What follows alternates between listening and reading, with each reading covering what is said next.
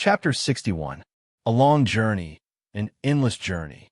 Perhaps this was the best evaluation of them. Ordinary people would never be able to reach the other side in their entire lives. The road ahead was unknown. Everything was mysterious in a distant horizon.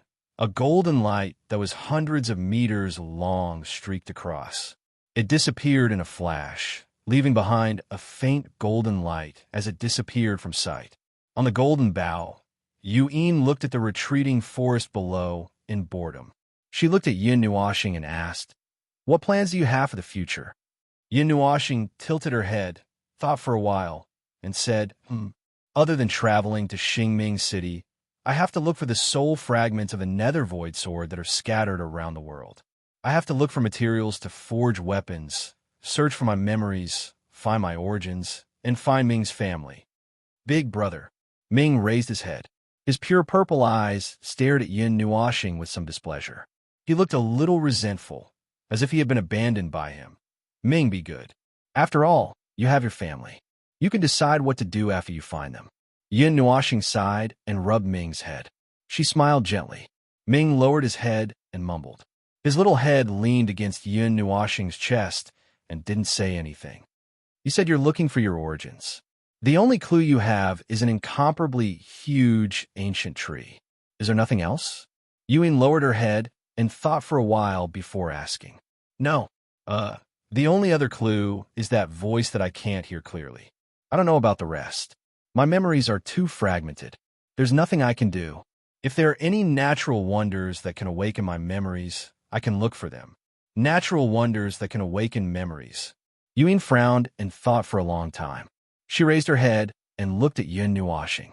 She said, "I only know two kinds of natural wonders that can awaken memories. Do you have any ideas?" Yin Nuoxing's eyes lit up as she asked hurriedly. "Yes, but they're all very famous things.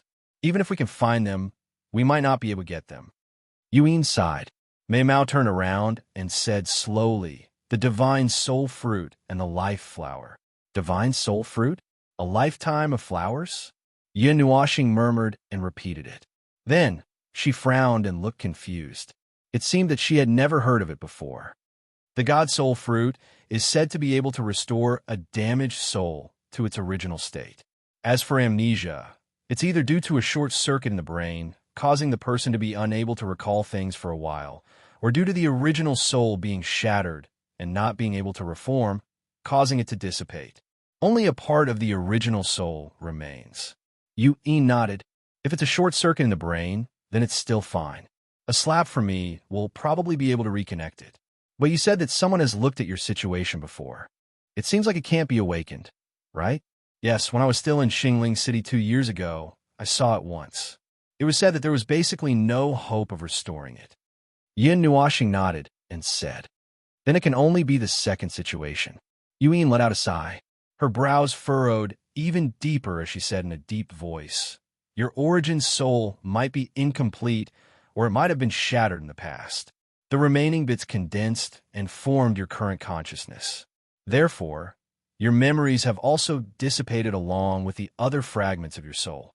Since it's all dissipated, doesn't that mean it can never be restored?" Yin Nuoxing was a little anxious when he heard this. He had never thought about the dissipation of his original soul. He didn't even know if he had one or several original souls. That's why it said that the god's soul fruit can completely restore a soul.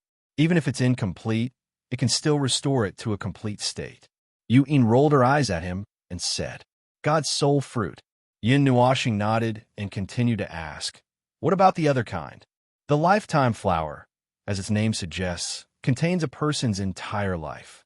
The conditions and place of its birth are unknown. It's so unknown that it makes people wonder if such a thing really exists." Yuin thought for a while and continued. "It said that this flower can allow a person to see the past and present life clearly. Of course, in this life, they can only see the present when they're alive. Past and present life, is there really such a thing as reincarnation?" Yin Nuoxing was puzzled. Who knows? It would be too unbelievable if there is such a thing. However, I still believe that there is such a thing. After all, it's not strange for anything to happen in this world. What do you think? Yu nodded and said rather convincingly, "Me?" Yin Nuashing was stunned.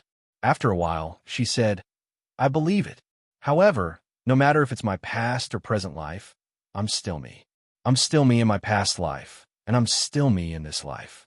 I just need to know this, little brat." Ewing looked at him in surprise for a while, then patted his head out of habit. "Is there a description of where these two things grow?" Yin Nuashing stuck out her tongue and smiled. "The god's soul fruit is easy. It's ranked 55th on the Treasure of Heaven and Earth treasure ranking. It's easy to find clues with its name and surname. As for the lifetime flower, I've never even heard of it. Whether it really exists or not, I don't know who put it on the 40th spot." Ewing pursed her lips and said unconcernedly, "The so-called Treasure of Heaven and Earth treasure ranking. I don't know who came up with it, what kind of standards it uses, what kind of symbols it uses. Not many people know about it, but everyone knows that it exists." Yin Nuashing looked up at the sky and said slowly, "Treasure of Heaven and Earth treasure ranking, Divine Weapon ranking, Divine Beast ranking, Alchemy Cauldron ranking, Divine Flame ranking, Devil Thunder ranking." Yin counted with her slender fingers one by one. In the end, she even scolded, "Who the hell likes to make a ranking for everything in the world? Did he have nothing better to do than to have nothing better to do? Or do they have obsessive-compulsive disorder? Let's not bother about the lifetime flower for now. We could try to find the god's soul fruit. After all, there's news of its appearance. We should be able to find it by following some clues." Yin said slowly as she habitually leaned on Yin Nuashing's shoulder. "Brother, Ming is hungry." After the two ended their conversation, Ming, who had been sleeping, suddenly woke up. She rubbed her little head against Yin Nuashing's chest and said softly, "Then let's go find something to eat first." Yin Nuashing patted Ming's head and smiled. With a thought, she slowed down the sun god bow and landed directly in a mountain range. In the mountain range, wisps of smoke rose. A large piece of golden, oily meat was skewered on a blue bonfire. The oil dripped onto the flames, making sizzling sounds. The aroma permeated the air, and a faint white mist rose from the meat. Yin Nuashing flipped the branches and let the meat roast evenly. Then, she threw a pile of herbs, a large piece of meat, and a bone into the cauldron at the side. Blue flames rose from her palm, and a big pot of stew was made. You used the cauldron to make soup. That cauldron is worth 30 million. 30 million. Ewing propped up her fishing rod at the side. She was dumbfounded as she watched Yin Nuashing use the bronze cauldron as a soup pot. Her heart instantly ached. "I didn't even say anything when you used a divine-level weapon to fish." Yin Nuashing raised her head and looked at the golden chain on the fishing rod. Her face trembled. What the hell was she planning to catch that she needed to use a golden chain? "TSK, don't you know how to use materials locally?" Ewing stuck out her tongue. Then, she looked at the blue flame and said, "Little star, when will you find a fire seed for me? You have already changed to a blue flame. Help me find one too." Yin Nuashing's blue flame was taken from the stomach of a demon whale. It was swallowed by a demon whale when they were flying over a small sea. The two of them saw this blue flame in its stomach before they escaped, so they took it while they were at it. "I'll change it for you when I find one." She shrugged. Yin Nuashing faintly smiled. Although this magic whale flame wasn't as strong as the flames on the divine flame list, it was still much stronger than the flames formed by ordinary fire elements. This could be seen from how Yin Tian was instantly killed during the competition, when fighting against the same element. Due to the fact that they were of the same element, the damage would more or less be reduced. Ming sat on a cushion at the side. Her purple eyes stared at the various delicacies. She couldn't help but swallow her saliva and lick her lips with her pink tongue. Just wait a little longer. Yin Nuashing couldn't help but laugh when she saw her expression. Ming nodded. She hugged her knees with both hands and looked around with her big eyes. Splash! More food, more food. Grilled silver, shark demon, fish. Ewing fiercely pulled the fishing rod upwards, and a several-meter long silver-white fish with shark fins was pulled out of the water. Then, with a slap, it fainted and fell to the ground, making a boom sound. Yin Nuashing was speechless as she looked at the demon fish. She silently grabbed it and scraped off the scales. After a long while, another red-hot fish was added to the blue flames. Yin Nuashing suddenly stopped what she was doing. She raised another pile of blue flames. Then, she took out the 1-meter-tall stone egg and threw it into the flames to roast. Are you planning to eat the roasted stone egg? Yuin glanced at it with a smile. Yin Nuashing, come. Try this grilled azure ice wolf meat, grilled demon fish, and stewed earth dragon medicinal herbs. She took a piece of meat that was roasted to a golden color and placed it on a silver plate. Then, she cut it into small pieces and placed it in front of Ming. Then, she put down a bowl of steaming hot soup. There were pieces of meat and a few medicinal herbs floating in the soup. What are you going to do with the rest? Yuin asked as she took the silver plate from Yin Nuashing. She pointed at the pile behind her with Mei Mao and asked, One piece will be grilled, one piece will be steamed, one piece will be stir-fried, and one piece will be braised. Then, we'll bury the corpses. It's decided then. In the distance, there were 2 corpses of demon beasts that were at least 10 meters long. Blood was still flowing down their bodies, dyeing the grass red. Of course, Yin Nuashing was going to treat them as food. No soul essence, no crystal core sai. Yuin sighed regretfully. Where did you find those medicinal herbs? She took a sip of the hot soup and asked as she looked at the pile of medicinal herbs floating in the cauldron. Yin Nuashing pointed at a place and said, in the mountains. There's a natural treasure ground that's rich in energy. I accidentally ran in there and saw it. I don't know how many years it's been growing, but the energy is very rich. I picked a few medicinal herbs and brought them back to make soup. Big brother, open your mouth. While the two were talking, Ming ran over. He stood on his tiptoes and extended a piece of meat from his fork towards Yin Nuashing with a sweet smile. Yin Nuashing bent down and ate the piece of meat. Then, she took out a towel and wiped Ming's oily mouth with a smile. Come, little star. Yuin spun Mei Mao around and imitated Ming. She forked a piece of meat and waved it in front of Yin Nuashing. Yin Nuashing was a little embarrassed. After hesitating for a while, she still took a bite of the meat with a red face. She quickly looked to the side and didn't look at Yin's expression. Little star, you're still a little brat. Yuin pursed her lips and smiled. Then, she pinched Yin Nuashing's embarrassed face. Yin Nuashing. Chapter 62. Little star, haven't we reached that place yet? In the dense forest, 2 figures were slowly advancing on the deformed mountain path. Their bodies brushed past the leaves, producing rustling sounds. Deep in the forest, there were occasional beastly roars that echoed from afar. Yuin, who was being dragged behind, looked around and saw a stretch of lush greenery. Finally, she could not help but grumble. They had already been walking for 2 hours. We just had our fill. Treat it as a stroll to prevent us from gaining weight. After taking a deep breath, Yin Nuashing used her aura to push aside the leaves. She carried Ming in her arms with one hand and dragged Yuin forward with the other. I'm slender. I'm not afraid of gaining weight. Yuin mumbled as she rolled her eyes. All right, we're almost there. Look, Ming didn't even make a fuss. You have said that at least 10 times. Yuin raged. Mei Mao looked angrily at Yin Nuashing and said aggrievedly, Besides, Ming is being carried by you. He doesn't have to walk by himself, sigh. Yin Nuashing sighed helplessly and shrugged. Who told you to not be Ming? How can you blame me for not being able to carry him? Scratching her head, Yin Nuashing used her other hand to hold Yin's slender hand. Light elements surged as her body trembled slightly and instantly vanished from her spot. This was a fiery red world. The surrounding trees were dark red in color.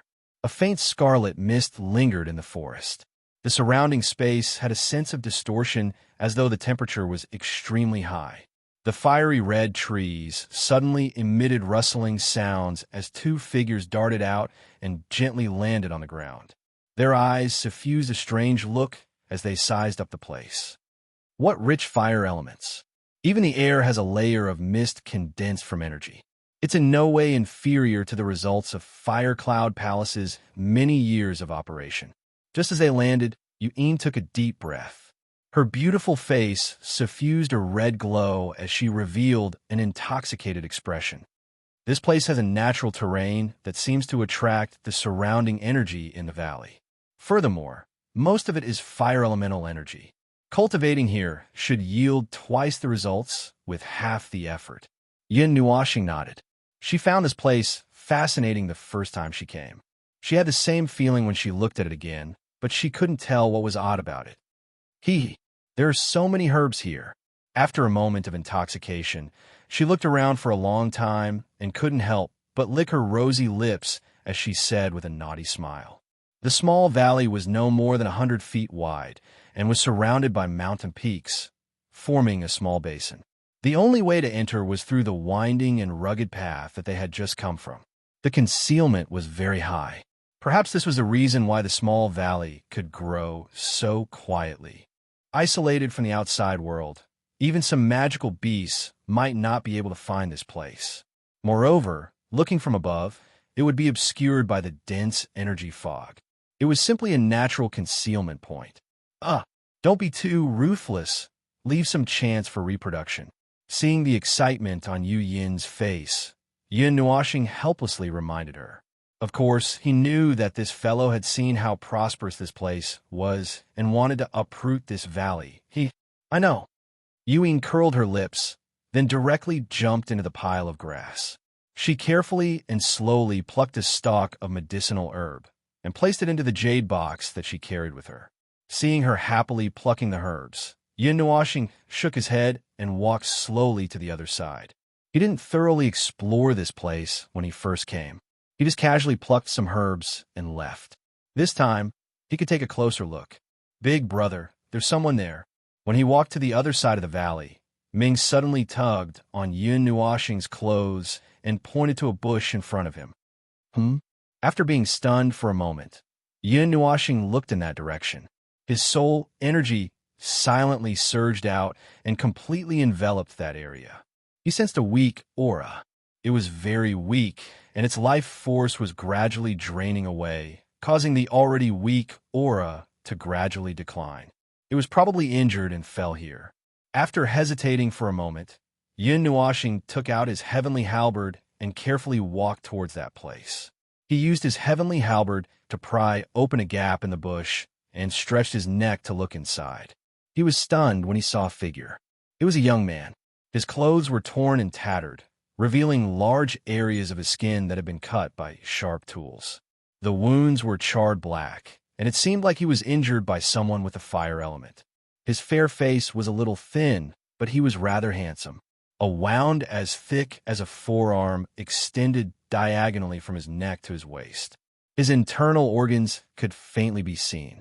His chest rose and fell slightly, and it seemed like he was still breathing. Every time the young man breathed, his internal organs would move, and a large pool of sticky blood would spurt out. The smell of blood filled the air, making Yin Nuashing feel a little disgusted. He quickly covered his mouth and coughed dryly. Who was this person? How did he get injured to this extent? Yin Nuashing frowned when he saw the huge wound that cut across half of the young man's body. The blood that spurted out covered the area around the young man. With so much blood flowing out, an ordinary person would have died long ago. However, he was still alive. After hesitating for a moment, he hurriedly dragged this person out. Wood element flowed out from his palms and covered the huge wound. However, it encountered an extremely strong aura that prevented his wood element from coming into contact with the wound. The remnant aura is already so strong. I really don't know what cultivation level his opponent is at. Feeling the strange movement from the wound, Yin Nuashing frowned. He took the halberd from his side and held it with both hands.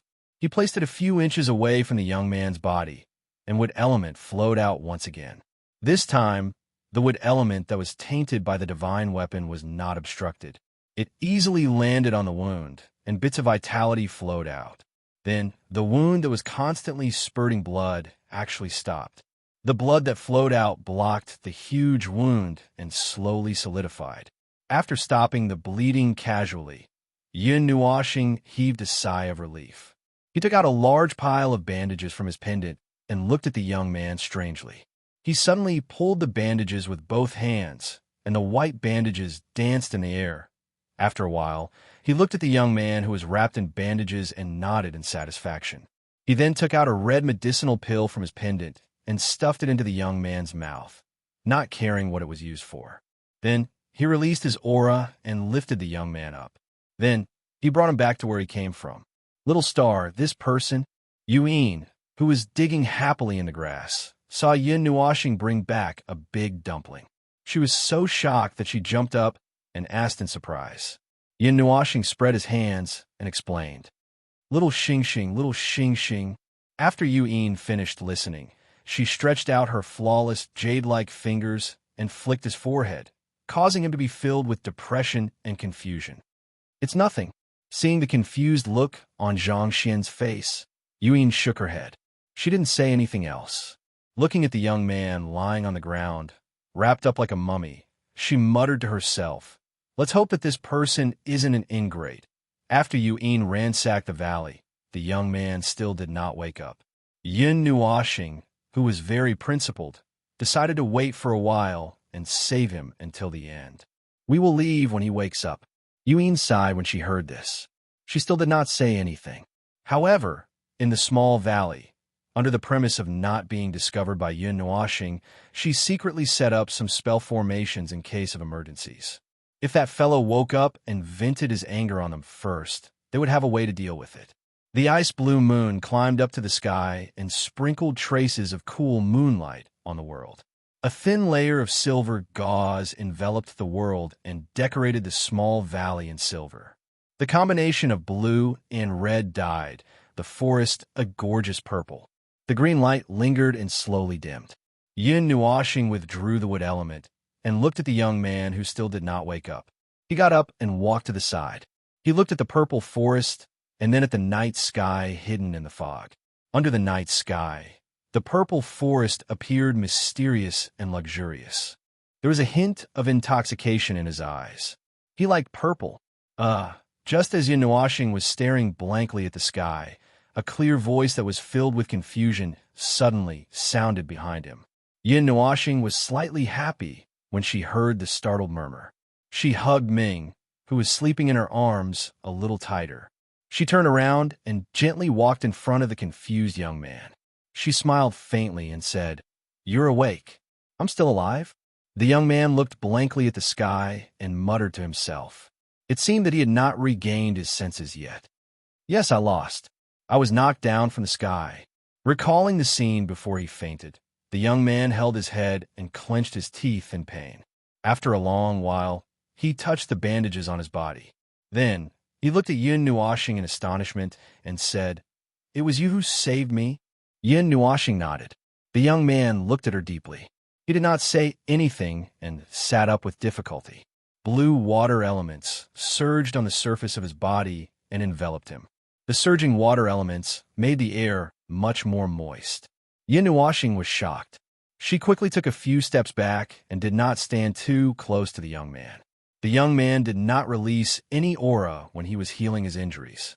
However, the majestic water elements that circled around him like a water dragon gave him an indescribable sense of oppression. It was difficult for him to breathe when he stood too close to the young man. Yuin frowned deeply. Her figure appeared on the other side of the mangrove forest. Some small magic formations quietly surged into the void. The fiery red spear in her hand appeared to be very sharp under the moonlight. The young man only stopped circulating his energy after midnight. There was some color on his pale face. The hideous wounds on his body had also begun to heal. His breathing was calm. He stood up. A light flashed in his hand and a blue robe appeared. He gently draped it over his body. Then, he turned around and looked at Yin Nuashing. "Child, don't be nervous. You saved me. I don't mean any harm." The young man spoke slowly. However, his first sentence stunned Yin Nuashing for a moment. After she reacted, she knew that this person must be an old monster who had lived for an unknown period of time. "My name is Ihai. This old man will remember the favor of saving my life today. Now, I still have some things to deal with. When we meet again in the future, I will repay this young friend's kindness." The young man named Hihai cupped his hands and spoke politely to Yun Nuashing. Then, with a wave of his sleeve, an azure jade tablet flew directly to Yun Nuashing.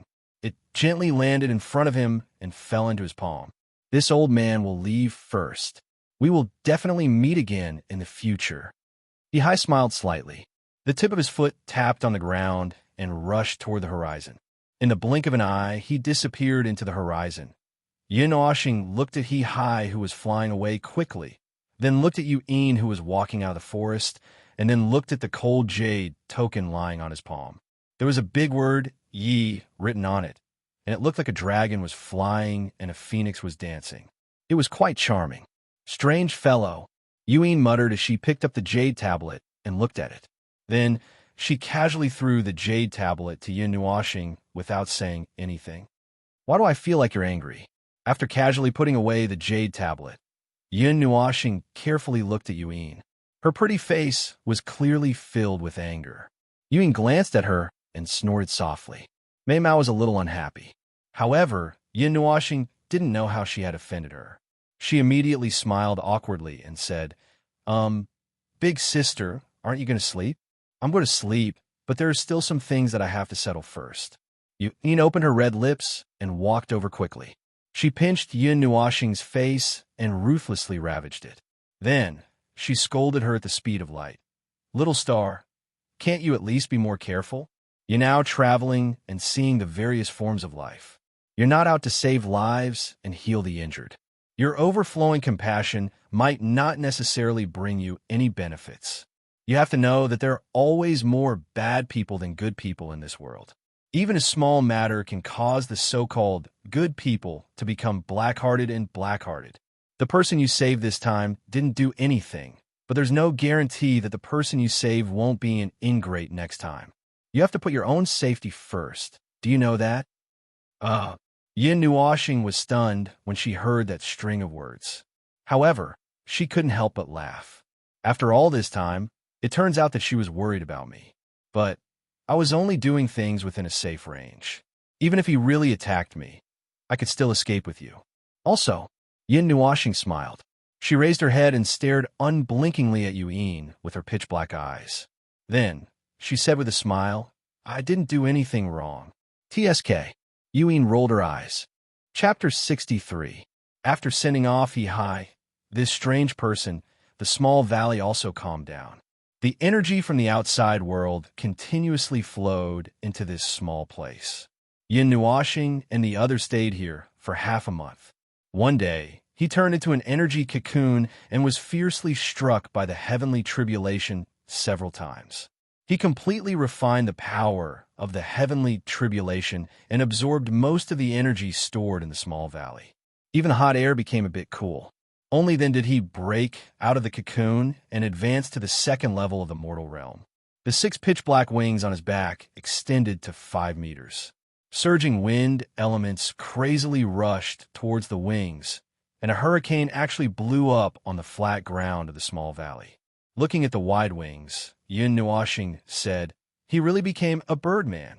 I don't think so. I think he's quite beautiful, like an angel. Yu'in walked over to Yun Nuashing's side with light steps. She squatted down and picked up a black feather with a smile. Those with wings aren't necessarily angels. They can also be birdmen. She curled her lips and couldn't help but say this. Then she said, Even if he's an angel, he's still a fallen angel. His wings are all black. Well, it's fine as long as I think he looks good. Yu'in smiled sweetly as she stroked the soft wings with her lily-white hands. Big brother is an angel now. Ming, who was in Yu'in's arms, also touched the black wings and said excitedly. His big purple eyes flashed with light. Ah! Yu'in laughed until her whole body trembled. After Yun Nuashing successfully advanced to the second level of the mortal realm, the two ransacked the small valley. They didn't linger any longer and jumped onto the sun god bow, turned into a ray of light, and flew into the distance. The 1-month journey was peaceful. They were very lucky to find a city, but it didn't seem very big and there weren't many people. The 3 of them strolled around the city, mainly to try their luck and see if they could find Ming's family. Then they ate and drank in a restaurant and found some information. The three of them rested in the city for a night and slept in the next day. Then they set off together. This time, they weren't heading east but southeast. I didn't expect that a small city like this would have another piece of information instead of getting any information about the divine soul fruit. On the sun god bow, Yuin opened the map she had just obtained, identified it against the sun, and then pointed out a direction. The capital of weapons, Divine Weapon City. It is said that it is the largest weapon-centered city in the entire Taiyuan region. It has collected countless weapons-related materials. Yin Nuoxing also smiled. It just so happened that he planned to strengthen all his weapons. Also, he could find a pile of materials to improve the Nether Void Sword until it was good. The only thing is that it's impossible. The Taiyuan region is so big that it would take hundreds of thousands of years for light to cross the entire region. It's really not strange that there would be something in such a large terrain. Although it is known as the #1 city in the Taiyuan region, I believe that there must be other places like it. It's just that it's not famous and no one knows about it. Is it that big? Hearing the exaggerated number, Yin Nuoxing rolled his eyes. Obviously, he didn't believe it. There are many mineral veins around Divine Weapon City. You can find countless ores to forge weapons. It's normal for it to be prosperous. Do we have to go mining? Yin Nuoxing raised his eyebrows and said indifferently, "Don't you know how to buy?" Yuin rolled her eyes at him and said slowly, "Of course there are ores that have already been dug out. We just have to buy them. Of course, you can also go down a mine. Who knows, you might find something unexpected. More importantly," at this point, Yuin looked at Yin Nuoxing, whose eyes were shining, and said helplessly, "You want to go down to the mines to have fun, right?" Yin Nuoxing scratched his head in embarrassment and twisted his body. He smiled and said, "Don't say it so clearly. I've never gone down to the mines before. I'm just going down to have fun, okay? Big, sister." As he spoke, he shook Yu Yin's jade-like arm. His voice was so sweet that it was sickeningly sweet. "Yuin, when you're done with your business, Big Sister will take you down to the mines to have fun." Although there was a layer of goosebumps on her arm, Yuin still nodded in agreement. In an instant, Yin Nuoxing was so happy that she couldn't help but mutter, "Still a little brat." The distance between the two cities wasn't far, but the few of them walked for a full 2 months. That was because when Yin Nuoxing heard that they could go down to the mines that day, she directly drilled into the ground and opened her evil spirit eye to see the underground clearly. However, some of the stones that seemed to be good stuff were actually useless stones. Of course, occasionally, there would be a small piece of passable low-grade forging stone. Although it was only the size of fist, it made Yin Nuoxing happy for a long time. Yuin couldn't help but call her a little brat. If there was a first time, there would naturally be a second time. Although they obtained some low-grade forging stones, they also let Yin Nuoxing taste some sweetness. However, after all, she wasn't a professional. She didn't know how to look for or veins and didn't know how to find the terrain. In fact, she was just fooling around. After playing like this for half a month, Yuin sighed and pulled him out of the ground with a slap. Then, she gave him a knock on the head and told him to focus on the road. After a month of hurrying, in the distant horizon, a dark shadow was slowly climbing up. Yin Nuoxing opened her eyes and ended her cultivation state. She sighed and looked at the prehistoric beast in front of her. She muttered, "We're finally here. My bones are about to collapse from sitting. Little brats are so weak. It's only been a month." Yuin lay down and turned to a more comfortable position. "Then move your head away from my knees," Yin Nuoxing murmured as she looked down at Yuin. "Don't." Yuin stuck out her tongue. After saying that, she directly pressed her charming face against his waist. "Big brother." Ming tugged on Yin Nuoxing's lapel and murmured in a dreamy voice, "Hey Ming, you're awake?" Yin Nuoxing lowered his head and stroked her little face with a smile. Then, he closed his large wings slightly and covered the two girls who were using him as a pillow. "A down quilt, so comfortable," Yuin murmured in a comfortable voice as she pulled a wing over her body. Yin Nuoxing, as they got closer, the towering pitch-black city wall also gradually enlarged. It was extremely eye-catching in the boundless forest. The city wall was about 10,000 feet tall and was completely black in color. Faint cold air lingered around it, and it strangely reflected a piercing cold light under the sunlight. There were no signs of polishing, and it seemed to be cast from a huge rock. It looked extremely sturdy and solid, as if it were gilded. Let's go down. You can't fly within a 100-mile radius of Divine Weapon City. That energy barrier was left behind by the god back then, the weapon god. It contains a trace of divine energy, and if you fly in the air, you'll be subjected to an increasingly powerful pressure. Only God can withstand it. It's used as a defense, and it's indestructible. Yin propped herself up and said. Yin Nuashing nodded and controlled the sun god Bao to descend slowly. Currently, on a hillside, he was looking at the towering black city wall from afar. There was a trace of amazement in his eyes. This divine weapon city was really generous. Black Blaze Stone contains a rich fire element. Due to its mutation, it counters the water element and can even reflect part of the energy of an attack. It's too extravagant to use such a huge piece to cast a city wall. The two of them sighed. Black Blaze Stone was the best choice for forging weapons. It could be used to upgrade a 5th grade weapon to the 6th grade, or to forge a 6th grade weapon. It was hard to get even with 10,000 gold, but here, an entire piece was used to build the city wall. We'll be rich after knocking off a few pieces. Yin Nuashing sighed softly and looked down at the foot of the mountain. There were ferocious-looking people shuttling back and forth in front of the city gate. She couldn't help but feel curious. There didn't seem to be many people hiding their aura in this place. Were they brazenly trying to fight?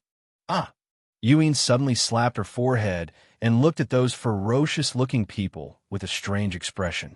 She said softly, because the things produced in this place are very valuable. It has created a very special environment. What? It's very chaotic here. They use their fists to do the talking. Yuin sighed and said, Fight? Stunned for a moment, Yin Nuashing looked at the city gate again. Those people who entered the city didn't hide their murderous aura and seemed to want to kill anyone they saw. Yes, the power in this city is the Divine Weapon Pavilion, which is essentially the same as the Sacred Weapon Divine Palace.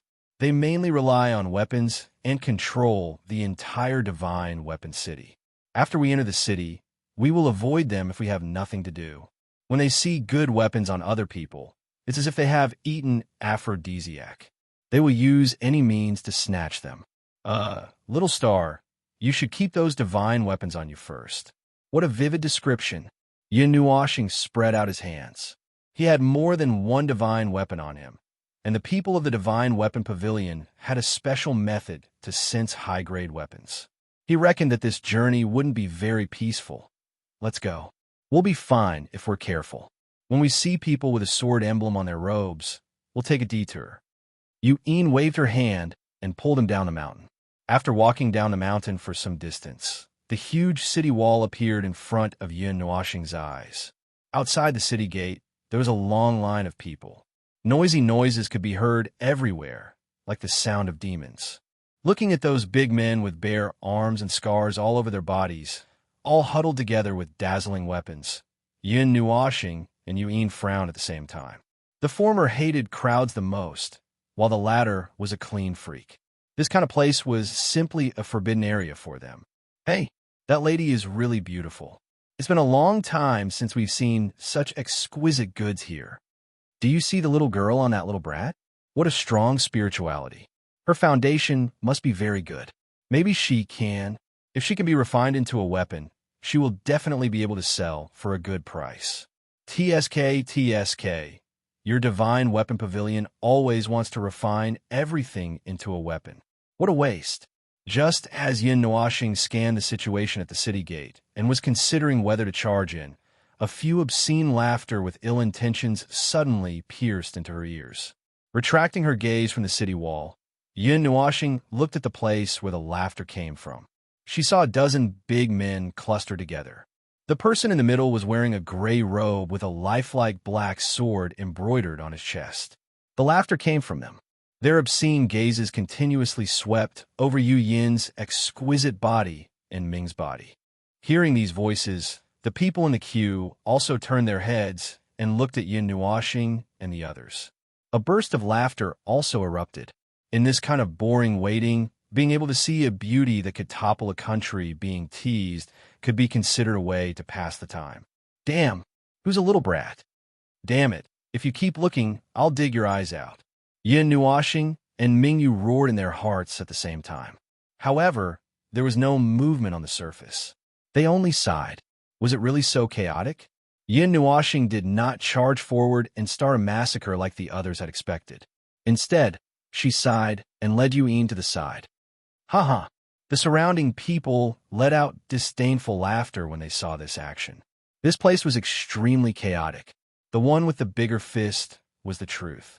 If they did not do anything about this kind of humiliation, they would only be ridiculed by others. Bastard. Those big men were stunned for a moment when they saw Yin Nuoxing's action, after which they put down the weapons in their hands and laughed wildly as they cursed. Yin Nuoxing suddenly paused. She tilted her head and looked at them. Her pitch-black eyes that contained a golden light slightly narrowed. The corners of her mouth pulled into a strange arc. She extended her hand and gently snapped her fingers under the amused gazes of the crowd. Ta! Boom! Following a light sound, a blue pillar of fire that was 10 zhong tall shot up into the sky from under the feet of the burly man. The air instantly became as hot as an oven, and the scorching temperature burned the clothes of the people near to it into ashes. The blue light shone on everyone's lifeless faces, and they all shuddered violently. With a walala sound, they hastily retreated, leaving behind an empty space. The pillar of fire dissipated, leaving behind a bottomless hole that was 10 feet in size. The dozen or so big men had disappeared without a trace. Many people regained their senses and looked at Yin Nuoxing, who was smiling motionlessly. They suddenly felt a chill in their hearts. You guys are laughing very happily. Yin Nuoxing grinned. Her white teeth looked extremely cold. She gently raised her left hand and pressed her middle finger and thumb together, making a finger-snapping action. When the crowd saw this scene, they all cried out in fear. All of them fled in all directions as if their lives depended on it. In their eyes, this young man's smile was simply the smile of a devil. They had already marked him as a dangerous person in their hearts. It's much quieter now. Yin Nuoxing smiled faintly and touched her face with her hand that was making a finger-snapping action. She looked at the empty city gate and pulled Yu Yin in under the fearful gazes of the crowd. Then she disappeared. Chapter 64. Little Star, when did you become a cold-blooded killer? Yu Yin tilted her head and asked in the pitch-black passageway. She still remembered that when they were in the Wei family, Yin Nuoxing wanted to kill the head of the family, but was unable to do so. She could only knock him unconscious. I don't know. Shaking his head, Yin Nuoxing sighed. Perhaps it's not that I'm afraid, but that I don't want to. However, after hearing their words today, I feel a little displeased. You killed them subconsciously? Yu Yin sighed as she rubbed her head. Although being soft-hearted was useless in such a chaotic place, and might even harm herself, she did not want this little star, who had always been a little silly and cute, to have his hand stained with blood one day.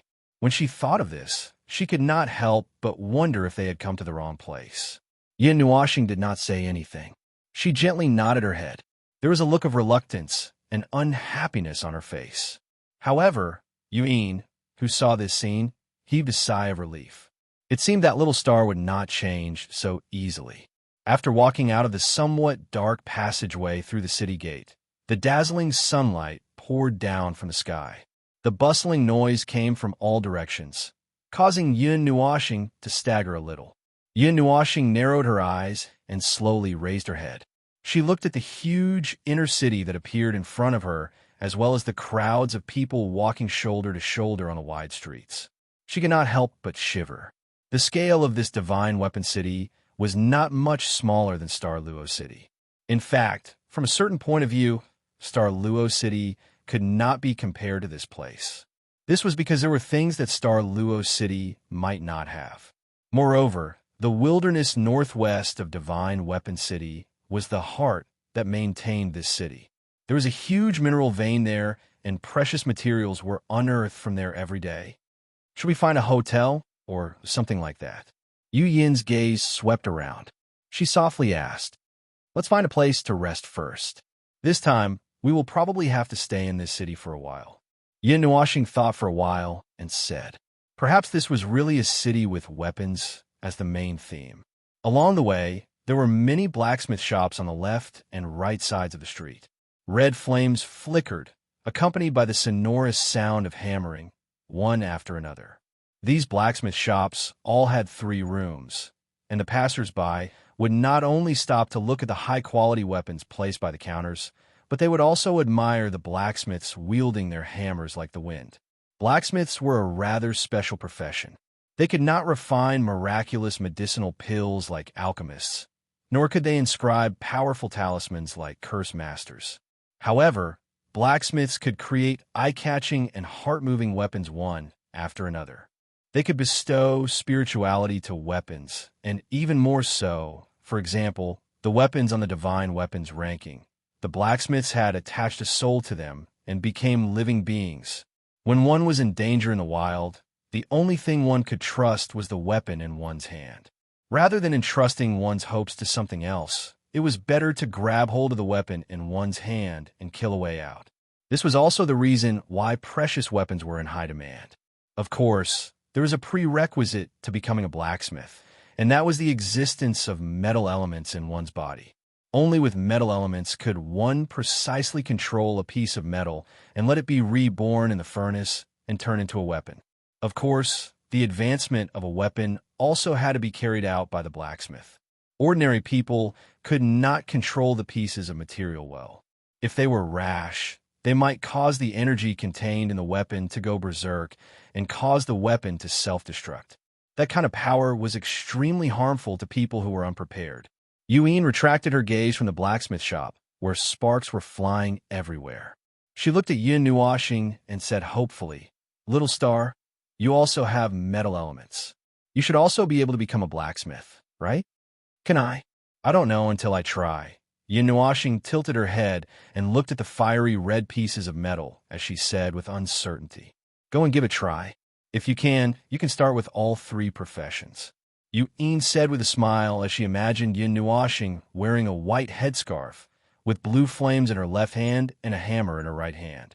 Yin Nuashing was stunned for a moment. Now that she thought about it, it seemed to be true. Fire and metal elements corresponded to alchemists, and he could only comprehend half of it. Metal elements corresponded to blacksmiths, and any of the purest elements corresponded to talisman masters, and so on. She couldn't possibly ask him to dabble in all of them, right? "This can be done," Yin Nuashing replied with a nod. "Hee. In that case, you go find a hotel first. I'll go out for a bit." Yuyin patted Yin Nuashing's shoulder and ran out with a smile. Wait, it's such a dangerous place."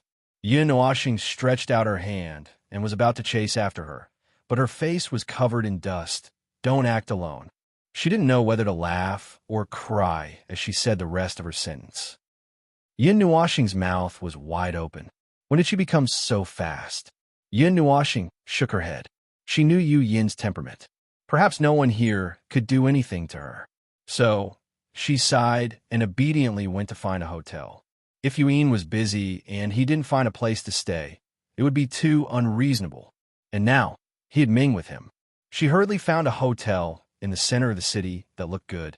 It looked grand and prosperous. There were many large and small blacksmith shops around it, as well as 1 or 2 large restaurants. She immediately went in and asked for a top-notch room and stayed there. The room was very spacious, and it had no problem accommodating dozens of people. There were also several large training rooms.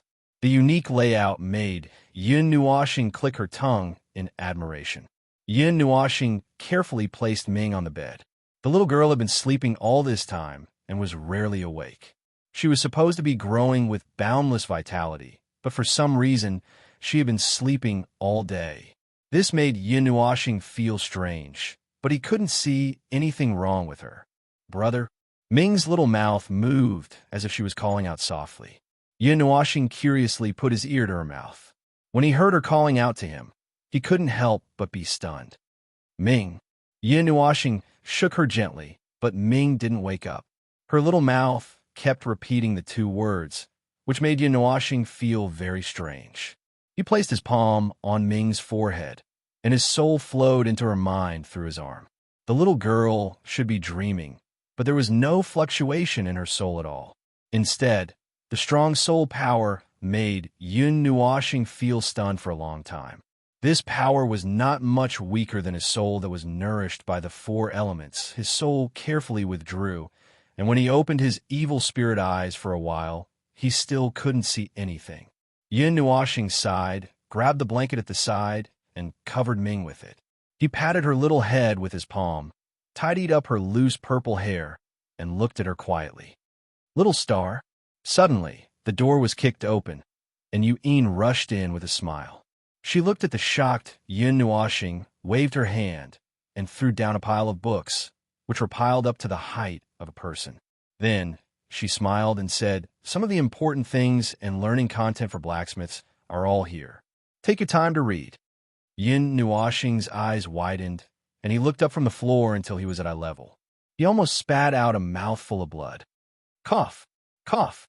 I didn't expect it to be so abnormal. Let's not learn it, okay? Yin Nuoxing covered his chest and coughed twice. He looked at Yin and tried to negotiate. "No, fine, let's talk." Yin snorted. She put her hands on her slender waist, raised her eyebrows, and said one word at a time. No." Yin Nuoxing looked up to the sky and roared. Although he was forced to read a lot of books, Yin Nuoxing didn't really resist. After all, he was also interested, and reading books wasn't a big deal. It was just that this amount was a little too much. When the sun disappeared below the horizon, Yin Nuoxing trembled as he put down the pile of books and slowly climbed into bed. He kept muttering, "My head is going to explode. I'm going to sleep for a while." He had finished reading a large pile of books in half a day. He had gained a lot, but he needed to organize them. If he could comprehend them properly and practice his craft, he could be considered a blacksmith. Of course, if he were to become a beginner blacksmith, he would not be able to do so. Yin propped herself up on the bed and looked at Yin Nuoxing, who was lying behind Ming like a dead dog. She sighed and touched her bulging stomach. After thinking for a while, she didn't wake him up. She lifted the blanket and covered the three of them. Then, she also fell asleep. They had been together for some time, and the two of them didn't really care about this. After all, they were brother and sister in name, so it wasn't a big deal. When night fell and the red moon announced its domination of the world, the streets were lit up. Yin Nuoxing slowly woke up and looked at the pitch-black room. He released his elemental energy and spread some fluorescent light throughout the room. It looked warm and peaceful. Yin gently shook Yin Nuoxing awake and held her stomach with an aggrieved expression. She looked at Yin Nuoxing with watery Mei-Mao. Her pitiful look made Yin Nuoxing quiver. He quickly pulled her and carried Ming to the restaurant next to the inn. "How was it? Did you learn anything?" At the dining table, the two of them were eating heartily. Yin raised her head and didn't forget to say something. Then, she buried her head and ate. "It's okay. Now, we need to find a place to buy some materials to practice. If there are no problems with the theory, I think I could try to forge." Yin Nuoxing took a sip of tea and smiled. After taking the handkerchief Yin Nuoxing handed over and casually wiping her mouth, Yin chuckled and said, "The materials are easy to find. There are so many blacksmith shops here. You can just go to any one of them and buy them. Anyway, we have a lot of money." "Okay." Yin Nuoxing nodded. After the two of them had eaten their fill, they were about to get up and leave the table. However, just as they stood up, they saw the hall not far away suddenly become chaotic. They saw a large group of burly men with malicious expressions walking toward them aggressively. Frowning slightly, Yin Nuoxing's eyes swept across the clothes of the burly men. When she saw a black face pointing to the sky on their chests, she was stunned for a moment. It seemed like these were the people from the Divine Weapon Pavilion, the power of the Divine Weapon City. The person she killed at the city gate also wore such clothes. "Looks like they've come knocking on our door." Yin took a sip of tea and said lazily. Yin Nuoxing nodded calmly. Since they had already come knocking on their door, there was no hurry to leave. Although the title of the city's overlord was a little scary, there was no need to retreat.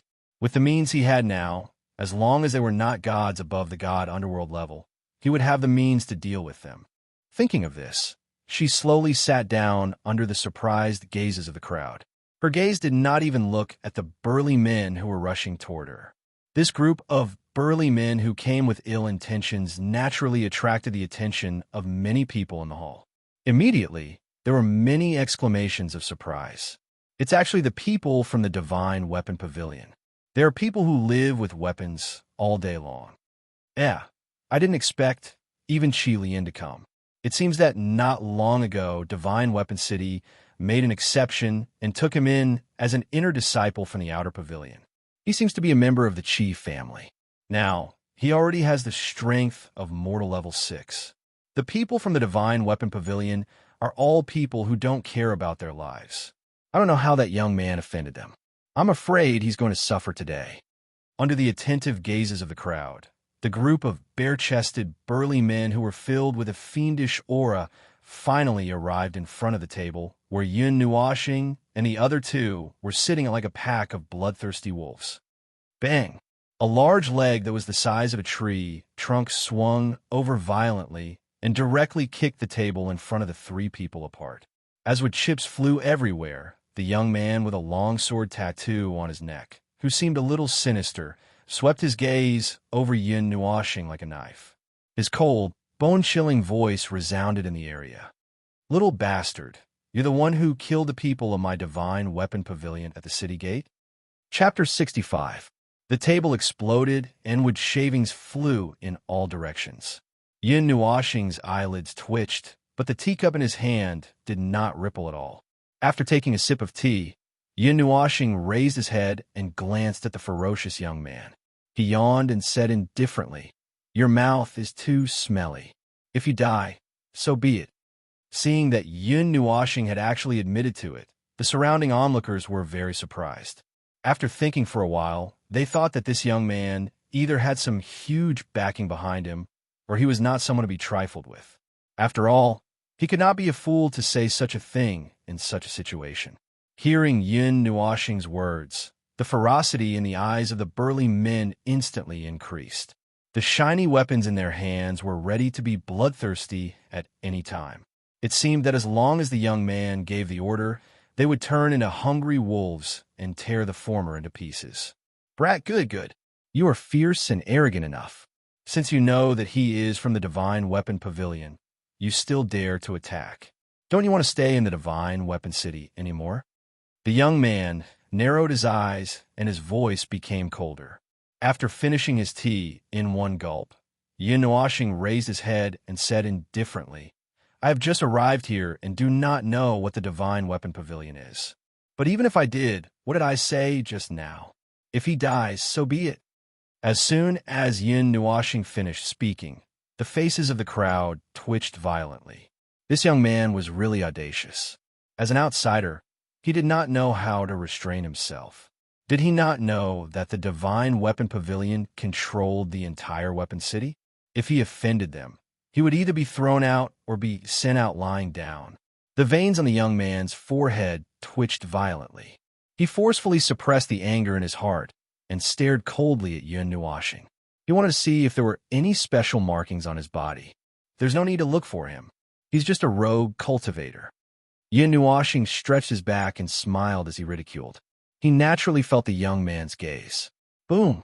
Almost at the same time, the young man's killing intent swelled to the extreme. A powerful aura surged out in all directions. His right hand formed a fist and smashed towards Yun Nuoxing's head with a ferocious wind. When the crowd saw that Qi Lian attacked without any hesitation, they couldn't help but exclaim. In the face of Qi Lian's sudden attack, Yun Nuoxing raised her head and clenched her right hand into a fist. A red talisman floated above her fist and then lightly collided with Qi Lian's fist. A low explosion sounded and the power of the talisman instantly exploded, multiplying Yun Nuoxing's strength by several times and hitting Qi Lian's fist one after another. The moment the two fists collided, Qi Lian's figure was sent flying. He crashed through a few huge stone pillars and fell to the ground, motionless. On the other hand, the chair that Yin Nuoxing was sitting on exploded, but she only took 2 or 3 steps back. Could this young man also be an immortal step expert? Such a short exchange caused everyone to be astonished. Since he was able to blast Qi Lian flying with a single punch, his strength was presumably not lower than Qi Lian's. Immortal stage? After withdrawing his fist, Yin Nuoxing retracted his arm in pain. A faint, ethereal aura wrapped around his hand, causing him to feel a sharp pain all over his body. That talisman wasn't really drawn, but came with the fist technique that he learned. Collapsing Fist was a growth-type fist technique with a short to medium attack range. There were 10 amplification talismans attached to it. When it was mastered and the 10 talismans were connected, the attack power could be increased by 100 times. It mainly relied on physical strength. The soreness in his arm affected all the nerves in his body. He couldn't help but tremble a few times, but he forced himself not to show it. He only looked at his palm with some horror. The 4 elements in his body were constantly tempering his body. Although it didn't change much, as the saying goes, many little drops make an ocean. Moreover, he had experienced 2 heavenly tribulations, and all the pure energy was used to temper his body. It could be said that Yin Nuoxing's current physical strength was very powerful. Coupled with the talismans of Collapsing Fist, which multiplied his strength by several times, who could be a match for him in the same realm? Yin Nuoxing and Qi Lian were an entire realm apart, but the latter's ending wasn't as good as imagined. An immortal step expert was sent flying with a single punch against a mortal step expert. If this were to spread, he would probably be laughed to death. Struggling to stand up, Qi Lian's face was full of shock. He also didn't expect that with Yin Nuoxing's age, his strength was actually not below his. One must know that his actual age was definitely much older than what he looked like on the surface. However, they didn't expect that Yin Nuoxing wasn't as powerful as she looked. She was just forcefully enduring it. I'm really F***ed up. Shivering, Qi Lian felt as if a basin of ice water had been poured over him. His whole body was cold. Looking at his subordinates, he suspected that even if he rushed up, they wouldn't be enough to kill her. Previously, when he heard the news, he wanted to seek justice as a member of the Divine Weapon Pavilion, but he didn't expect to kick an iron plate. The surrounding gazes made Qi Lian feel as if he was sitting on pins and needles. His face turned pale and dark. Thoughts raced in his mind. After a moment, he completely restrained his aura. Facing Yin Nuoxing, he cupped his fist and said in a deep voice, "I'm not as skilled as you. I admit defeat. This grudge is over." After saying that, he waved his hand and left with his men. Yin Nuoxing looked indifferently at those burly men retreating in a sorry state. She slowly lowered her trembling hand and turned her arm over to take a look. However, she saw that the veins on her arm were bulging like angry dragons. Her fist was flushed red. It was very terrifying. "Little star, you." Seeing Yin Nuoxing's forced appearance, Yuan opened her cherry mouth in surprise. She was full of disbelief and hurriedly brought Ming to another seat. Calm down. There's no problem." Yin Nuoxing shook her head stiffly. She smiled bitterly and retracted her arm back into her sleeve. She was afraid that she wouldn't be able to use this hand for a while. Pulling out a chair and sitting down, Yin Nuoxing spread her hands helplessly and said with a bitter smile, "I didn't expect that this quiet person was actually an immortal step expert. If it wasn't for my amazing bones, no, my strong physique, that punch would have broken my arm. It hurts." Taking the teacup that Yuan handed over, Yin Nuoxing smiled bitterly as she watched the tea tremble and ripple. Fortunately, that big guy didn't continue to be so persistent. He left. "What should we do next time?" Yuan tilted her head and said with a smile, "If he comes looking for trouble again, what do you plan to do?" "Let's wait and see." Yin Nuoxing scratched her forehead in distress. For the first time, she felt that it was troublesome to provoke a force. "Let's settle everything as soon as possible. Once we leave Divine Weapon City, they won't be able to do anything." Yuan nodded. The two of them didn't stay any longer. They got up and walked out of the restaurant. Right now, there were still a lot of things to do. After leaving the restaurant, Yin Nuoxing casually grabbed a person and asked him. Then, she and Yin ran directly to the largest shop in the city, leaving that person behind to look at them in confusion. This brat, is he an outsider? He doesn't even know where the Wanshi shop is. Arriving at the Wanshi shop in the center of the city, Yin Nuoxing raised her head and looked at the so-called shop. Her face trembled. How was this a shop? It was a palace. It was at least 100 feet tall and emitted an icy blue light. It exuded a cool aura. On the top of the palace, there were 3 big words that clearly marked this building. Wanshi Shop. This was the largest stone shop in Divine Weapon City, and it had quite a reputation in the city. At the entrance, there was a huge stream of people coming and going, shoulder to shoulder. It was as if they were going to crush the door. Noisy shouting and cursing intertwined together and continuously sounded out. Seeing that some people jumped to the side and started fighting because of the crowd, Yin Nuoxing and Yin couldn't help but shake their heads. On their way here, they had already seen more than 100 of such incidents. It was really chaotic. Standing in front of the Wanshi shop, Yin Nuoxing hesitated for a moment. She slightly tightened her grip on Ming's hand. Then, with Yin, she entered the crowd and released a faint yuan power. It was as if she was cutting open a river. She quietly and gently pushed away the people blocking her way. Then, the 2 of them easily entered the Wanshi shop.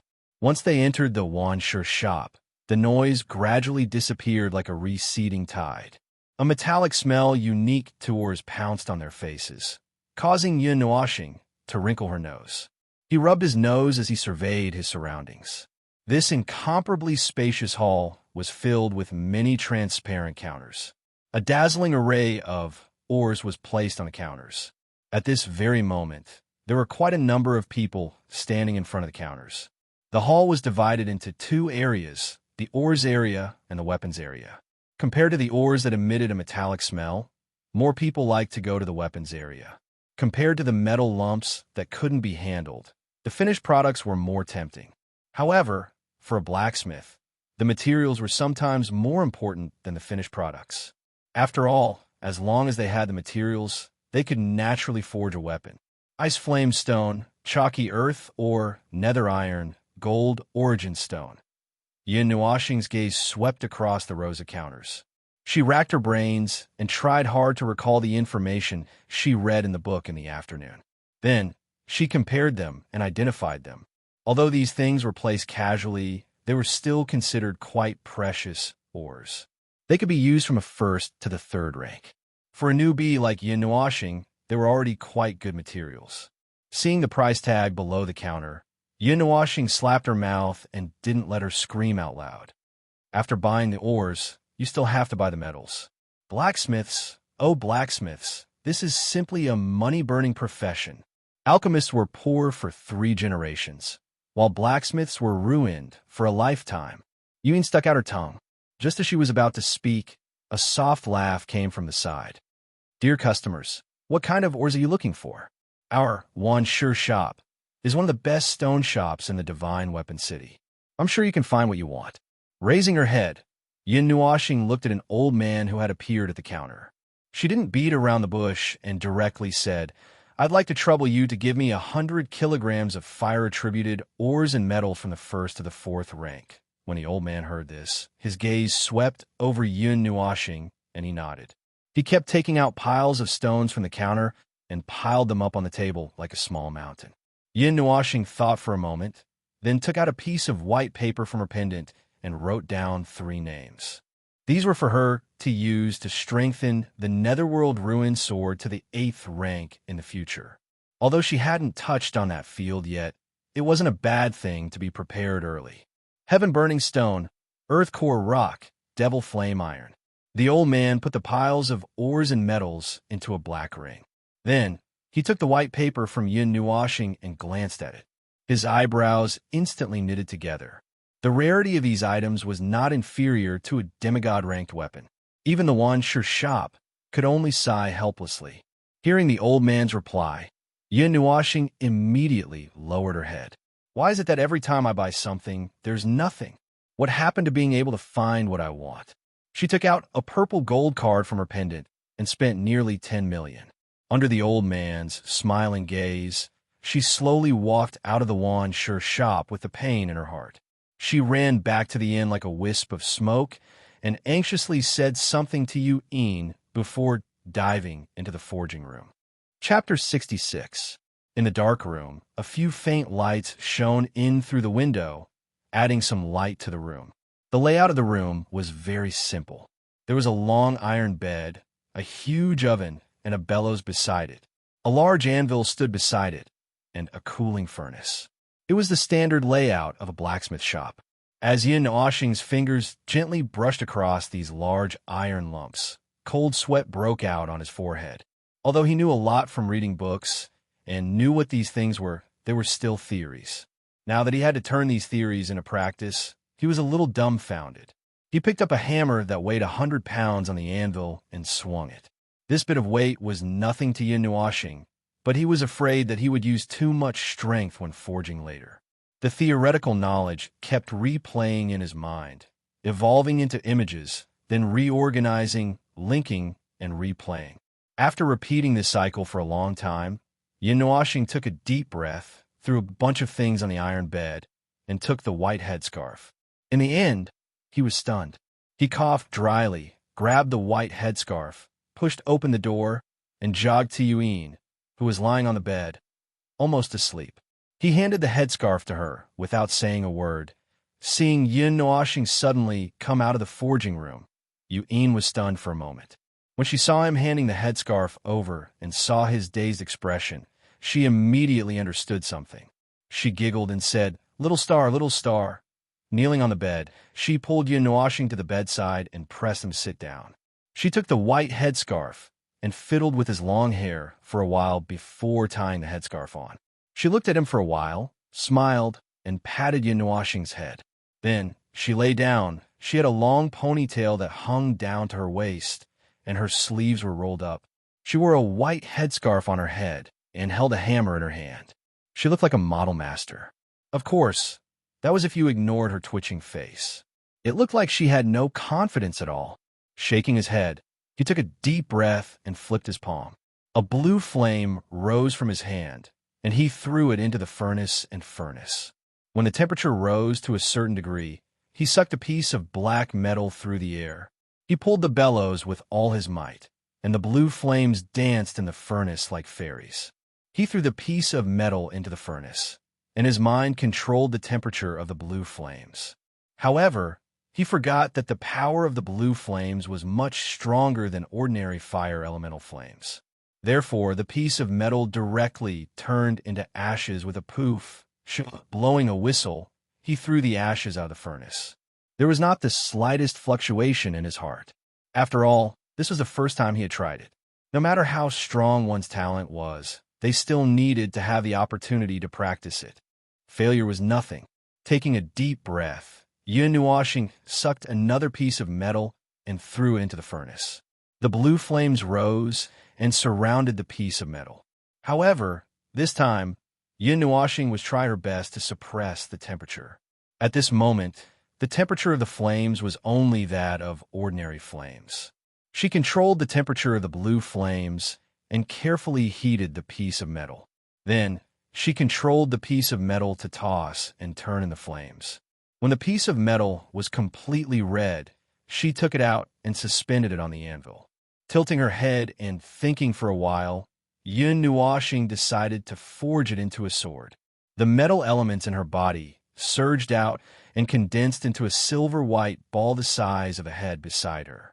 Strands extended out and wrapped around the red-hot piece of metal, pulling it thin and long to form the basic shape of a sword. Holding the iron hammer in her right hand, she hammered the slender front end of the sword at an angle.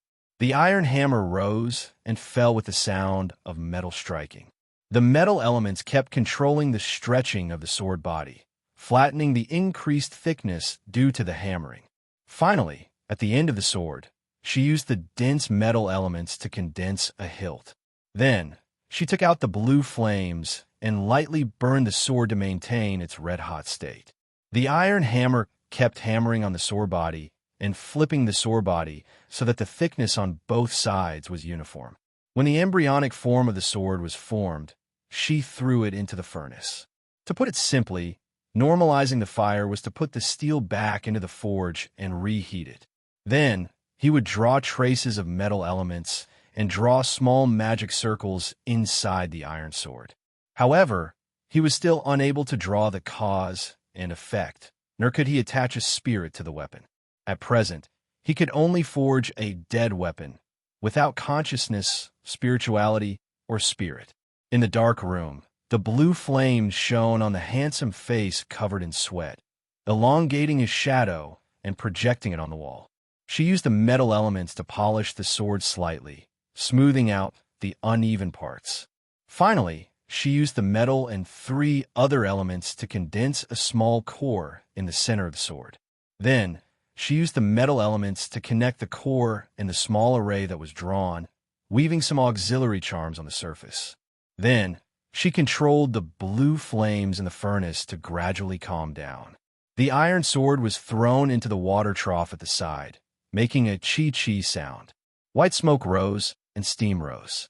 After waiting for the sword to completely cool down, Yun Nuoxing reached out to grab the hilt and took the sword out of the water. She looked at it carefully and waved it a few times. Then she smiled and said, "Good sword." Then she threw the sword into the furnace. The crisp sound of fingers snapping echoed.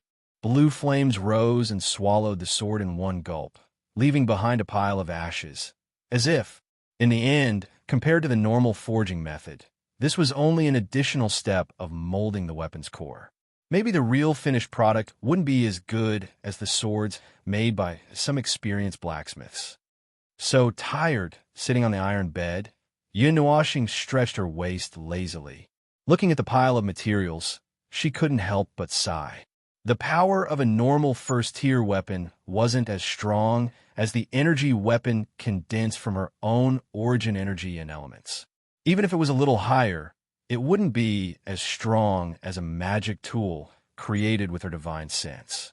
Although it wasn't good to say this, the truth was that unless the weapon was created with a very high level and had been tempered thousands of times and strengthened with countless ores, it would be difficult for it to surpass a magic tool of the same level. Refining a small normal weapon is already dog-tired. She sighed. She really didn't know who created those high-level weapons. Of course, if the weapon was created to the extreme, it would surpass all magic tools. For example, the weapons on the divine weapons ranking were all created by high-level blacksmiths.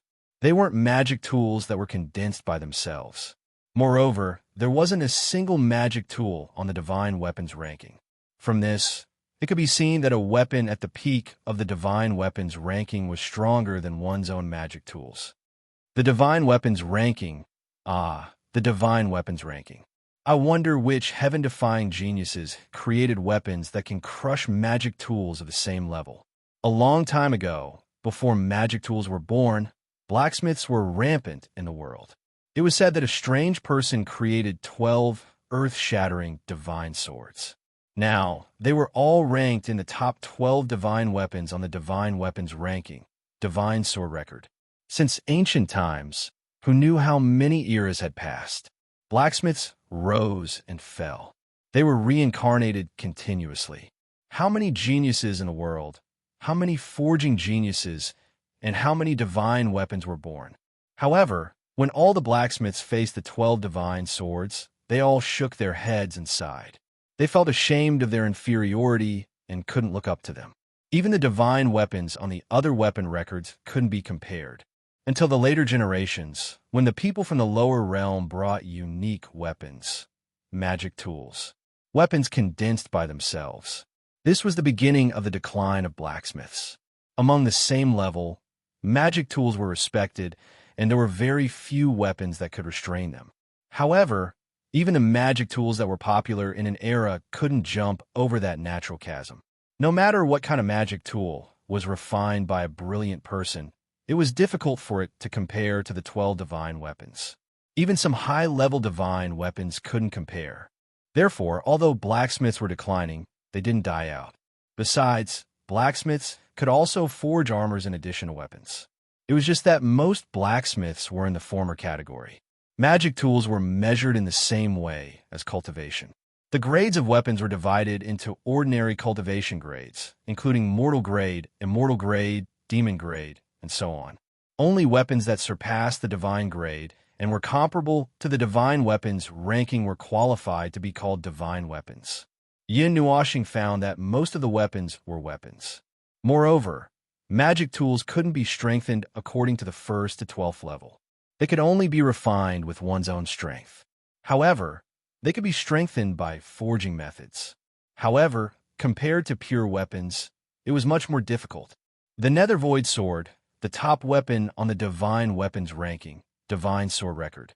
It has its own consciousness and soul. It is a unique life. It is said that it can take a human form. It has always been in the hands of the blacksmith and is treated like a human, not a weapon, Yin Nuoxing murmured. These were the memories she obtained from the Nether Void Sword. Who is the blacksmith? What does it have to do with me? Did he pass the Nether Void Sword to me? Why? Isn't that its most beloved divine weapon or human? Looking up at the ceiling, Yin Nuoxing was a little confused. The Nether Void Sword is gone now. She raised her right hand. The giant purplish-black sword on her forearm was vivid and lifelike. It emitted a faint light in the dark room. This was proof that the connection between the two still existed. Although she told Yin that it was nothing, she was a little flustered herself. The symbol is still there. This means that nothing happened to the Nether Void Sword. Otherwise, it wouldn't keep flashing. Yin Nuoxing sighed after covering the light with her origin energy. Shaking her head, Yin Nuoxing jumped off the metal bed and took out the sun god bow. Looking at the pile of red, black, blue, and green ores and metals, she smiled. Although strengthening was more difficult than forging, it didn't matter if she failed. At most, the materials would be destroyed, but the weapon itself wouldn't be affected much. Of course, that was relative to low-grade weapons. It's just money anyway. I already know how to forge, so now let me practice how to strengthen weapons. Yin Nuoxing jumped off the metal bed with a smile. Reaching out, she sucked a piece of ore and threw it directly into the furnace. Refining it into a pool of liquid, she then covered the sun god bow with it. Controlling the metal elements, she guided the energy contained in the liquid into the weapon. Then, she spared a bit of her mind to control a wisp of the elements to maintain the small arrays that the weapon originally contained.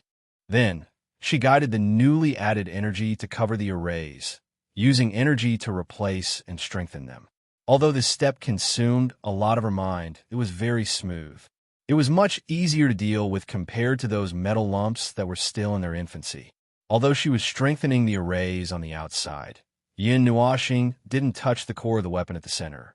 That wasn't something she could touch. Strengthening was changing the arrays carved inside the weapon to strengthen or add elemental energy. Advancing was changing the core of the weapon. That was the most dangerous step. The slightest carelessness could destroy the weapon that she had painstakingly forged. If it was light, it would dissipate, and if it was heavy, if the weapon self-destructed, the energy of the sun god bow's explosion was equivalent to an all-out attack from an underworld god powerhouse. If Yin Nuoxing was hit by it, he would definitely turn into ashes. Thinking of this, her hand that was controlling the metal elements couldn't help but tremble a few times. The transparent arrays were gradually dyed with a fiery red color. Fire elemental energy flowed through the entire bow, and the golden sun god bow exuded a faint red color. Wiping away her sweat, Yin Nuoxing looked at the small mountain of materials that was missing by more than half and was a bit speechless.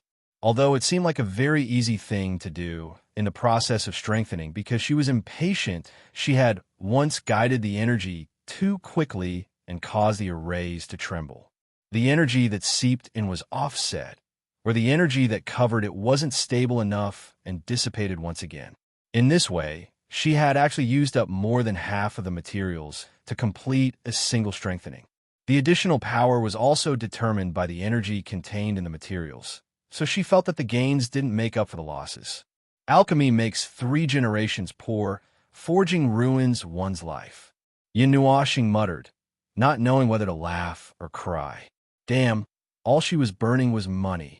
However, with a good start, the second strengthening naturally wasn't that difficult.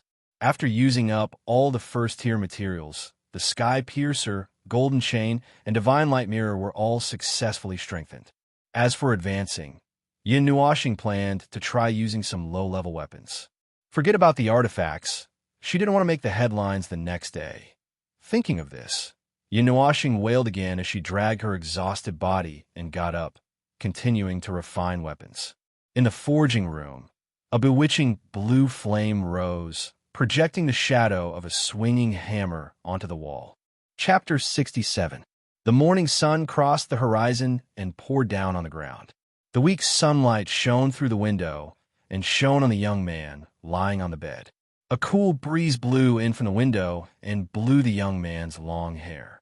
The lazy sunlight fell on the young man's eyelids, and he closed his eyes hard. After a while, he struggled to open his eyes. His dark eyes, which were shining with a golden light, revealed some fatigue and listlessness. After struggling to sit up, Yin Nuoxing held his head and shook it. There was a swelling pain in his head. He sat in a daze for a while. When he came back to his senses, he hugged the soft blanket and buried his head in it. As he smelled the faint fragrance that remained, the pain in his head eased a little. By the looks of it, he seemed to have been carried to the bed, right? Yesterday, he felt that the feeling was quite good, so he took advantage of the opportunity to continue forging. Not only did he successfully advance an iron sword to the second rank, but he also successfully injured himself. Those injuries were caused by the explosion of the weapon's core. Fortunately, his body was strong enough. If it was someone else, it might not be a matter of superficial injuries. However, in the later stages, he was more confident about the requirements for the advancement. Even if he failed, he would not blow up his weapon. This way, he could avoid a lot of losses. All in all, although he was exhausted and collapsed on the metal bed, and he did not know how many weapons he had destroyed, he still gained a lot. He also had considerable experience in the forging of Tier 1 weapons. I can also be considered a first-rank blacksmith. No, I should be a second-rank blacksmith, right? Yin Nuoxing smiled faintly. He still remembered the matter of yesterday's weapon advancement, which meant that a Tier 2 weapon had been successfully created by him. It should be considered a Tier 2 weapon. Ah, Big Brother is awake. Just as Yin Nuoxing was feeling complacent, the door was gently pushed open. Yuan walked in with Ming, whose purplish-black hair fluttered in the wind. When he saw Yin Nuoxing sitting, Ming jumped onto the bed happily and threw himself into his arms. He was so clingy that he refused to get down. Hee, Ming is awake too. Hugging Ming, Yin Nuoxing chuckled. She had been in a deep sleep for a long time, which made her very nervous. Now that she saw Ming wake up, she was naturally overjoyed. Little star, are you feeling better? Yuan walked over to the bedside and sat down. She placed her cold hand on Yin Nuoxing's forehead and carefully observed his condition. Better, right? Yin Nuoxing smiled and nodded. Just as she was about to apologize, Yuan pressed a finger to her lips. Yuan shook her head and sighed. Her voice carried a hint of reprimand as she said, You always do things without a sense of propriety. Why do you have to work so hard? I told you not to rush things if it's not necessary. Did you forget? In the end, he ended up with injuries all over his body and exhausted his soul energy. If he didn't take care of his body, what would he do if he fell sick one day? Cultivators can get sick too. Once he falls sick, it won't be a minor illness for ordinary people. Hearing Yuan nagging and reminding him like an older sister, Yin Nuoxing suddenly felt very warm in his heart. The feeling of being cared for by someone was very comfortable. After a while, when Yuan finished talking, Yin Nuoxing scratched his head and said with a smile, I forged a second-tier weapon. Yuan sighed and patted his head. She knew that this idiot who gave her a headache must have suddenly felt that the weapon was extremely good to the touch, so he helped her forge his body. She also knew that he never took care of himself, nor did he take care of his body. At this time, she could only pay more attention to him. Big Brother is an idiot. At this moment, Ming suddenly raised his head and looked at Yin Nuoxing. He said word by word in a serious and playful manner. Yin Nuoxing, yeah, your big brother is a big idiot. Yuan covered her mouth and smiled as she agreed. Yin Nuashing wanted to cry. At this moment, the season seemed a little bleak. The austere autumn wind whistled through the streets. Occasionally, a few red leaves would be swept into the distance by the breeze. The streets were a little cold and cheerless, and there were fewer people. It was not as lively as it was when they first arrived. "It's autumn?" Yin Nuashing said as he looked at the people hurriedly passing by below and took a deep breath of the cool air. "It's autumn. Let's take Ming to buy some clothes," Yuyin said with a smile as she stroked Ming's soft long hair. It had been 2 months since they first met Ming. She had been wearing that thin purple dress and had not changed into any other clothes. "Okay." Yin Nuashing smiled and hugged Ming. He patted her head and smiled. He had this idea a long time ago, but he had not done it. He carried Ming and left the hotel with Yuyin. They started looking for a tailor shop in Divine Weapon City. However, perhaps it was true. Everything in Divine Weapon City was related to weapons. There were not many ordinary shops. There were accommodation and food, but there were no clothes. He wondered if they did not need to wear clothes. "Big brother, someone is following us." After the two of them walked around for a long time without finding anything, Ming suddenly tugged at Yin Nuashing's collar and whispered to him. "Ah!" Yin Nuashing was startled and called out softly. Then his soul energy quickly merged into the void and slowly extended out. If they were being followed in this situation, he could only think of one possibility. Someone was trying to harm them. "Ming, who is it?" At this time, although there were fewer people than when it was lively, there was still a relatively large flow of people. Therefore, Yin Nuashing did not know who was following them. "He has been following us. He has been following us for a long time," Ming said in a soft voice. She climbed onto Yin Nuashing's shoulder and blinked her big eyes to the back. Then, she carefully shrank back. "Be careful. Don't act rashly." Yuyin grabbed Yin Nuashing's arm and reminded him through voice transmission. They still did not know who was following them. If they acted rashly, it was inevitable that they would alert the enemy. Nodding, Yin Nuashing also understood this principle. He looked around and locked his gaze on the black city wall that towered into the clouds. The corners of his mouth curled up. He said something to Yuyin and walked towards the city wall. He slowly walked around a few streets and walked to the city gate. Along the way, he casually bought some things and pretended to be out for a stroll. Finally, he walked out of the city gate and went into the forest not far away.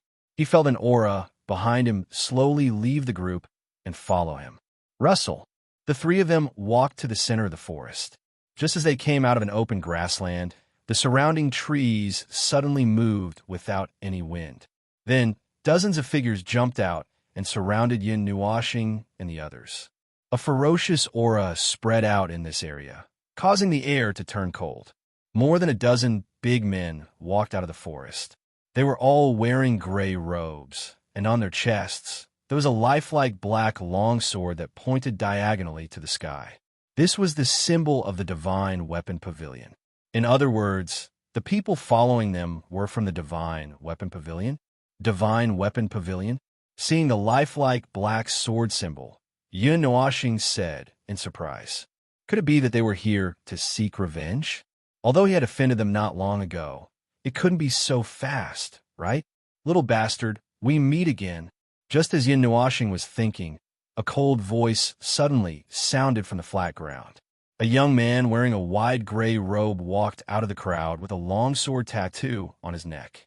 It was the Divine Weapon Pavilion's inner court disciple that Yin Nuashing had let go of in the restaurant that day, Qilian.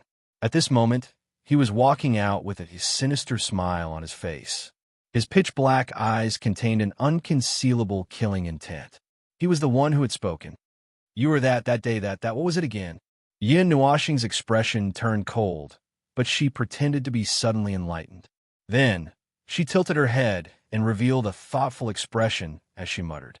The veins on Qilian's forehead bulged violently, and the fists in his sleeves were tightly clenched together.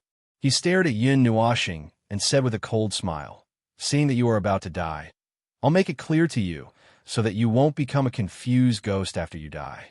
Remember my name, Qilian." "Oh." Yin Nuashing nodded. Her gaze swept across the dozens of people around her. then looked at the people standing in the sky. Finally, she looked at Qi Lian, patted her head, and said with a frown, That's something Lian. Oh, Qi Lian, last time, we agreed to write off our grudges. Now that so many people have come, could it be that they want to have tea and chat with me? Ah, that's so embarrassing. A few more veins appeared on Qi Lian's forehead. He stared fiercely at Yin Nuoxing, and the ominous glint in his eyes was about to burst forth. He said fiercely, Treating you to tea is not a problem. Give me your life. We will drink a few mouthfuls of tea. Sigh, it's so boring to fight and kill in broad daylight. Why don't we go somewhere else to play? Speaking of which, there's nothing between us, right? You punched me, and in the end, you were sent flying by your own strength. Yin Nuoxing shook her head and sighed. Nothing? You killed a disciple of my divine weapon pavilion, and you still dare to say that it's nothing. Speaking of that day's incident, Qi Lian's anger flared up. Furthermore, Yin Nuoxing even said that he was sent flying by him. This was simply purposely infuriating. Waving his hand, Qi Lian sneered. There's nothing else to say. Hand over your life. Don't. Can't you talk things over nicely? Why do you have to fight? You're too violent. As soon as Qi Lian's voice fell, Yin Nuoxing's face instantly turned pale. She hurriedly took 2 steps back and said, You're not allowed to bully Big Brother. Ming suddenly jumped down from Yin Nuoxing's arms and stood in front of him. He opened his small arms, and his tender voice made those who heard laugh out loud. The laughter was filled with killing intent. You can leave if you want. After laughing a few times, he looked at the pale Yin Nuoxing. Then he looked at Ming and Yu Yin behind him and said with a sinister smile, Leave this girl and the beauty behind. Then cripple your own limbs and I'll spare your life. Don't. My sister is so young, and my elder sister is preparing to get married. If I leave her behind, what should I do? Yin Nuoxing pulled Ming behind her and said in a trembling voice. She looked at Qi Lian with a flicker in her eyes. Who cares about you? F***CK. Qi Lian went berserk and roared. Leave the 2 of them behind and then scram, or die. Don't. Yin Nuoxing pulled the 2 of them together. Go to hell. With a wave of Qi Lian's hand, the burly men behind him and surrounding the grassland instantly exploded with a murderous aura. They rushed toward Yin Nuoxing and the other 2 like wolves and tigers. They waved the weapons in their hands and slashed at them. I told you not to. Yin Nuoxing sighed. Her voice was so calm that it didn't have a trace of emotion. She lightly stomped her feet on the ground, and the ground suddenly protruded rapidly. Immediately after, pillars of blazing blue fire suddenly erupted and bombarded the people who were rushing over at lightning speed. Boom! Such a powerful impact, mixed with a blazing destructive power, directly drowned everyone. Blazing pillars of fire, like gorgeous fireworks, repeatedly shot out from the ground, leaving behind a bottomless pit where they had been standing. Why are you so disobedient? Really? Ew. Qi Lian's eyes widened in shock. However, a moment later, a fierce glint appeared in his eyes. The moment he reacted, a black longsword appeared in his hand. However, just as he was about to rush over and kill Yin Nuoxing with one strike, his footsteps suddenly stopped. A somewhat cold hand was strangling his neck. The palm contained a terrifying energy. If it erupted, even if he was an immortal rank expert, he would definitely die. When did you come over? Qi Lian was so scared that he couldn't move. He didn't even see Yin Nuoxing move before his neck was strangled. This speed filled him with fear. Perhaps, if he wanted to, he wouldn't even know if he died. I actually don't like to kill people. Sighing, Yin Nuoxing looked into Qi Lian's eyes. The delay just now was only to let him guide the flames into the ground. At that time, he was still thinking that if Qi Lian stopped, he might not have done so. Now, it seemed that he was thinking too much. I am from the Divine Weapon Pavilion. If you kill me, you will be hunted down by the Divine Weapon Pavilion. Feeling a trace of faintly discernible killing intent, Qi Lian couldn't stop trembling. However, he still hardened his tone and said, hoping to use the name of the Divine Weapon Pavilion to make Yin Nuoxing fear him. A dignified, immortal ranked expert actually managed to pull out a tiger skin from the hands of a mere mortal ranked expert. Tell me, what should I say about you? Cowardly, mister. Yin Nuoxing grinned and mocked. If they want to kill you, then so be it. If they want to kill you, they will want to chase you. If they don't kill you, you will still want to chase them. Why don't you just kill me and save yourself the trouble of bringing people back? Shaking his head, a bone-chilling coldness lingered in his eyes for the first time. What he hated the most was people finding trouble with him again and again. Little bastard, the Divine Weapon Pavilion won't let you off. Qi Lian shouted venomously. The long sword in his hand fiercely pierced towards Yin Nuoxing. Sigh. Yin Nuoxing sighed. The blue light on his palm shone brightly, and the ice-blue flames instantly enveloped Qi Lian. The scorching temperature burned his skin, revealing large patches of flesh. The long sword in his hand fell unsteadily, and he kept rolling on the ground. He couldn't even cry out in grief. Grabbing the long sword, he waved it twice and pointed the tip of the sword at Qi Lian. Just as he was about to kill him, he was stopped for a moment by a sound that cut through the sky. Junior, stop. Chapter 68. After staring blankly for a moment, Yin Nuoxing looked towards the edge of the forest.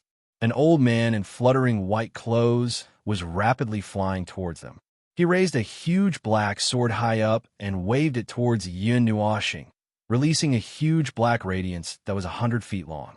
The pitch-black sword chi pierced through the air and chopped down towards Yin Nuoxing and the others. The majestic energy destroyed all the trees below, revealing a large expanse of barren land. Another person from the Divine Weapon Pavilion. Seeing the bright features on the old man's robe, Yin Nuoxing's pupils shrank slightly.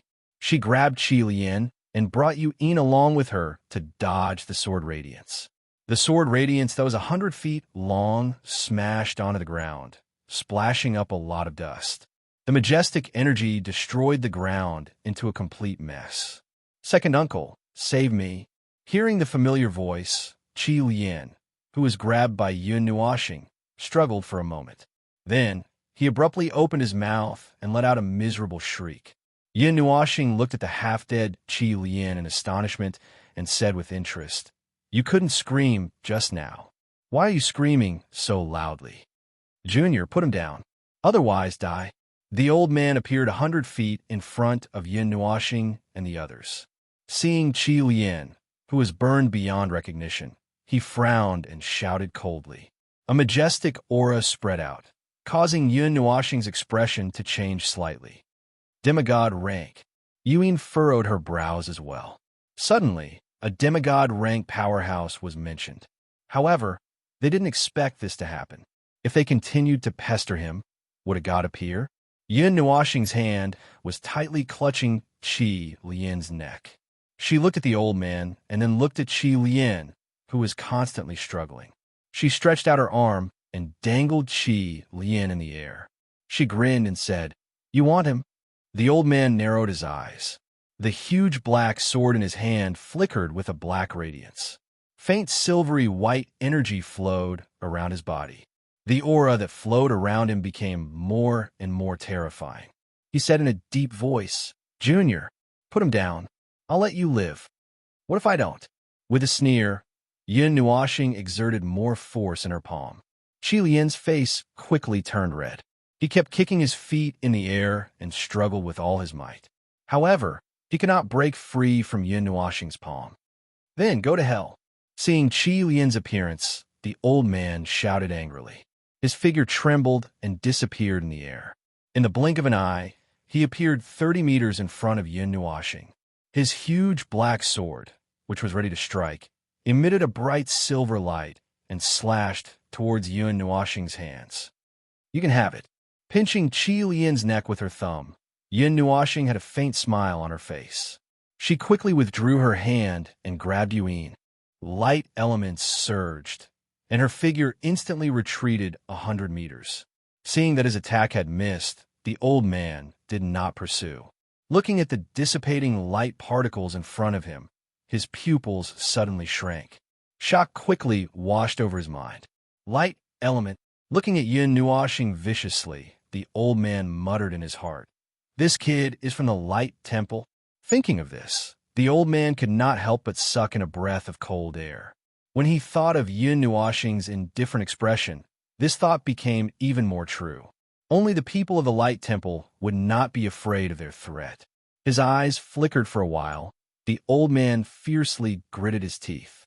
His withered palm patted Qi Lian's shoulder. Just as he was about to circulate his energy to heal his injury, a crisp snap of fingers suddenly came from afar. Then, he saw that Qi Lian's face had swelled up, turning red and purple. His body had actually swelled up. Blazing blue flames drilled out from every pore of his body. His entire body was inflating like a balloon. The old man was greatly alarmed. His palm continuously patted several places on Qi Lian's body. Boundless energy continuously drilled into those acupuncture points, suppressing the rampaging energy in his body. The latter's body also gradually calmed down. The old man breathed a sigh of relief. His aged eyes were blooming with an ominous glint. He fiercely looked at Yin Nuoxing in the distance. Just as he was about to angrily shout, he saw the latter looking at him with a mocking expression. She put her left thumb and middle finger together and gently rubbed them together. Ta! Following a crisp sound, Qi Lian's body, which had just calmed down, suddenly blossomed with countless blue rays of light.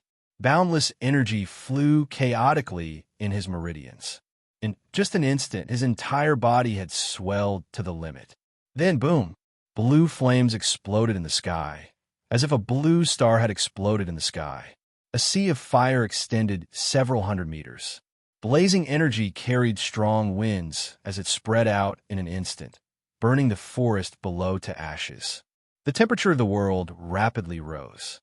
The scorching air evaporated the thin water element in the air. This area instantly became dry. An energy that was dozens of times more majestic suddenly erupted from the sea of fire, instantly dispersing the blue sea of fire. A gloomy old man with disheveled hair and disheveled clothes suddenly appeared. His aged eyes contained a glint that could devour people. "Very good, kid. You dared to kill a member of my chief family. Very good." The old man stared at Yin Nuoxing and said calmly. However, under that calmness, there was a volcano about to erupt. He said word by word, "Even if you are a member of the Radiant Shrine, you have to pay the price for killing a member of my chief family." A member of the Radiant Shrine? Yin Nuoxing stared blankly. A moment later, he realized that this guy must have seen his light element and made the connection. "You old fart, you're really long-winded. If you're tired of living, just say it. We'll send you on your way." Yuan pursed her lips. On her jade hand behind her back, a complex array the size of a palm was emitting a resplendent light. As energy surged, the air became extremely hot. It was already accumulating power, ready to be unleashed.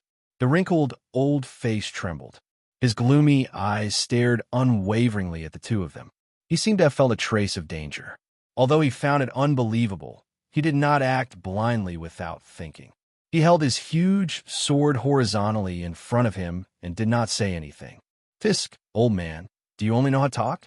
Didn't you want us to pay the price? Why aren't you coming? Are you scared? Old vile spawn, you do have some nice words to say." Seeing that the white-clothed old man did not rush over, Yuan blinked her eyes and teased. His eyebrows twitched. Although he really wanted to rush over and kill Yuan, his cautious nature made him feel a dangerous aura. Therefore, other than the ominous glint in his eyes, the old man did not move. He held his huge sword and took 2 steps back. He said in a cold voice, "The Divine Weapon Pavilion and the chief family will remember this debt." After he finished speaking, he glared fiercely at the two of them. He turned around and was about to leave.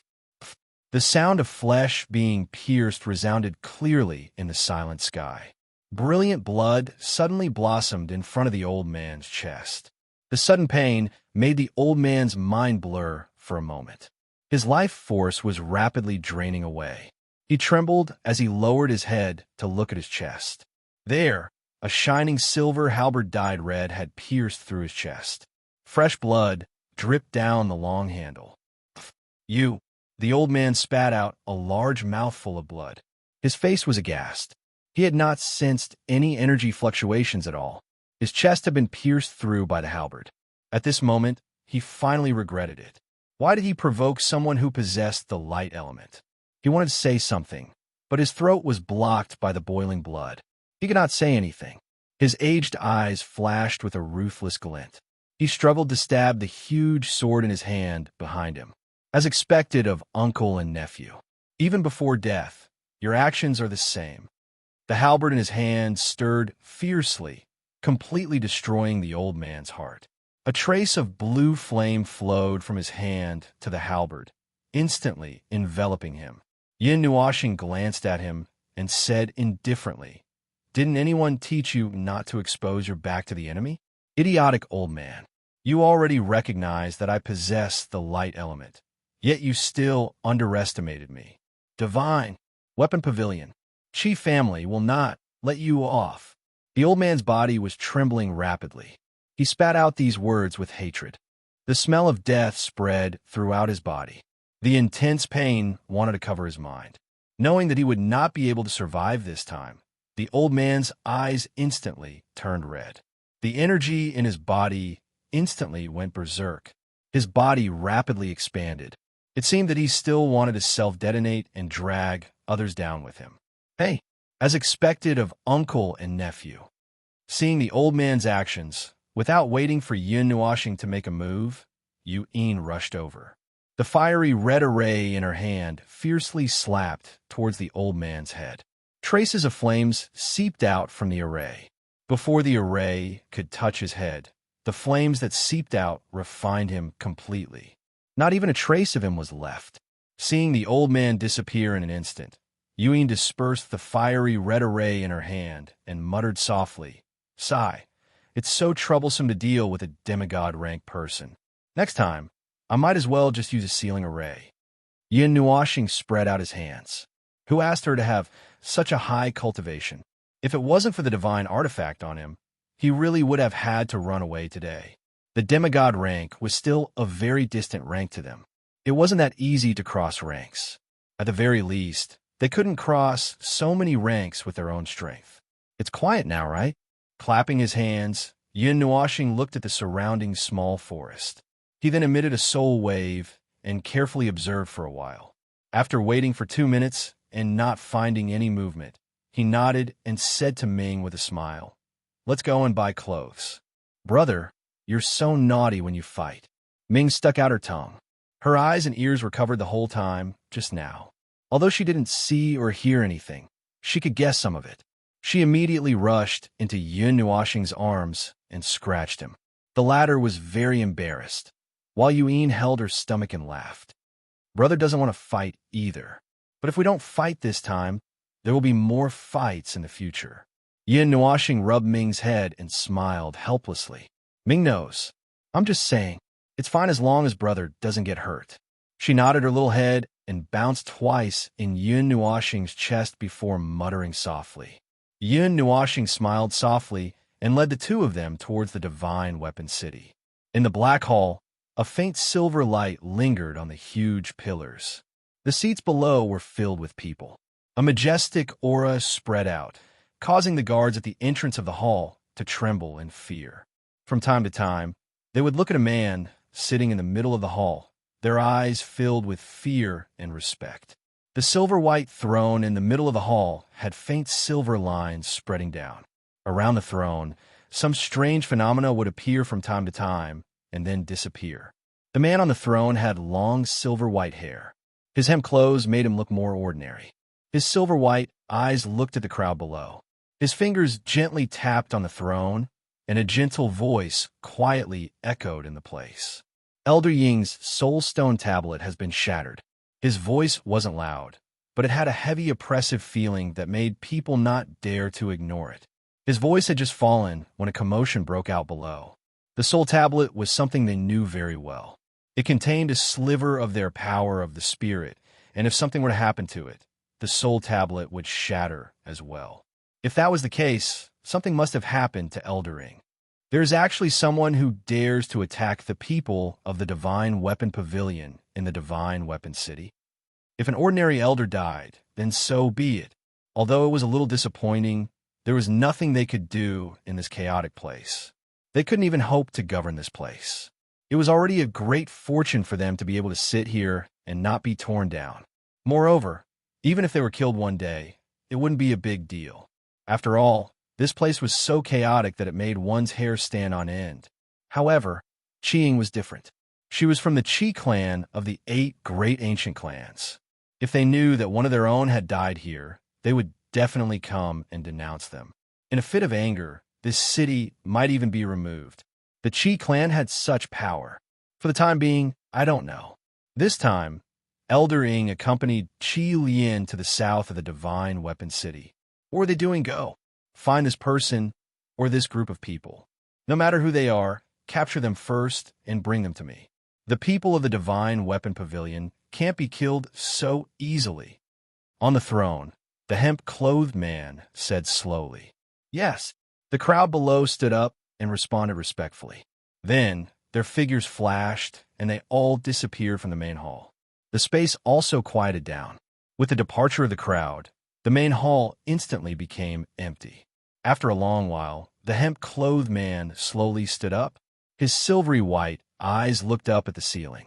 With a light wave of his hand, the strange phenomenon surrounding him suddenly solidified, forming weapons of different shapes. Silver light flashed, revealing their sharpness. How dare you touch the people of the Chi clan? Chapter 69. 2 people were walking slowly on a small path in the forest. A little girl was being held in someone's arms, and her laughter made this quiet forest more lively. The 3 of them were naturally Yin Nuoxing and the others. After walking around Divine Weapon City for half a day, they couldn't find any shops related to ordinary life. After asking around, they walked out through the east gate of Divine Weapon City. 10 miles away, there was a small town that was specially provided for passers-by to rest. After hearing this news, they didn't delay and directly walked out. 10 miles was nothing, and it was just enough for them to relax and walk around leisurely. Therefore, they didn't choose to fly over in a spurt of energy and stay in nature for a while to cultivate their sentiments. They chatted and laughed along the way, and it didn't seem boring. As they chatted and laughed, 10 miles was just a matter of a few jokes. Yin Nuoxing suddenly felt relaxed as he stood on a hillside and looked down at the small town with a tranquil atmosphere. He had only stayed in the Divine Weapon City for a few days, and his mind was tense every day. He was constantly vigilant of the surrounding situation, so as to prevent himself from falling to the ground in the next second while talking and laughing. Over time, even his nerves were a little sensitive. If he stayed for too long, he would probably be like a bird startled by the twang of a bow. He would immediately draw his saber when he saw something amiss. Therefore, she suddenly felt that the atmosphere had relaxed, and even her mind was relaxed. Turning her head, Yin Nuoxing saw that Yu'in also had a big sigh of relief. She was much more relaxed now that she wasn't in that oppressive atmosphere. The 2 of them looked at each other and smiled. Then, they brought Ming to the small town at the bottom of the hillside. Although it was called a small town, it was still about 10,000 feet in length and width. It was comparable to a small city. The houses inside were all built with wood and surrounded by lush trees. There was a natural smell, and the faint fragrance of the leaves and the smell of the earth filled the small town. All travelers are welcome to stop here. The 2 of them stood at the entrance of the small town, looked up at the wooden plaque hanging above, and read softly. There were quite a lot of people coming and going around, but compared to the flow of people in Divine Weapon City, it couldn't be compared. The people entering and leaving the small town would all look at Yu'in and little Ming in Yin Nuoxing's arms with a hint of surprise and a smile. The admiration in their voices didn't have a trace of concealment. Although Yin Nuoxing had once mentioned that she could let Ming walk on her own, the little girl pouted and shook her little head unwillingly, saying that she had to be carried by her brother. This made Yin Nuoxing feel a little helpless, but she didn't complain. The little girl's body was soft, like an exquisite doll. Her fair little face had a hint of childlike innocence, and her sparkling and translucent appearance made people unable to part with her. From the way Yu Yin's eyes lit up and how she wanted to take over, It was obvious that little Ming was simply attracted to both men and women, old and young. However, under Yu Yin's stunned gaze, she plunged into the arms of the helpless Yin Nuoxing. She clung on to him like a sloth and refused to let go. Therefore, now that she was being watched like a monkey, and seeing Yu Yin happily pouting her little mouth, Yin Nuoxing could only helplessly walk into the small town, leaving behind a group of eager gazes. There was an endless stream of people and carriages in the small town. Both sides of the streets were paved with green tiles, and there were a great number of shops. All in all, it could be said to be a unique kind of prosperity. Yin Nuoxing carried Ming in her right hand and habitually held onto Yu Yin with her left hand. They weaved through the crowd and soon found tailor shop. Compared to the shops next to them, it could be considered a larger one. The three of them walked into the tailor shop. There are all kinds of clothes hanging on the crisscrossing clothes racks, and none of them were duplicates. The three of them were dizzy looking at them. At this time, there were many people in the shop choosing clothes, either seriously or casually. When the shop door opened and bright sunlight shone in, everyone looked over. When they saw little Ming, who was like a little bird, they could not help but click their tongues in praise. Then, their eyes lit up, and they looked at Ming, who was a little scared. His little head was buried in Yin Nuoxing's chest, and his little hands were tightly clutching his lapel. When the surrounding people saw this, they all laughed in their hearts and then turned their gazes away. The tailor's eyes were shining brightly, but he still calmly measured Ming's size and told Yin Nuoxing that they could come and get it in 2 hours. Then, he sent them out of the tailor's shop with a covetous gaze. 2 hours? How do you plan to spend this time? After leaving the tailor's shop, Yin Nuoxing looked at Yu Yin, then lowered her head and asked Ming, "Let's have a meal." Yu Yin waved her little fist and smiled. When there was nothing to do, eating was the best way to pass the time. Okay. Ming also waved his little fist happily. His soft purplish-black hair swayed continuously, and his 2 little canine teeth were exposed as he smiled. Yin Nuoxing, these 2 gluttons. She helplessly held her forehead. There was a restaurant that looked very good at the side. Yin Nuoxing also brought the 2 of them in. After throwing down a bag of gold coins, the restaurant staff politely brought them into a small private room. After that, a table of banquet was served. A pair of silver forks were swung like the wind.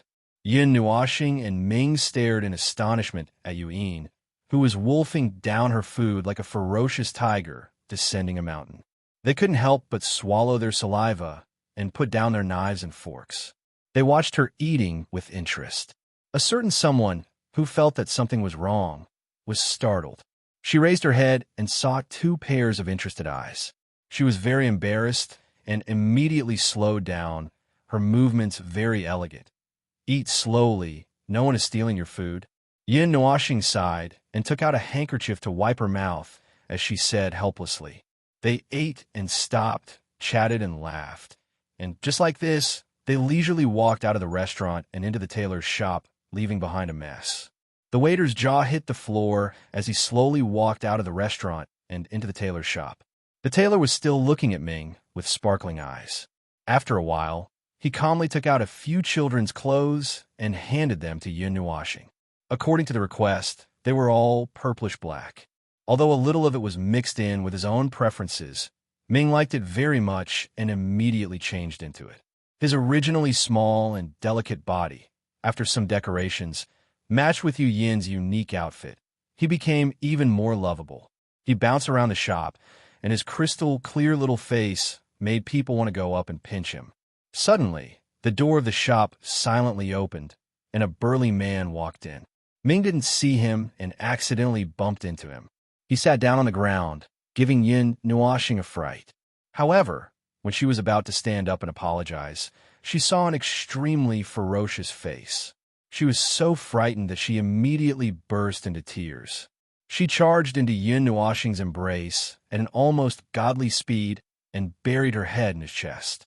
Her small hands tightly wrapped around his neck as she sobbed softly, causing the hearts of those who heard her to tighten and even find it difficult to breathe. Yin Nuoxing gently stroked her head and comforted her softly. He had seen the truth very clearly. It could only be said that Ming Ming was careless, but as for the burly man, when he came back to his senses, he saw a little girl bawling loudly. Then everyone glared at him angrily. Their faces were filled with grief and anger, and they looked murderous. Those who didn't know what was going on would think that there was a huge grudge between them. This made the burly man feel very embarrassed and sad. He thought that he had really hurt little Ming, so he hurriedly trotted over to little Ming and bowed to apologize. When they saw the burly man's appearance, it was everyone's turn to be stunned. This scene was not right. A burly man who was 10 feet tall bowed to a relatively small child. This scene was comical no matter how they looked at it. It should be a burly man who patted his chest with a hand the size of a praying mat and shouted, "I am the king. That kid has to pay for my medical expenses." That fierce face must have grown in the wrong place. No matter how they looked at it, it was simply a King Kong Barbie doll. Reality proved that when Ming saw the burly man, she cried even harder. Her sparkling tears soaked Yin Nuoxing's clothes. The burly man's face was covered in cold sweat. He didn't know whether to comfort or laugh. He stood there like a fool and felt so wrong that he almost cried with Ming. "I'm innocent." Yin Nuoxing patted the King Kong Barbie doll's shoulder and hurriedly ran out of the tailor shop with Ming. They jumped into a small forest at the side and coaxed and teased Ming for a long time. Only then did Yin Nuoxing recover her smile. This made Yin Nuoxing and Mingyu sweat profusely. Was it really so difficult to take care of a child? They strolled to the small town and then wandered back to Divine Weapon City. It was noon, and there were more people on the streets. They surged out from all directions and gathered on one street. An inexplicable, tense atmosphere instantly enveloped Yin Nuoxing and the others. However, they weren't like birds who were startled by the twang of a bow. They constantly spread out their soul force and were vigilant of their surroundings. When the soul force spread out to a certain distance, Yin Nuoxing suddenly exclaimed in surprise. He sensed that everyone seemed to be surging towards the same place with a purpose. "What's wrong?" Hearing his voice, Yuyin turned her head. Mei Mao scanned the surroundings vigilantly. A faint fiery red glow appeared on her jade-like hand. She thought that something had happened. He waved his hand and told her not to be so vigilant.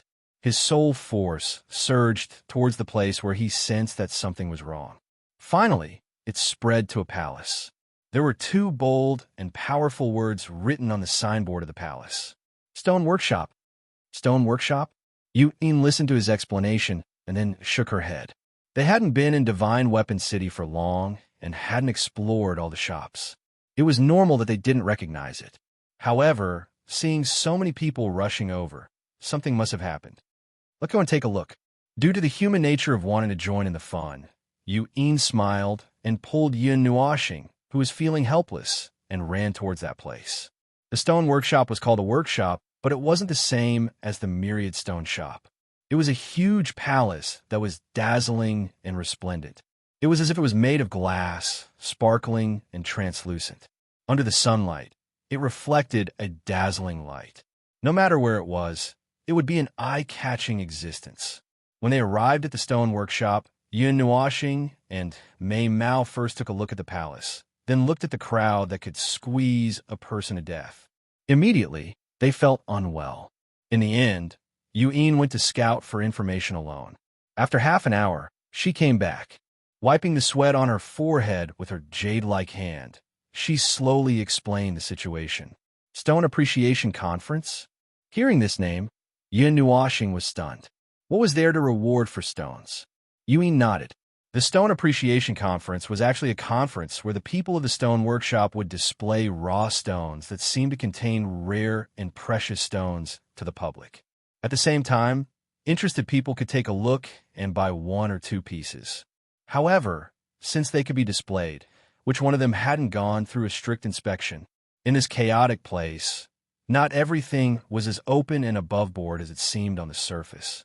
If one foolishly went to buy it, they might be cheated until not even their bones were left. However, there were also people who hoped that the people of the stone workshop would make a mistake. Other than some ordinary materials contained in the raw materials, There were also people who hoped to obtain a rare and precious stone and make a fortune. So that's how it is. Yin Nuashing nodded in realization, then smiled and said, "Then let's go take a look." Chapter 70. In a huge hall, rows of exhibition stands were arranged in an orderly manner. Above each stand were pieces of strangely shaped rocks. Some were big, some were small, and some were heavy. The faint smell of soil permeated the hall. The palace was divided into 3 levels. According to the quality of the items placed on display, they were divided into 3 levels: high grade, middle grade, and low grade. Of course, it was also used to divide the amount of money spent. It's almost like an exhibition. Facing the fragrance of soil, Yin Nuashing and the other 2 stepped into the hall of the stone workshop. They couldn't help but mutter when they saw the beautiful arrangement of huge rocks. In front of each huge rock, there was someone seriously admiring it. They were constantly knocking on it. Their frown was so focused that it seemed as if they couldn't wait to directly cut the rock open and explore it. "Little star, I'll leave this kind of thing to you. Big sister can't help much." Yuin poked the corner of Yin Nuashing's eyes and said softly with a smile, "The evil spirit I could be said to be able to break through all methods. It had the ability to see through things. Some rare treasures would release some aura and use stones to hide their figures. However, it was still more or less possible to see through them." Spreading out her hands, "The evil spirit, I was indeed the best for this kind of thing." Yin Nuashing simply opened her pair of eyes that were emitting a bright light. Her pupils turned into 2 tiny diamond-shaped and constantly swept across the rows of huge rocks in the hall. However, what made her a little disappointed was that there really wasn't anything good on the first level. It was basically all useless rocks. Among them, there were only a pitifully small number of low-grade Shin crystals. It seemed that they were really strictly divided according to the grades. "There's nothing on the first level. Let's go up directly." Yin Nuashing tugged at the corner of Yu Yin's clothes and transmitted her voice. Yuyin nodded and randomly asked someone about the passageway to the second level. She looked here for a very long time, but didn't see any stairs or anything else that could lead to the second level. The decorations on the second level were much more unique. Even the number of huge rocks placed on display was reduced. However, there were still several rows of them. At this time, some people who had taken a fancy to the huge rocks quietly called for the people in the stone workshop. They quietly traded and then sneaked away with the huge rocks. Slowly walking past the rows of huge rocks, her already small eyes narrowed into a slit. She carefully observed the interior of the huge rocks so that others wouldn't notice anything wrong. However, it had to be said that the quality of the huge rocks placed on the second level was much higher than the ones on the first level. Among the raw rocks, other than some Shin crystals, there were also 4th and 5th level forging materials. There were also some other strange things that Yin Nuashing didn't recognize all of them. She had to take the book out to read. After casually looking around, there were some things that tempted him. However, it wasn't to the point where he would miss out on this opportunity. Moreover, they weren't things that he really needed. Therefore, he was only a little tempted and didn't intend to buy them. He was looking for some 8th level forging materials for the Netherworld Ruin Sword to upgrade in the future. Although he didn't need them now, these materials were very precious. Even if he had money, he might not necessarily be able to buy them. If he started looking for them earlier, he might just be able to find them when he arrived. After making 2 rounds, other than buying a huge rock that weighed 1,000 kilograms, he didn't buy anything else. Under the gaze of the salesperson, who was looking at him as if he was looking at a fat sheep, he slowly walked towards the 3rd level. That rock contained a 6th level fiery sun rock, which was a rarer type of fire elemental rock. Its value was definitely higher than the price of the raw rock he bought. Therefore, one side was laughing as they slaughtered another person, while the other side was laughing as they made a profit. Before stepping onto the 3rd level, Yin Nuashing first rested for a while on the platform. He rubbed his eyes. Using the evil spirit I continuously like this made him a little tired and his vision a little blurry. After resting for a while, Yin Nuashing stood up unsteadily and led the 2 to the 3rd level, the upper level. That was where the most precious stones were stored. Furthermore, when one bought a stone, they had to be cut open in front of everyone under the pretext of studying and studying. However, everyone knew the principle of not showing off one's wealth. If there really were some rare treasures, if they were to be cut open like this, there would definitely be people who would covet it. In Divine Weapon City, robbing people halfway through killing people for their goods, nothing unexpected would happen. After standing in front of the entrance of the third level for a while, the two black-clothed guards at the entrance also raised their eyes and looked at Yun Nuoxing and the other two as if they were examining them. After a long time, they finally put down their intimidating gazes and moved aside to open the door, stiffly gesturing for them to enter. Scratching his head, Yun Nuoxing and Yuan looked at each other and squeezed through the door side by side. In the pitch-black passageway, it was so dark that one couldn't even see one's own fingers. There was only a tiny bit of light at the entrance that couldn't shine into the passageway. In the passageway, there were constantly probing fluctuations coming from both sides, constantly scanning Yun Nuoxing and the other two. Sensing that these probing didn't have any malicious intent, he ignored them. When they came out of the pitch-black passageway, they saw a large hall wrapped in curtains. The surrounding sunlight couldn't penetrate those thick curtains, and the only source of light was the gentle light emitted by the crystals embedded in the ceiling. When it shone into the large hall, it wasn't very bright, but it also didn't seem dark. The large hall was extremely spacious, but the number of huge stones placed here was far less than the lower levels. There were only 2 rows that stretched as far as the eye could see, but there were still close to 50 huge stones. There was a faint fluorescent light flowing on the surface of the raw stones, and some of them were emitting astonishing energy fluctuations. With one look, one could tell that they weren't ordinary objects, but they didn't know how precious they were. Moreover, when Yun Nuoxing came out of the passageway and saw a signboard hanging at the side, her face twitched uncontrollably. Damn it, 10,000 gold coins per kilogram. It was really hard to buy them, even with 1,000 gold coins. It was almost 10,000 gold coins. Each of those huge stones on display basically weighed over 100 kilograms. Although they were much smaller than the huge stones on the lower levels, the price was more than twice as expensive. Buying stones here was simply a demonstration of what it meant to throw away 10,000 gold coins. If the stones they bought were actually worthless, then they would suffer a huge loss. Although those stones looked quite good, they might actually be a trick of the stone workshop. Little star, how much money do you have left? Yuan also saw the signboard hanging at the side, and her pretty face trembled a little before she asked. I've almost used it up. I have less than 60 million left. He silently calculated in his heart. The gold coins he obtained from Mu Yingzi had been squandered to the point that he was about to die. Although it was still a huge sum of money, it was actually very easy to use up. For cultivator, from full-body equipment to spare items to life-saving pills, all kinds of equipment, 60 million would quickly shrink to nothing. You can buy about 6 stones. You have to find the most valuable one. Yuan calculated, looked at the stones on display, and muttered, It's not that simple. Yun Nuoxing helplessly sighed and shook his head. He wanted to spend the most money, but in this place, the evil spirit I did not seem to be of much use. Looking at the stone materials, they were all blurry, as if there was something covering the stone materials, preventing him from peeking. He did not know if it was the chi released by the divine items in the stone materials, or if it was done by the people in the stone workshop. It's been blocked. Hearing her words, Yuan also guessed a little. When she saw Yun Nuoxing nod, she couldn't help but sigh. The things on the 3rd floor were really cautious. Big brother, let's go take a look at the last one. When the two of them were sighing, Ming suddenly tugged on Yun Nuoxing's lapel, bit his ear, and whispered softly. Yun Nuoxing and the other two looked at Ming in surprise. Although they were a little confused, they still nodded.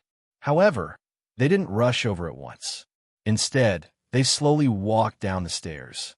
They looked at the pile of huge rocks in front of them for a while. They swayed back and forth. Finally, they walked to the stone at the end and carefully looked at it. This stone was very strange. It was 5 meters long horizontally, and its surface was uneven.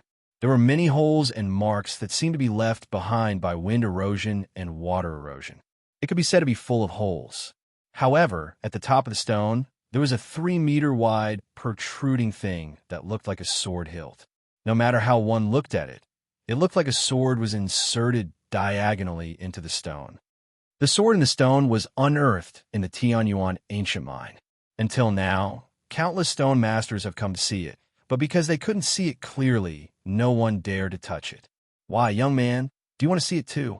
While the two of them were looking at the sword hilt, an old man in white clothes slowly walked over from the side. His hands were behind his back, and he had white hair and a youthful face. His hair and beard were all white, and his eyes were so deep that it was like an invisible world, making it impossible to see through him. When the old man said this, he sounded quite hopeful, as if he wanted Yin Nuoxing to cut the sword in the stone. Sword in the stone? Hearing the trace of hope in the old man's voice, Yin Nuoxing was stunned for a moment. Then, he carefully looked at it. However, the stone's name was very appropriate. After all, it really looked like a sword that was inserted into the stone. The old man stroked his beard and looked at the sword in the stone with deep eyes. He said softly, "This stone was unearthed for tens of millions of years, or even hundreds of millions of years. The energy it released completely blocked all detection methods. Many people couldn't do anything to it. It has been placed here for a long time, and gradually it became a sore point for everyone in the stone workshop." "Then why don't you just cut it open?" Yuen pouted and muttered. The old man smiled and shook his head. He didn't say anything. At this time, Ming tugged at Yin Nuoxing's clothes again. Her small mouth was close to his ear, and she whispered, "Brother, buy it." Nodding his head in an almost undetectable manner, Yin Nuoxing slowly rotated around this 5-meter-long huge rock. The huge rock was a mixture of black and gray. His finger gently rubbed the surface of the rock. From time to time, he would bend his finger and knock it twice. Although he did not know how to look at the rock, he could still pay attention to the strange places. However, what he could not understand was just what was so strange about this seemingly ordinary and even somewhat broken rock. He couldn't see anything strange about it all. However, Yin Nuoxing knew that Ming's physique was a little special. She was very sensitive to energy. Perhaps she saw something different about it? The commotion here attracted the attention of everyone in the hall. Immediately, shocked gazes turned over. Some old men who were so old that they didn't even have eyebrows left the guests they were receiving and hurried over. There was only one person who didn't move. It was the young man sitting at the bottom of the stairs. However, at this time he opened his black eyes. There was a trace of vicissitudes in his expression. "Young man, are you really going to touch this stone?" Many masters who are highly skilled in the field of stone analysis have come to take a look at it, but they all gave up in the end. "Young man, please think twice." A group of old men who were so old that their teeth were falling out walked over. When they saw Yin Nuoxing's actions, they couldn't help but be stunned. They also wanted to cut open the sword in the stone, but in the end, they put it down after looking at it for a while. Yin Nuoxing sighed. To be honest, he really didn't know how to look at stones. The only method he could use was the evil spirit eye to see through it. If it wasn't for little Ming saying that he wanted to buy it, he wouldn't have come to take a look. After another sigh, Yin Nuoxing looked at the surrounding people and then looked at the sword in the stone. His eyes narrowed slightly. Chapter 71. Big Brother. Seeing that Yin Nuoxing was unmoved, Ming thought that he did not believe her. She tugged on Yin Nuoxing's long hair and stuck her little mouth directly to his ear. She murmured in a low voice, as if she had been wronged. Yin Nuoxing nodded slightly and closed his eyes for a while. Then, he suddenly opened them. A bright golden light filled his entire eyes, while the other colors all gathered in his 2 diamond-shaped pupils. Several small arrays floated out from his eyes and moved with the movement of his pupils. Threads extended out and adhered to the sword in the stone, causing it to instantly become crystal clear. It was as if colors were flowing, dazzling, and eye-catching. "This is Heaven's Eye?" "No, it doesn't seem like it. Could be a new secret technique." The eye contains an extremely powerful penetrative power. It can analyze arrays and see through the origin of all things. However, I have never heard of such a strange technique in the Sourcepeak region. Could it be from another region? Could it be that this young man is also a divination master? He can see through all the topography of the universe? The surrounding people could not help but cry out in surprise when they saw the pair of eyes. However, they did not know the name of this secret technique and were momentarily stunned. They looked at each other, and in the end, they all looked at Yin Nuoxing and waited patiently. Ignoring the cries of surprise, his eyes looked through the array and saw through almost every inch of the sword in the stone. However, a large area in the center was still covered by a layer of white film. No matter how much Yin Nuoxing increased the power of his evil spirit eye, he could not pierce through that layer of film. Towards the end, his eyes even seeped out traces of bright red blood, continuously flowing out and sliding down his handsome face. This was a sign that the evil spirit eye was overloaded. The eye itself could no longer withstand the sharp increase in power. Big brother, Ming was startled by the bright red blood dripping onto her purple clothes. Mist quietly condensed in her lively eyes. Her small hands frantically stroked Yin Nuoxing's face, carelessly wiping away the two bright red marks.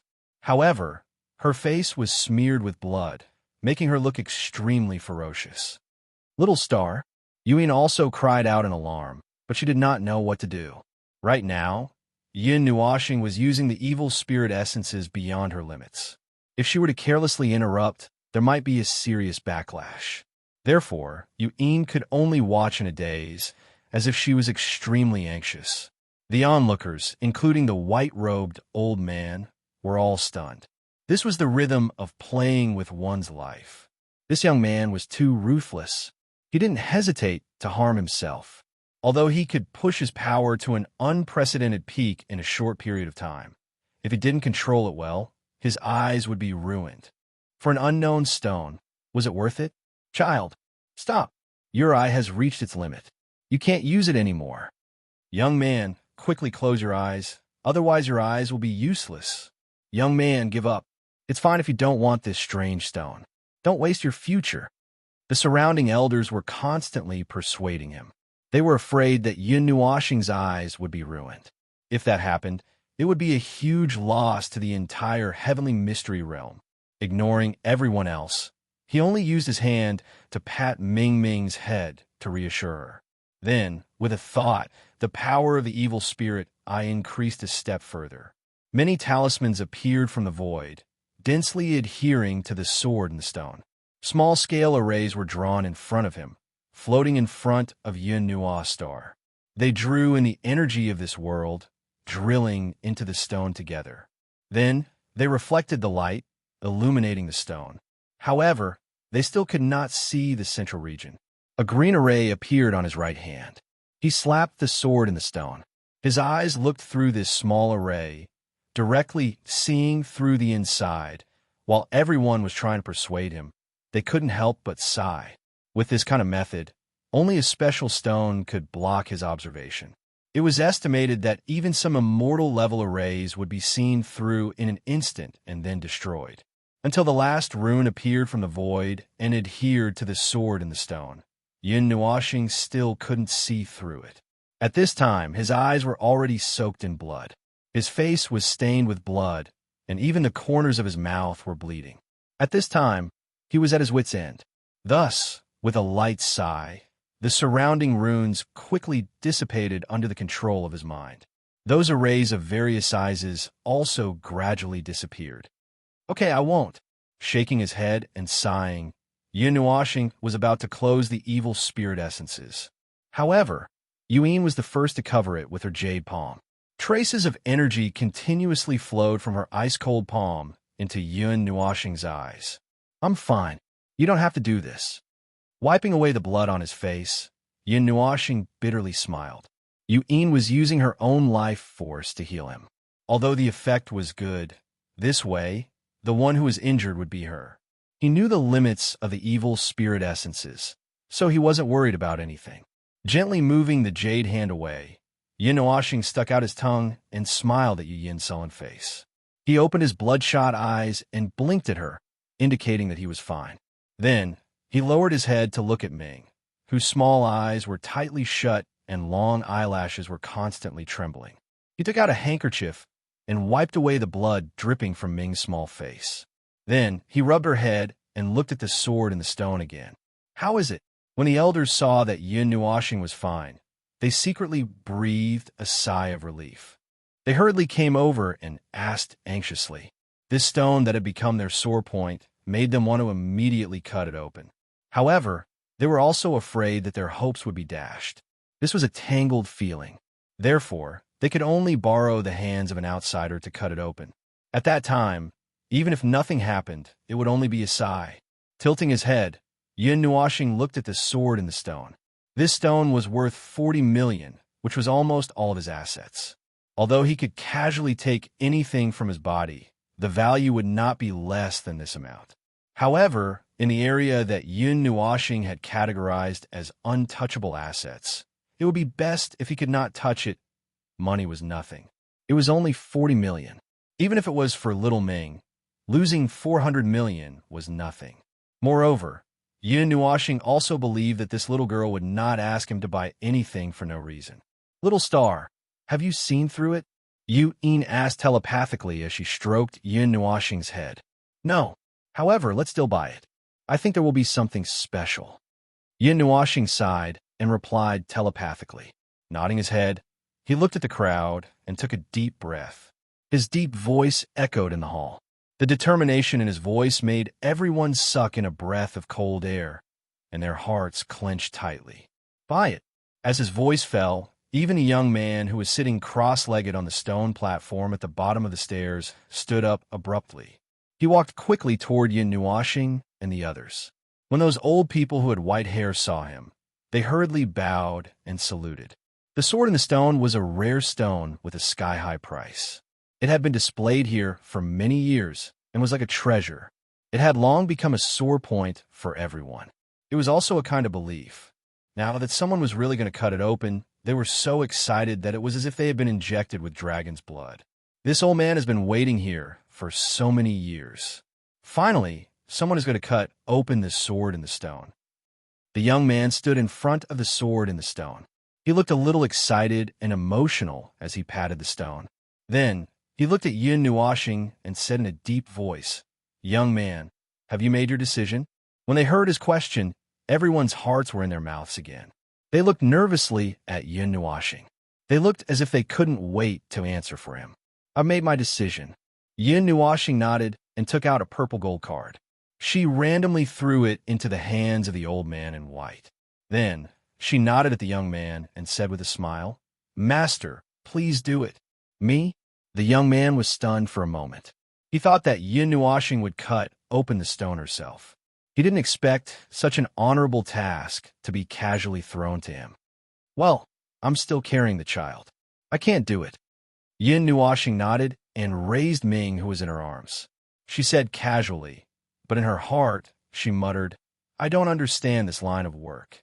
At this time, the little girl was also looking at the sword in the stone with anticipation. Her big eyes were shining with a purple light. It was very strange. It seems that today's trip was not in vain. "Yes, Master Xiao.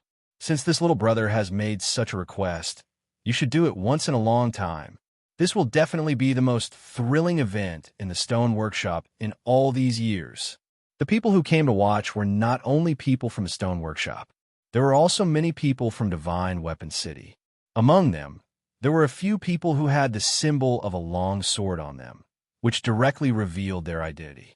Okay, this old man would do it once. The young man who was called Master Xiao nodded. He didn't pretend to be pretentious. He took out a silver knife from his arms and rubbed it in his hand for a while. When Master Xiao held the silver knife in his hand, the huge hall instantly quieted down.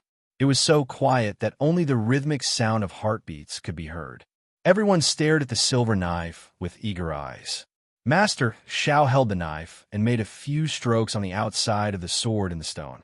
He was very careful and cautious. The curve of the knife was very small, almost touching the stone gently. Ka! When the first sound came, everyone held their breath. It was as if a sword was placed across their hearts in an instant.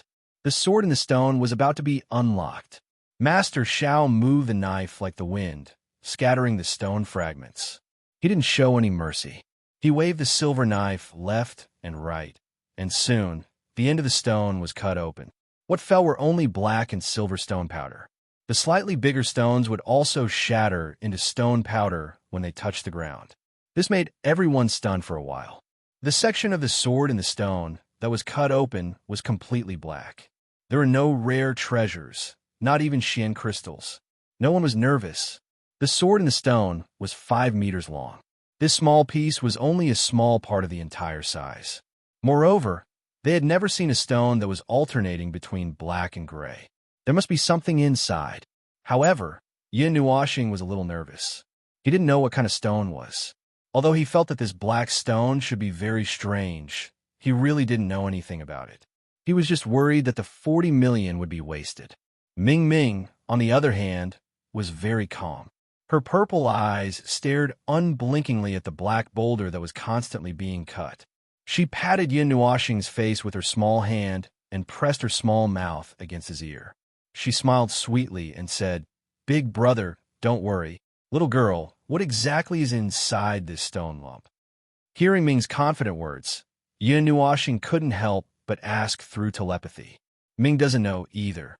However, surprisingly, Ming shook her head, blinked her eyes, and said softly. Hearing the little girl's words, Yin Nuoxing and Yu Yin couldn't stay calm. However, the next sentence made them sigh in relief. Ming feels that there's a very strong energy in the stone, but I don't know what it is. Ming shook her head and rubbed her little head on Yin Nuoxing's chest. Chapter 72. After half a day, more than half of the entire sword in the stone had been cut off. Now, there was only a black stone less than a meter long and the sword hilt that was inserted diagonally. The rest had turned into a pile of black and silver stone powder on the ground. During this time, nothing dropped, not even an ordinary crystal. This made the group of elders somewhat disappointed. If a rare treasure was born, there should be all kinds of strange phenomena. But now, there is no movement at all. Could it be that this sword in the stone is just a broken stone used to scare people? Not necessarily. The sword hilt has not been cut off yet. Moreover, black stones are rare. There must be something inside. But the whole thing has been cut in half, and there is no movement at all. Everyone looked at the stone powder on the ground and felt a strange feeling in their hearts. They had been looking forward to it for so many years. Was it really a piece of useless stone? Some of the old men wiped the cold sweat off their foreheads. They also didn't want to believe this result. Their eyes were wide open as they stared at the sword hilt without blinking. They hoped that they could cut out some rare treasure from the sword hilt. Finally, after another hour, the black stone was almost completely cut, leaving only the hilt of the sword standing alone on the stone pillar. At this time, even Master Xiao couldn't calm down. There was an unconcealable disappointment in his eyes, but after a moment, he cheered up. He was also looking forward to something precious coming out of the sword hilt. Hey, fortunately, our divine weapon pavilion did not buy this sword in the stone. Otherwise, we would have suffered a great loss. What kind of rare treasure are you talking about? I think it's just a useless rock. It's not a bad choice to use it as a toilet. Seeing the stone powder on the ground, the people in gray robes from the divine weapon pavilion suddenly laughed out loud. It seemed that they did not have any hope. Maybe this was originally a trap. The stone workshop specially used it to trick those skilled stone masters. When these words were said, the people in the stone workshop immediately frowned. But because of the power of the divine weapon pavilion in the divine weapon city, even if they were 1,000 times unhappy, they could only swallow it down and curse in their hearts. Master Zhao's expression did not change. He was still waving his silver knife. Except for the sword hilt, all the stones were cut clean. They turned into black and silver stone powder and fell to the ground. Sigh. The old men in the workshop sighed heavily and kept shaking their heads. Some of them took a step forward and patted Yin Nuoxing's shoulder with their withered hands. Their eyes were filled with gratitude and regret. They were grateful that Yin Nuoxing had fulfilled their wish. Regretfully, the sword in the stone was not as rare as they had imagined. There was not even a single Xian crystal. Master Xiao held the sword hilt, but the silver knife could no longer go down. He looked at Yin Nuoxing apologetically. Huh. As for the people from the Divine Weapon Pavilion, they were laughing out loud. Among the people present, there were those who mocked, those who sighed, those who felt regret, and those who felt pity. Young man, Master Xiao looked at Yin Nuoxing, his hand gripping the hilt of his sword, a little hesitant. Why is everyone in such a hurry? Isn't there still one more piece that hasn't been cut? Yin Nuoxing smiled and looked at everyone. He pointed at the 3-meter-long sword hilt in Master Zhao's hand and said. Everyone was stunned. Although the sword hilt looked quite big, there was no strange energy coming from it. Moreover, looking at his faint smile, could it be that there was still some hope? Ha! I think you've lost your mind from anger. Pretending to be a grandmaster of a generation, you've fallen miserably this time. The people from the Divine Weapon Pavilion saw that he was still unwilling to give up and ridiculed him.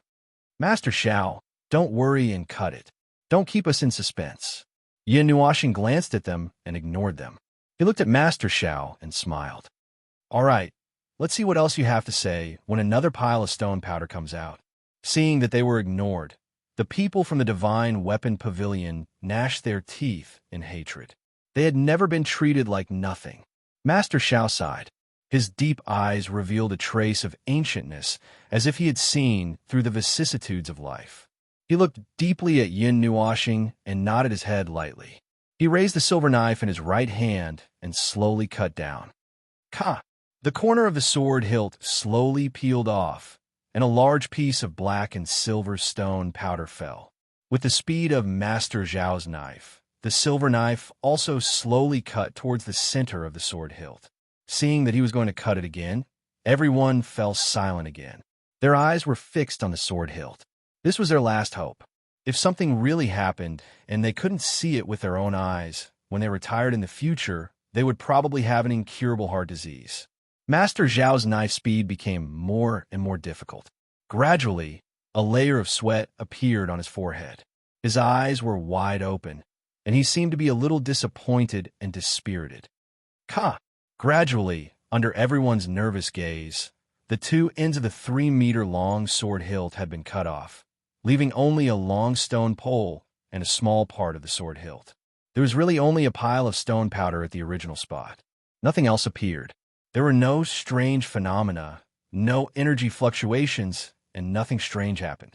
Yin Nuoxing swallowed a mouthful of saliva. He was also very nervous, and his left and right feet were constantly moving. However, when he saw Ming's calm little face, he didn't know why, but he also calmed down.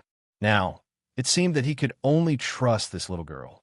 In less than a quarter of an hour, the sword hilt disappeared, leaving only a fist-sized hilt. At this time, everyone in the stone workshop was discouraged. It seemed that there really wouldn't be anything else. It really is a useless piece of rock, without anything. It's ridiculous that I actually waited here for half a day. It's simply a waste of time. When the person from the Divine Weapon Pavilion saw this, he scolded and looked impatient. What's the hurry? Isn't there another piece? Yin Nuoxing rolled his eyes and looked at that person unhappily. Then he smiled at Master Xiao. When everyone heard this, they were a little stunned. Most of it had disappeared. Could it be that the remaining fist-sized object really had something? Looking at the young man's appearance, he seemed to be very confident. Master Xiao shook his head. At this point, he didn't expect anything else to come out because he couldn't feel any energy fluctuations at all. Perhaps it was just like what the person from the Divine Weapon Pavilion said. It was really a useless piece of rock. The last fist-sized rock was cut very slowly by Master Xiao. It was as if he was cutting it layer by layer. The black and silver stone skin floated to the ground one by one. Then, a faint silver light flowed out from the palm-sized crack in the rock, causing the originally disappointed crowd to slightly cheer up. Could it be that an immortal item had really come out? Would it cause some strange phenomenon? Gotcha! Seeing this scene, without waiting for the others to urge him or for Master Xiao to react, cracks suddenly appeared on the stone, and a bright silver light burst out, illuminating the entire hall. It was as if there were thousands of rays of light shining, bright as the day. The immortal treasure has come out. How is it possible? It's just a little bit. There really is an immortal treasure. The sword in the stone deserves its reputation. Seeing such a bright scene, everyone was excited as if they had been injected with chicken blood. Regardless of the strong light, they stared straight with their eyes wide open, wanting to be the first to witness the birth of the immortal treasure. At this time, Master Zhao's face was also filled with excitement. Originally, he didn't have any hope. He didn't expect that at the last moment, there would be a reversal. Bang! The light suddenly escaped. The stone skin burst and shot in all directions. A diamond-shaped, silver-white crystal appeared in everyone's blazing eyes. Everyone was stunned for a moment, then exclaimed in surprise. This is a weapon, no, the core of a divine weapon. It should be the core of a famous weapon on the divine weapon ranking. Usually, the core of a weapon is circular. Only weapons that have reached a certain level will have a diamond-shaped core. Hey, I already said that it's a certain level. How do you know that it must be left behind by a weapon on the divine weapon ranking? Maybe it's just a forged weapon.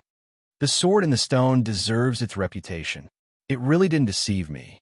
Hearing the burst of discussion, Yin Nuoxing also smiled. At least it didn't make the 40 million soup. No matter what it was still good. Moreover, for what the elders said, this diamond-shaped crystal, which was only the size of 2 fingers, seemed to be the core of a divine weapon.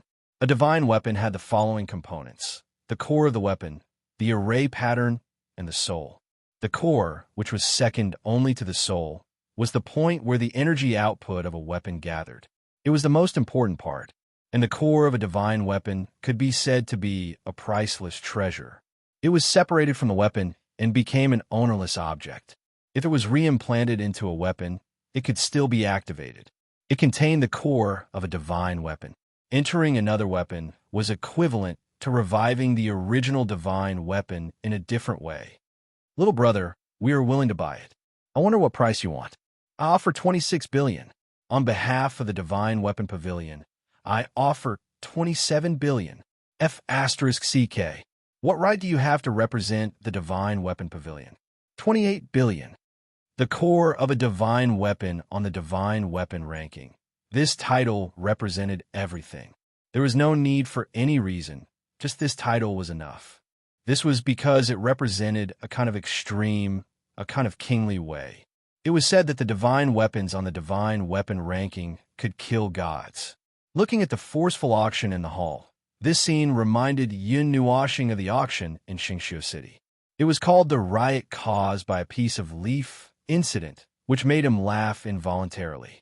Master Xiao looked at the crystal and sighed. He felt relieved and refreshed. After waiting for so many years, he was finally not disappointed. The core of a divine weapon? I wonder which divine weapon it will be when it reappears. Yin Nuoxing muttered and patted Ming's head. Ever since the crystal appeared, the little girl had been giggling in Yin Nuoxing's ear and constantly muttering that Ming said that this stone was very strange. Yuyin sighed and smiled as she pinched Ming's proud little face. Just as everyone was arguing, the core that no one was paying attention to suddenly flickered. Then, the silver powder on the ground floated up as if it had a life of its own, and slowly gathered towards the core. After listening to the argument for a long time, Yin Nuoxing unintentionally glanced at the stone powder on the ground. Then she was stunned. When she came to her senses, her body instantly turned cold. At this moment, all the silver stone powder on the ground had been absorbed into the core of the divine weapon. A slender silver needle about 2 meters long and 1 arm's width was suspended in the air. When Yin Nuoxing saw it, the silver needle instantly emitted a bright silver light. Waves of terrifying energy spread out like waves of water. Monstrous energy surged rapidly. Danger! Yin Nuoxing's face turned pale. She screamed and hugged Ming tightly. With one hand, she pulled Yuyin into her arms. Light elements instantly surged, and she moved horizontally to the end of the hall and threw herself down. Everyone who heard the scream was stunned for a moment. When they sensed this terrifying energy, they turned around at the same time. Their gazes swept across, and they saw a slender silver sword sweeping across. Number 2 on the divine weapon ranking, Ling Hong's sword. Chapter 73. It's Ling Hong Jian. The moment everyone saw the slender white light, their voices became extremely sharp due to shock. Then, the moment before Ling Hong Jian swept across, they hurriedly lay down on the ground, not caring about bidding at all. Buzz! The silver-white sword beam swept across the space, and the world suddenly became extremely quiet. The concept of space and time seemed to have become extremely blurry at this moment, and also seemed to no longer exist. In the next moment, on the plane that Ling Hongjian swept across, a silver light flashed past at a speed that far exceeded the speed of light, as if everything had been annihilated. Bam! The few people who were close by did not have the time to lie down or fly away. Their bodies instantly collapsed. They did not even have the chance to let out a groan, as their bodies and souls were directly annihilated.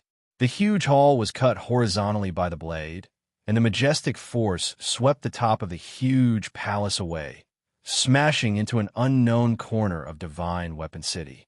The other buildings of the same height in Divine Weapon City also had their tops cut off, and the people inside were directly turned into ashes, not knowing what had happened at all.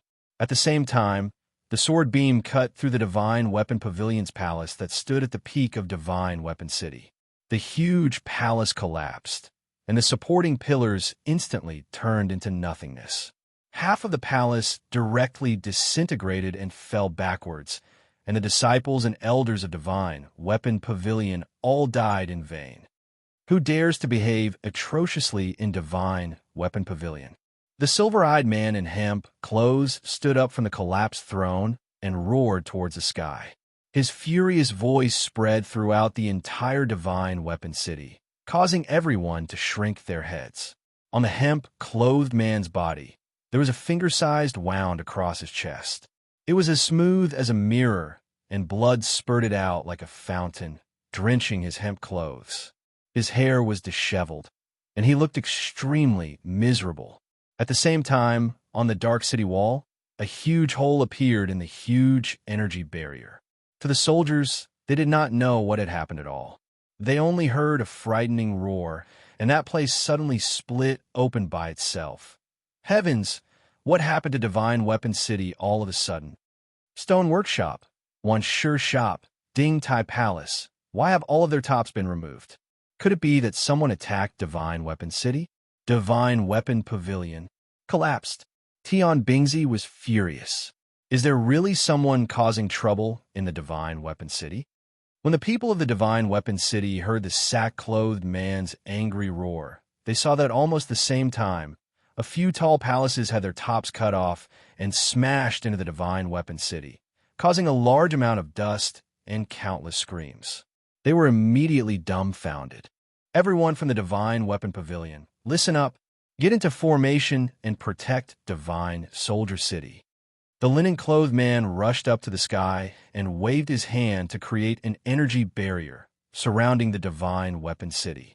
One of his hands was still pressing on the wound that was constantly spurting out blood. One could faintly see the organs inside pulsating. The wound was covered by a layer of silvery white light, and it would be difficult to heal in a short period of time. Yes, the instant the man in linen clothes finished his words, earth-shattering shouts rang out from every corner of the city. Streams of energy light pillars charged toward the light screen that enveloped the Divine Soldier City. Tian Bingzi is injured. We didn't even see the enemy. That's a god of the underworld level. Who can hurt him? Could it be that the master of some powerful force had come directly? Are they going to attack the Divine Weapon City? Could it be the chief family? It said that not long ago, 2 people from the chief family died in the Divine Weapon City. Are they here to punish us? Hearing the many voices below, Tian Bingzi narrowed his silver eyes. His cold gaze swept across the surroundings, trying to find the enemy. However, what shocked him was that he couldn't sense the aura of the invader. Buzz. Suddenly, A sharp sword cry came from afar. The ear-piercing sound resounded throughout the city. This time, everyone heard this clear and sharp cry that contained endless killing intent.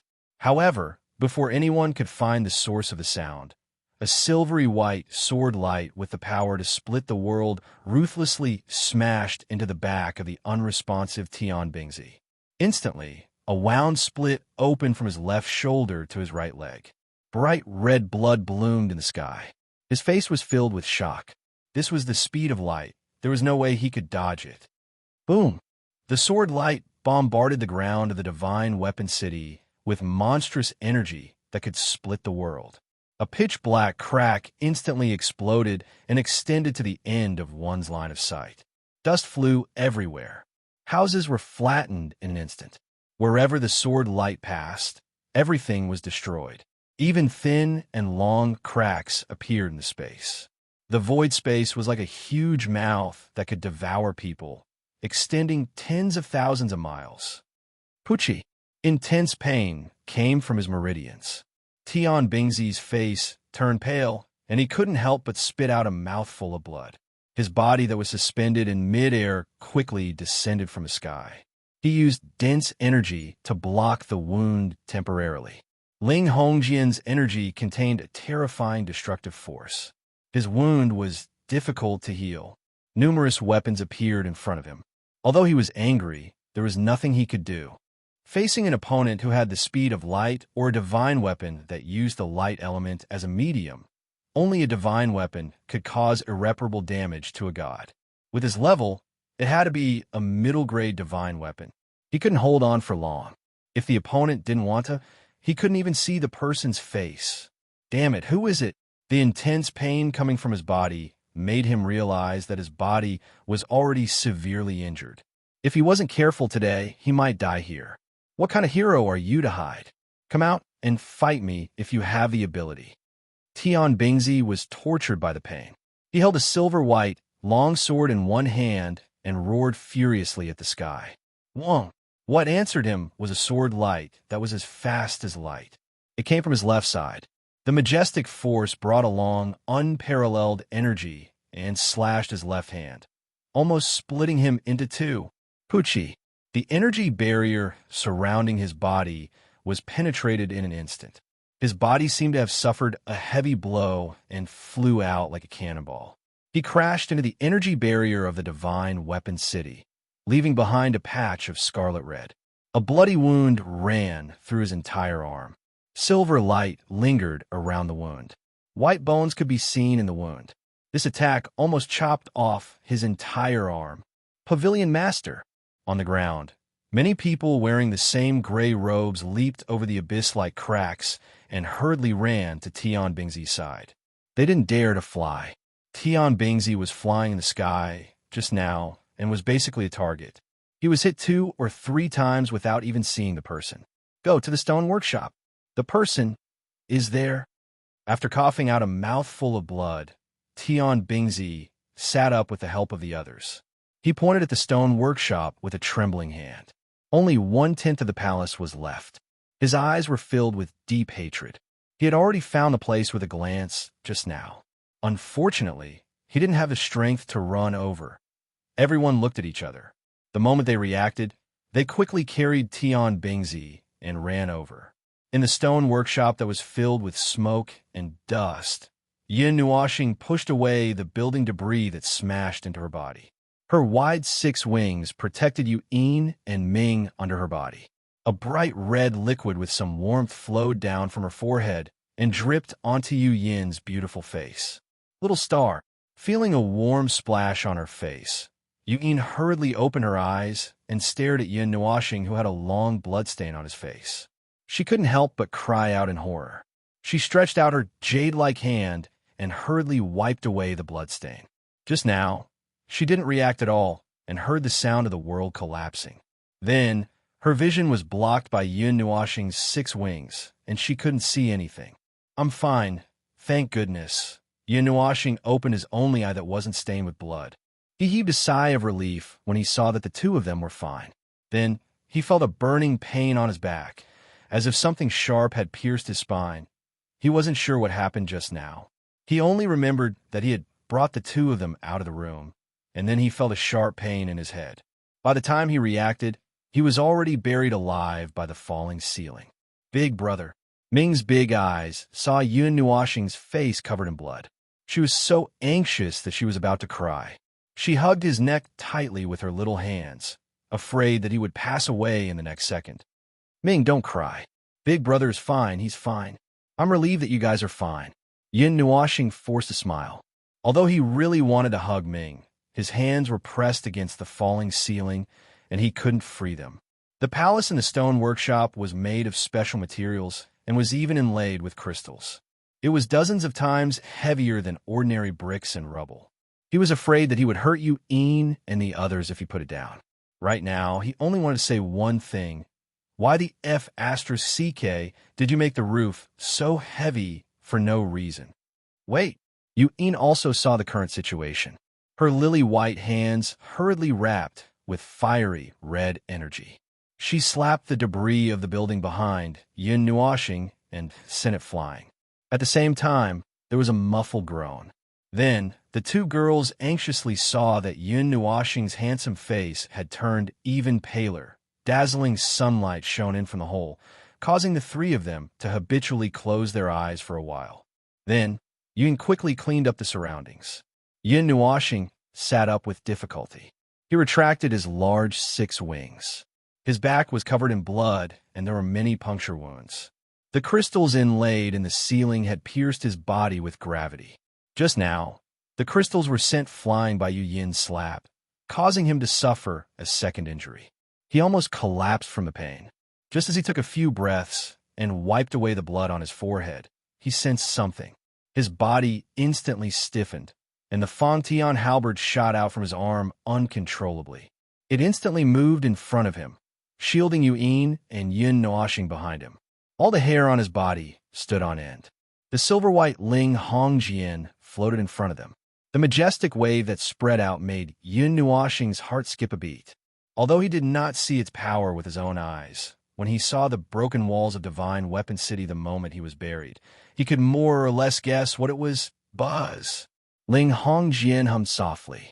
A bright silver-white light shot out and enveloped Yun Nuoxing.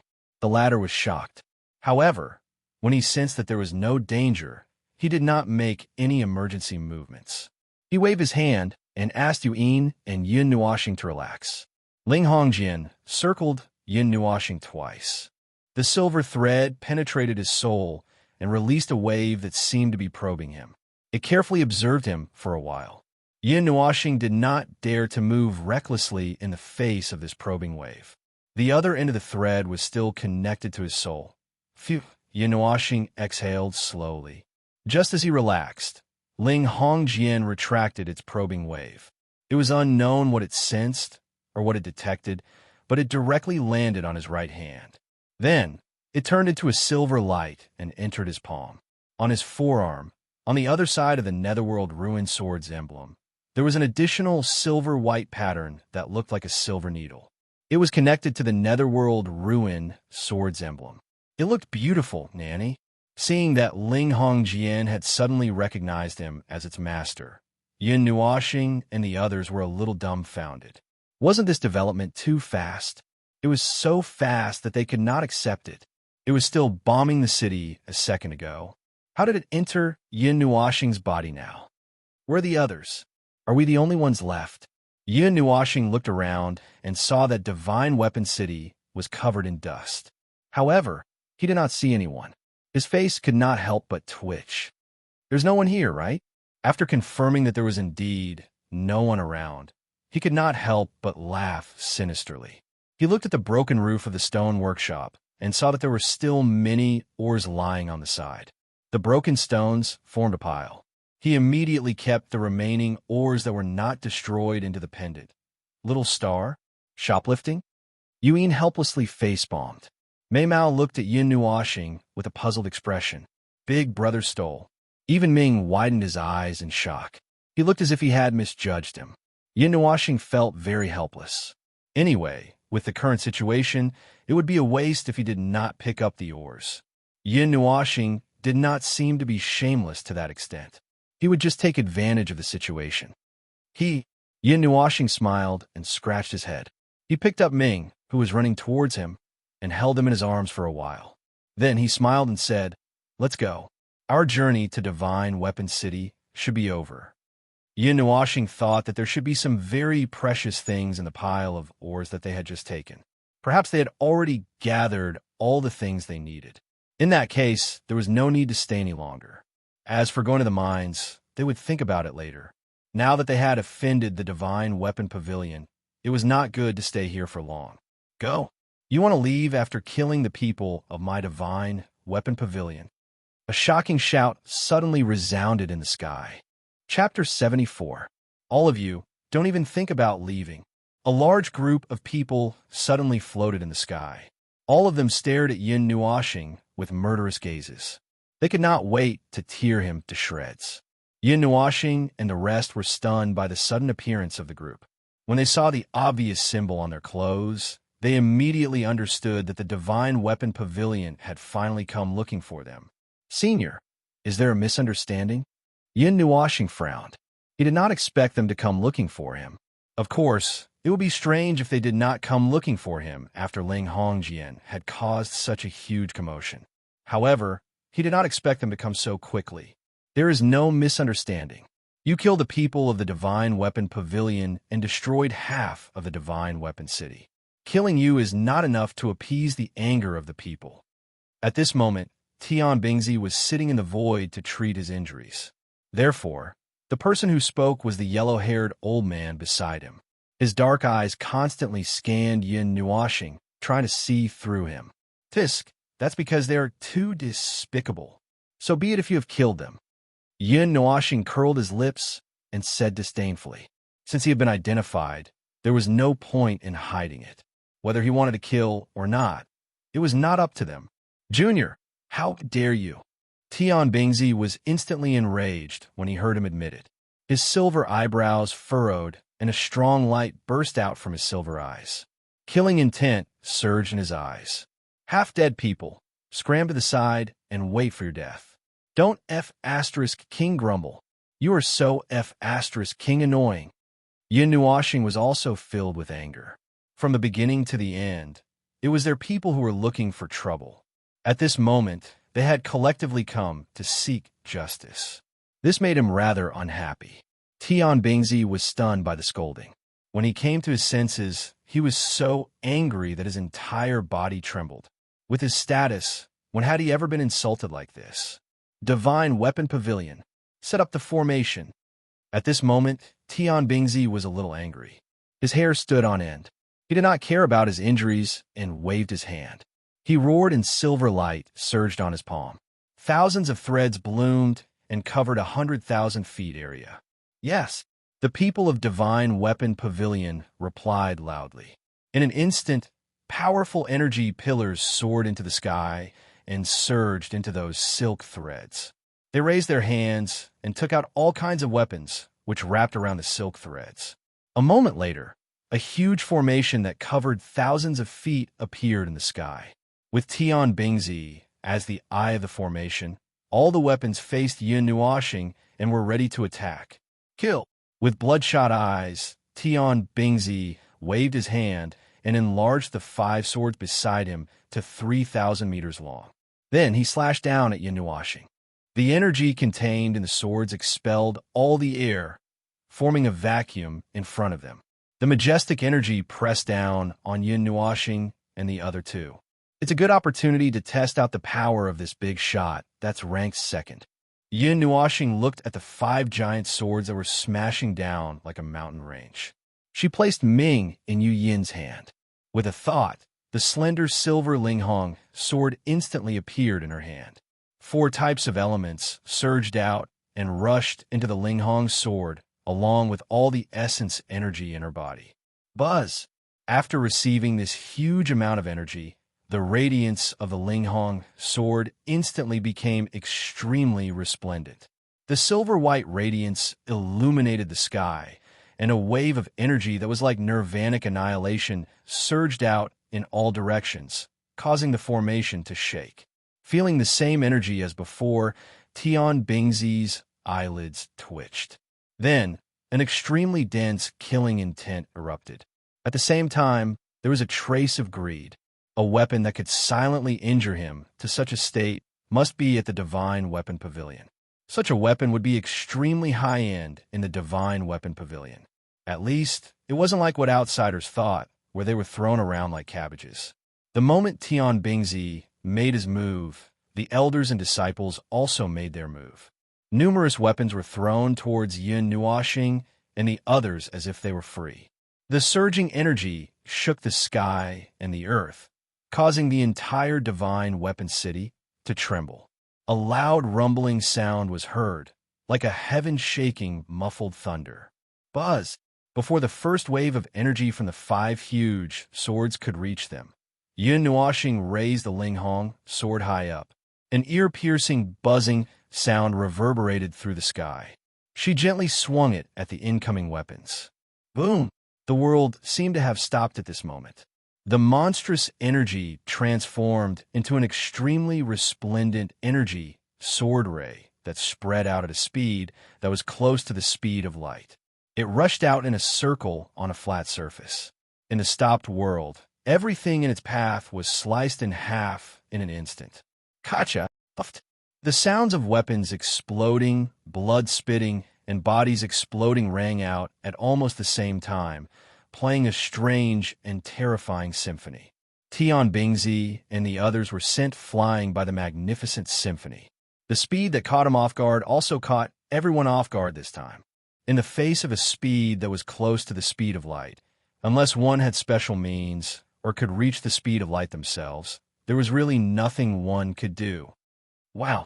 Yun Nuoxing couldn't help but exclaim when she saw everyone being sent flying and leaving behind a bloody mist in the sky. It was indeed worthy of being the second weapon on the Divine Weapon ranking. Its power was no less than the incomplete Netherworld Ruin Sword. However, this was the power that he could achieve. If a god used it, he would probably be able to slice the world in half, right? Sky-piercing sword. Tian Bingzi wiped the blood from the corner of his mouth and looked at Yun Nuoxing with hatred. He didn't care about the new wounds on his body and dragged his injured body directly into the large formation. Threads wrapped around him like chains. He roared into the sky and formed hand seals with his hands. Dozens of talismans flashing with silver light appeared in the void and connected to the formation. A moment later, groups of weapons appeared in the formation, filling every inch of space and surrounding Yun Nuoxing and the others. All the weapons were pointed at the latter, flashing with a chilling light under the sunlight. Sky-piercing strangle. With a thought, her hands formed hand seals with lightning speed. The entire formation seemed to have come to life in an instant. Countless weapons pointed at Yun Nuoxing and surrounded her from all directions. Linghong Sword's attack range was all targets in the same plane. If the target left that area, it would be useless no matter how powerful the attack was. This time, Yun Nuoxing couldn't just use Linghong's sword to counterattack. Yun Nuoxing took the risk of opening her evil spirit eye and overloaded it again. Although her eyes didn't bleed like before, it still made Yun Nuoxing groan. Yin and the others instantly became nervous. However, when they saw Yun Nuoxing waving her hand, they stopped what they were doing. The evil spirit eye was operating at full capacity, analyzing and breaking down the formation. A moment later, her eyes glowed as she stared at a corner of the formation. Her lips curled slightly as she raised Linghong's sword in her right hand and slashed it in that direction. Wong! Linghong's sword slashed through the air, and a violent roar sounded. A silver-white sword ray that seemed to be able to split the heavens and earth shot out from the sword at a speed close to light. It destroyed all the weapons in its way and tore open a pitch-black crack in space. Then, it fiercely collided with the place that Yun Nuoxing was aiming at. Gotcha! The sword ray bombarded the formation, and the formation instantly let out a sound of it being unable to withstand the heavy pressure. There was no force at all, and it directly exploded, turning into light spots that filled the sky and scattered in the air. Pucci, Tian Bingzi, who was connected to the formation, suffered a backlash and spat out a large mouthful of blood. As for those weapons that were dancing in the air, they trembled slightly and disappeared in an instant as the formation disappeared. Let's go. The moment the formation shattered, Yun Nuashing pulled Yu'in and Tian Bingzi with one hand. The 6 wings on her back spread out, fanning out a turbulent flow as she rushed towards the city wall. At this moment, Ling Hong's sword suddenly trembled and automatically retracted back into the light pattern on her arm. Yun Nuashing's body suddenly trembled, and a drop of bright red liquid fell from the corner of her mouth, causing Yu'in to scream in shock. Little star, Yu'in hurriedly reached out to wipe the blood from the corner of her mouth. She pressed her jade hand on Yun Nuashing's forehead, and her life force was about to surge out. I'm fine. Ling Hong's sword has suffered a little backlash. I can't use it more than 3 times a day, or else my soul will be seriously injured. Yun Nuashing waved her hand indifferently and explained softly. Divine Weapon Pavilion. Chase and stop them. Don't let them leave. Tian Bingzi, who had just stabilized himself, saw the 3 of them walking towards the city gate, and his eyes instantly turned blood red.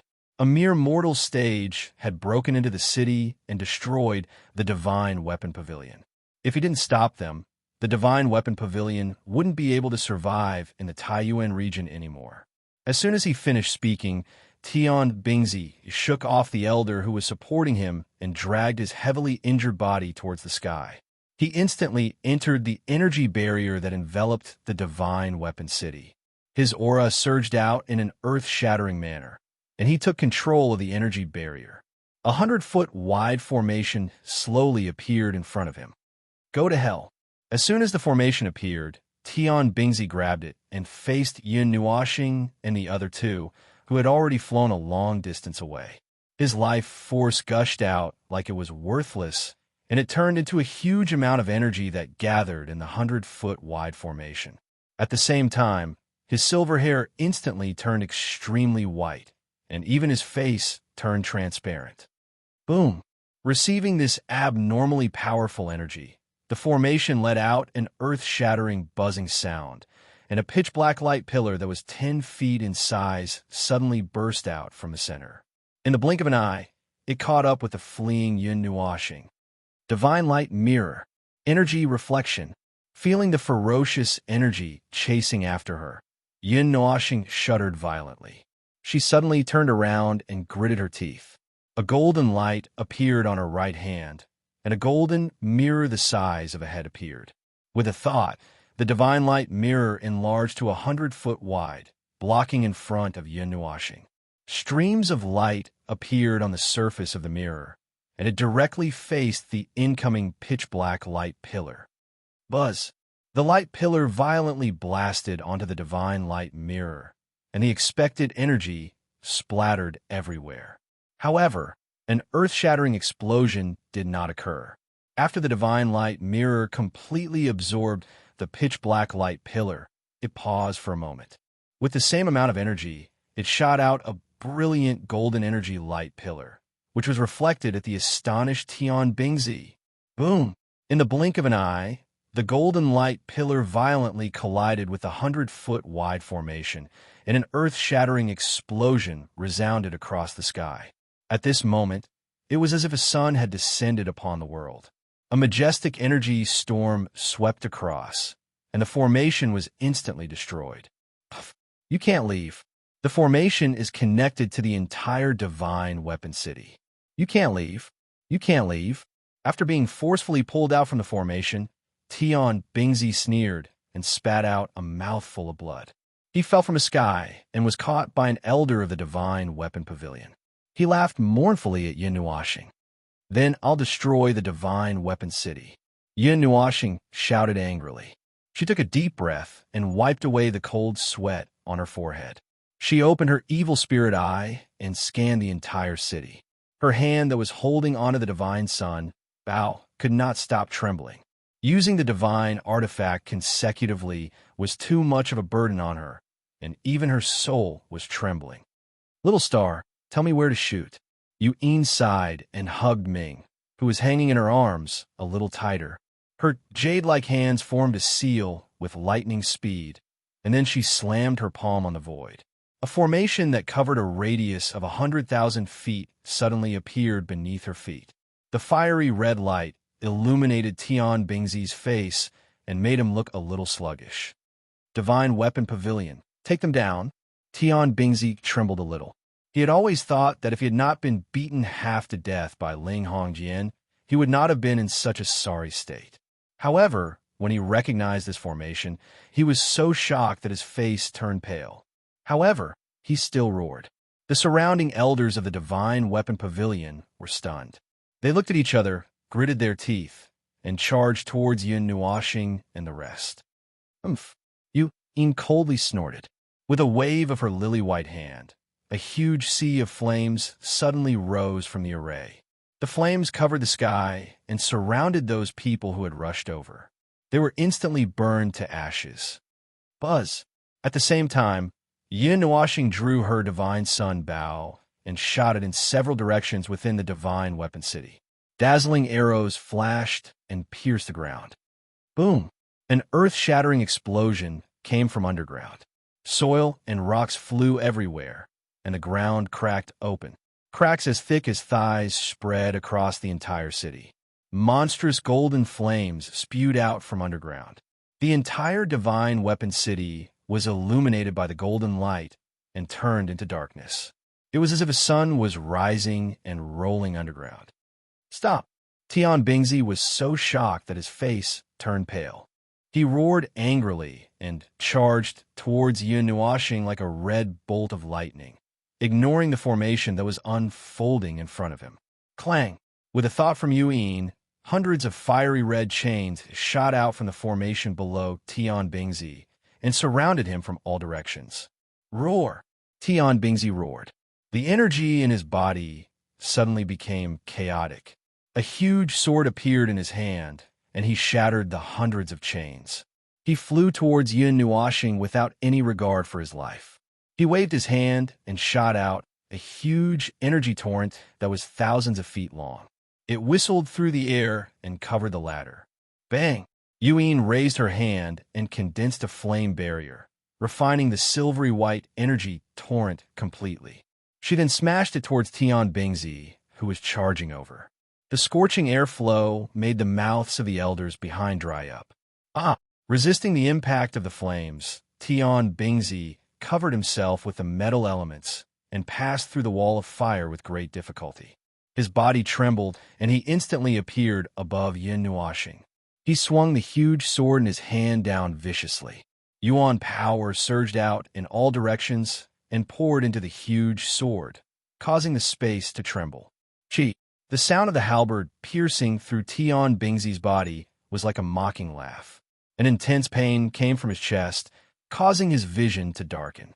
He could no longer hold on to the huge sword, and it fell into the sea of fire, being burned into nothingness. Cough! Tian Bingzi spat out a mouthful of blood. His eyes were filled with fear. Yun Nuoxing was no longer in front of him. He couldn't even see when she appeared behind him, nor did he feel anything. The halberd pierced through his chest. At that moment, time seemed to have stopped, and Yun Nuoxing was drifting away from time. Everything happened so suddenly, light element. When he lowered his head and saw the brilliant golden energy flowing on the halberd that pierced through his chest, a chill instantly spread throughout his body. It seemed like the Taiyuan goddess was the only one in the entire Taiyuan region who had the light element. However, at this moment, he wanted to curse out loud. Mother asterisk her, how many divine weapons do you have? Yun Nuoxing glanced at the ground, then clicked her tongue and said to Tian Bingzi, Kiske, I didn't expect there to be such a thing under Divine Weapon City. Old man, don't worry, I'll help you put it away, little bastard hair. Tian Bingzi couldn't stop trembling. His limbs swayed, but he couldn't do anything to Yun Nuoxing. The bodies of gods were far stronger than ordinary people. Even if their hearts were destroyed, they would only appear a little weak. They wouldn't die, but they would be in an extremely weak state. Moreover, even gods wouldn't be able to recover from injuries inflicted by divine weapons in a short period of time. Buzz! Yin Nuashing placed the halberd on the sun god bow and slowly drew the bow like a full moon. Moments later, she grinned at Tian Bingzi and gently released the bowstring, allowing the halberd to shoot out with Tian Bingzi. Bang! The halberd turned into a golden ray of light. With a mournful roar, it directly penetrated the ground. Gravel and soil were sent flying in all directions. Moments later, a golden pillar of light soared into the sky. The resplendent golden light burst into the sky from the newly created hole, illuminating the entire divine weapon city as if it was daytime. Boom!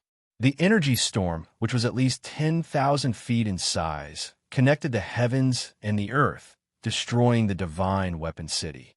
The violent wind pressure spread out rapidly, turning everything within 10,000 miles into a barren land. The overflowing energy tore apart the energy barrier in the sky. At this moment, Divine Weapon City was wailing in grief. Places that weren't affected by the flames of war were wailing in pain.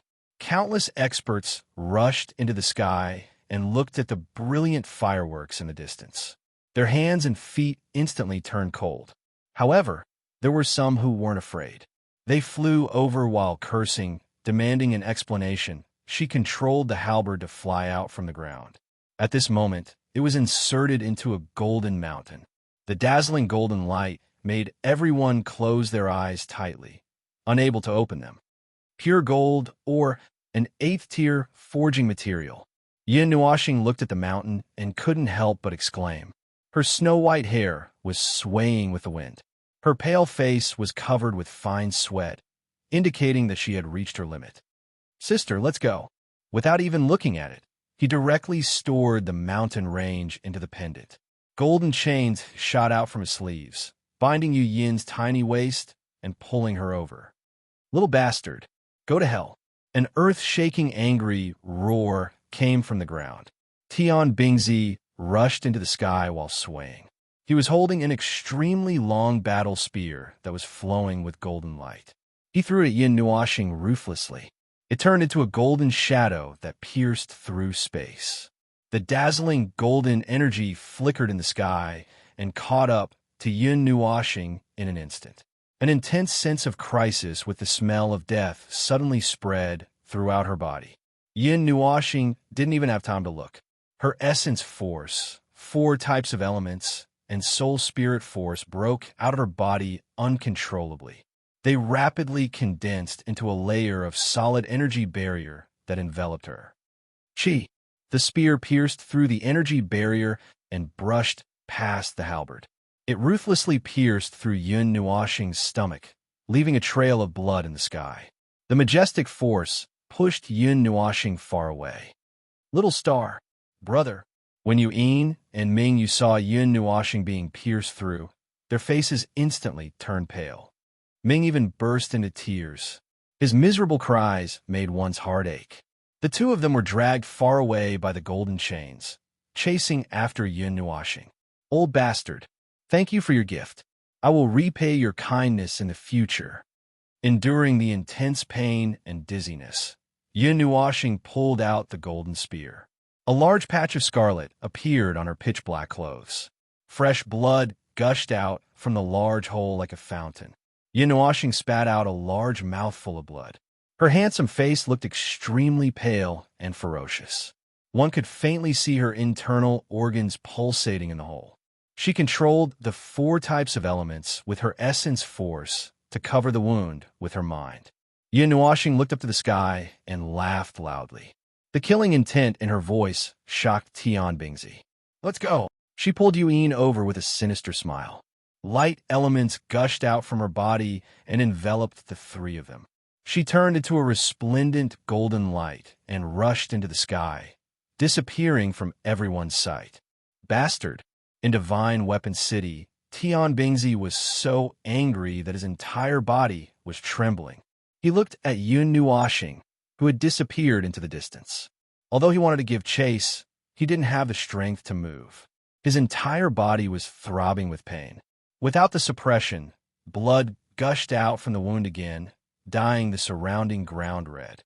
His eyelids couldn't help but close. Chapter 75. In the boundless sea of trees, a wide river flowed quietly. Suddenly, the sound of wind breaking could be heard from afar. A golden ray of light suddenly crashed into the river, splashing water dozens of meters high. Splash! A white-haired figure suddenly rose from the water surface. She was holding a white-haired boy in her arms as she stumbled and fell to the shore. Big brother, big brother. Ming didn't care about her drenched clothes as she threw herself onto Yun Nuoxing's body. Bean-sized crystalline teardrops fell from her big, lively eyes and mixed with the clear river water as they landed on Yun Nuoxing's body. Cough! Little star, little star. Yuan also threw herself to the side. It was too difficult for her to activate a sealing spell formation. After only a few minutes, her primary energy and life force showed signs of drying up. At this moment, she couldn't care less. She reached out with difficulty to touch Yun Nuoxing's face. Her life force was about to surge out. That was something related to the foundation of life. Using it would deplete her lifespan. Cough! Yun Nuoxing coughed violently and spat out a mouthful of blood mixed with the river water. He weakly threw the golden spear aside. As a result, the golden spear darted into his left arm, and a thin golden pattern appeared on his forearm. I won't die yet. Cough! Yun Nuoxing grabbed Yu Yin's jade-like hand and gently moved it away. He forced a smile, but in the end, he spat out another mouthful of blood. His chest heaved up and down, and his eyes were somewhat unfocused.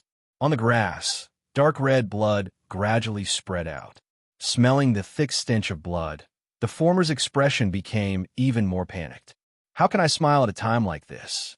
Yui knew that Yun Nuoxing was teasing her.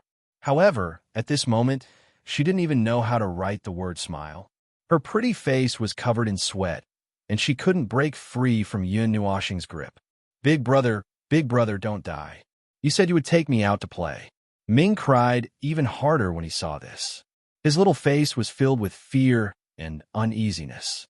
His head was pressed against Yun Nuoxing's chest, and his little hand helplessly touched Yun Nuoxing's pale face. Yun Nuoxing chuckled and touched Ming's head with difficulty. He smiled and said, I will take Ming to play, but now, Big Brother will take a nap. Big Brother is so tired. A soft murmur came out of his mouth. A wave of exhaustion suddenly surged into his mind, and his eyelids slowly closed uncontrollably.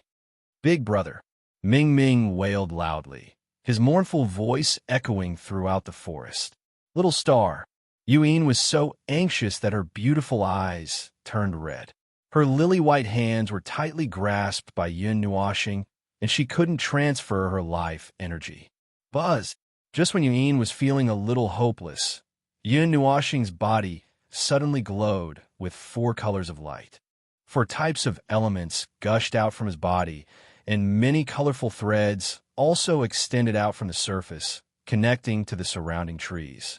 The Sky Piercer, Divine Mirror of Light, Golden Chain, Sun God Bow, as well as the Ling Hong sword and long spear that he had just obtained also emerged from his body.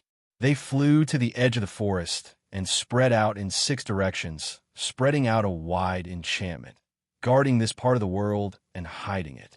The colorful threads connected everything in the surroundings and slowly formed a cocoon around Yun Nuoxing. However, they didn't close and formed a real cocoon. The 2 threads swayed around Yuan and Ming, as if they were waiting for something. Yuan was stunned for a moment. She recalled what Yun Nuoxing once said. After hesitating for a moment, she picked up Ming and grabbed the 2 drifting threads in her hands. The moment the silk thread came into contact with Yuan, it lit up with a dazzling light. Then, more silk threads extended from Yun Nuoxing's body, wrapping around the 3 of them. The silk threads slowly closed together, forming a huge cocoon that was 10 feet wide. It was 10 feet above the ground, and countless amounts of energy uncontrollably surged towards the cocoon. As the 3 of them formed the cocoon, the forest became lifeless. Only the sound of the flowing river could be heard. It was the only melody in this place. When Yun Nuoxing and the other 2 formed the cocoon, The outside world was already in chaos. The news that Divine Weapon City was almost destroyed spread like wildfire. At the same time, the news that Divine Weapon Pavilion's Pavilion Master Tian Bingzi was seriously injured and on the verge of death also spread. That's a god of the underworld level. Who can hurt him? It said that Tian Bingzi was seriously injured by a sneak attack and was then crippled. That sneak attack was directed at Divine Weapon Pavilion. Who would have thought that it would affect Divine Weapon City? Everyone had different opinions and discussions until someone said that the main character of the battle that day was just a boy who looked quite young. This time, the world was shaken. If that boy was not some old senior in disguise, then he must have some great treasure on him. That boy escaped with serious injuries in the end. Divine Weapon Pavilion was almost eradicated. Now, they're frantically looking for him, but there are no clues. There were still survivors in the circle of war in Divine Weapon City. They also brought out news, but it was only news about Yin Nuashing. It seemed that no one had noticed Yin and Ming. Just as everyone was discussing and guessing the boy's identity, another earth-shattering piece of news came out. Ling Hongjian was born. The Divine Sword ranked second on the Divine Weapon ranking. This ranking was enough to explain everything. It was known as the sword that could split time and space. It had been missing for a long time, but now, news of its birth had spread. It shocked everyone. Even the entire Divine Realm was shaken by this news. The news that came next left everyone dumbfounded. Ling Hongjian was taken away by that boy. This was spread by the people of the Divine Weapon Pavilion. They had participated in that great battle and knew more about it. They had personally witnessed its power, and even Tian Bingzi, who was at the Divine Underworld level, had been seriously injured by it. Divine Weapon City had been destroyed into a complete mess. This information couldn't be wrong. Damn! The Divine Sword ranked second on the Divine Weapon ranking. It fell into the hands of a young boy, just like that. How many lifetimes of good karma did he accumulate to have such an opportunity? Once this news comes out, the world will be in chaos. Even those reclusive old forces will have to move. The birth of Ling Hongjian is enough to make them go to war. Maybe people from the Divine Prefecture will come too.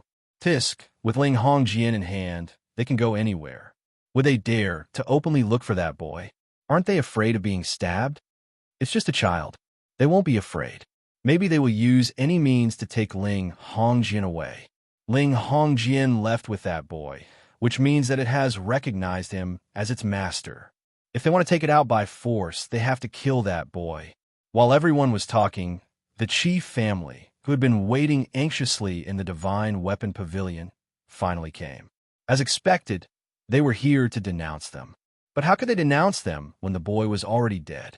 Hence, the Divine Weapon Pavilion paid almost all of their wealth to send that group of people back, leaving behind a group of people who looked at each other. This was really the season of autumn wind sweeping away the fallen leaves. At the same time, the chief family announced to the world that they had issued a kill order for Yin Nuashing. Is the chief family going to make a big fuss? They can't hold back so soon. 2 people were killed by that boy in Divine Weapon City. They're going to seek revenge. Hey, it's not too early or too late. Why would they issue a kill order at this time? I think they are targeting Ling Hongjian. To issue a kill order in the name of one of the 8 great ancient families, the chief family, is too thick-skinned. Are they trying to use this kill order to make others give up on Ling Hongjian? Ling Hongjian is not something that can be obtained just by talking. The situation was turbulent. Almost all the forces had sent people everywhere to find Yin Nuashing at all costs. They had almost searched the thousands of miles around Divine Weapon City, but there was no news from any of the forces. Hence, they could only expand the search area, thinking that Yin Nuashing had run far away. While the situation was turbulent, the 8 great ancient families also joined the search. At the same time, of course, the 9 Elemental Palace also joined the search. After all, a divine object like Ling Hongjian was something that everyone would be interested in, regardless of whether it was a large or small force. They were all searching for Yin Nuashing's whereabouts. The chief family's search was like a locust swarm passing through, leaving behind a mess wherever they went. Time flew by, and a year and a half had passed in a hurry. People who blotted out the sky and covered the earth had the idea of returning to their hometown. In this year and a half, almost all the areas to the west of the Taiyuan region had been excavated. However, Yin Nuo star seemed to have disappeared from the face of the earth. No one had seen him at all, causing many people to be disheartened. There were also some people who were planning to go to other origin regions to look for him and see if they could try their luck to find him. In this 1.5 years, the Divine Weapon Pavilion was in chaos. Tian Bingzi did not make it through and made a mistake in the process of healing his injuries. He went berserk and died. As the pillar of the Divine Weapon Pavilion, his position was in danger. Those forces who were eyeing the Divine Weapon Pavilion covetously all had thoughts of taking over the Divine Weapon City. This place was rich in all kinds of ores. If they were to use it as their energy reserve, it would definitely increase their overall strength by a large margin. Therefore, those famous forces immediately announced that they would take over Divine Weapon City on the day Tian Bingzi fell. They threw out all the remnants of the Divine Weapon Pavilion. As for who the city ended up in, no one knew. There was no great battle, and no news was spread. Therefore, it was tacitly agreed that these few great forces would take over the city together. The name of the city was still the Divine Weapon City, and the flow of people was still the same. It was still chaotic, but the controller had changed. This made everyone sigh. The dignified Divine Weapon Pavilion had been sitting here for tens of millions of years, but it changed just like that. A lot could change in 1.5 years. Those forces who were searching for Yin Nuoshing at the beginning had gradually restrained themselves. They were always going out to look for Yin Nuoshing. The entire Holy Land was empty. There were not many people. If a great enemy attacked them one day, it would be fun if they were caught unprepared. Although they had restrained themselves, there were still some people who tirelessly set out to look for Yin Nuoshing. After all, it was impossible to give up the Divine Weapon ranked second on the Divine Weapon ranking just like that. The river flowed slowly, producing a crisp, tinkling sound. The trees around the river were slightly dim. A huge cocoon of light floated 1 zhang above the ground. It flickered with a rhythm that resembled a heartbeat. The energy in the forest also fluctuated with every flicker of the light. Kacha! This tranquility lasted for a long time. Suddenly, the light cocoon shone brightly.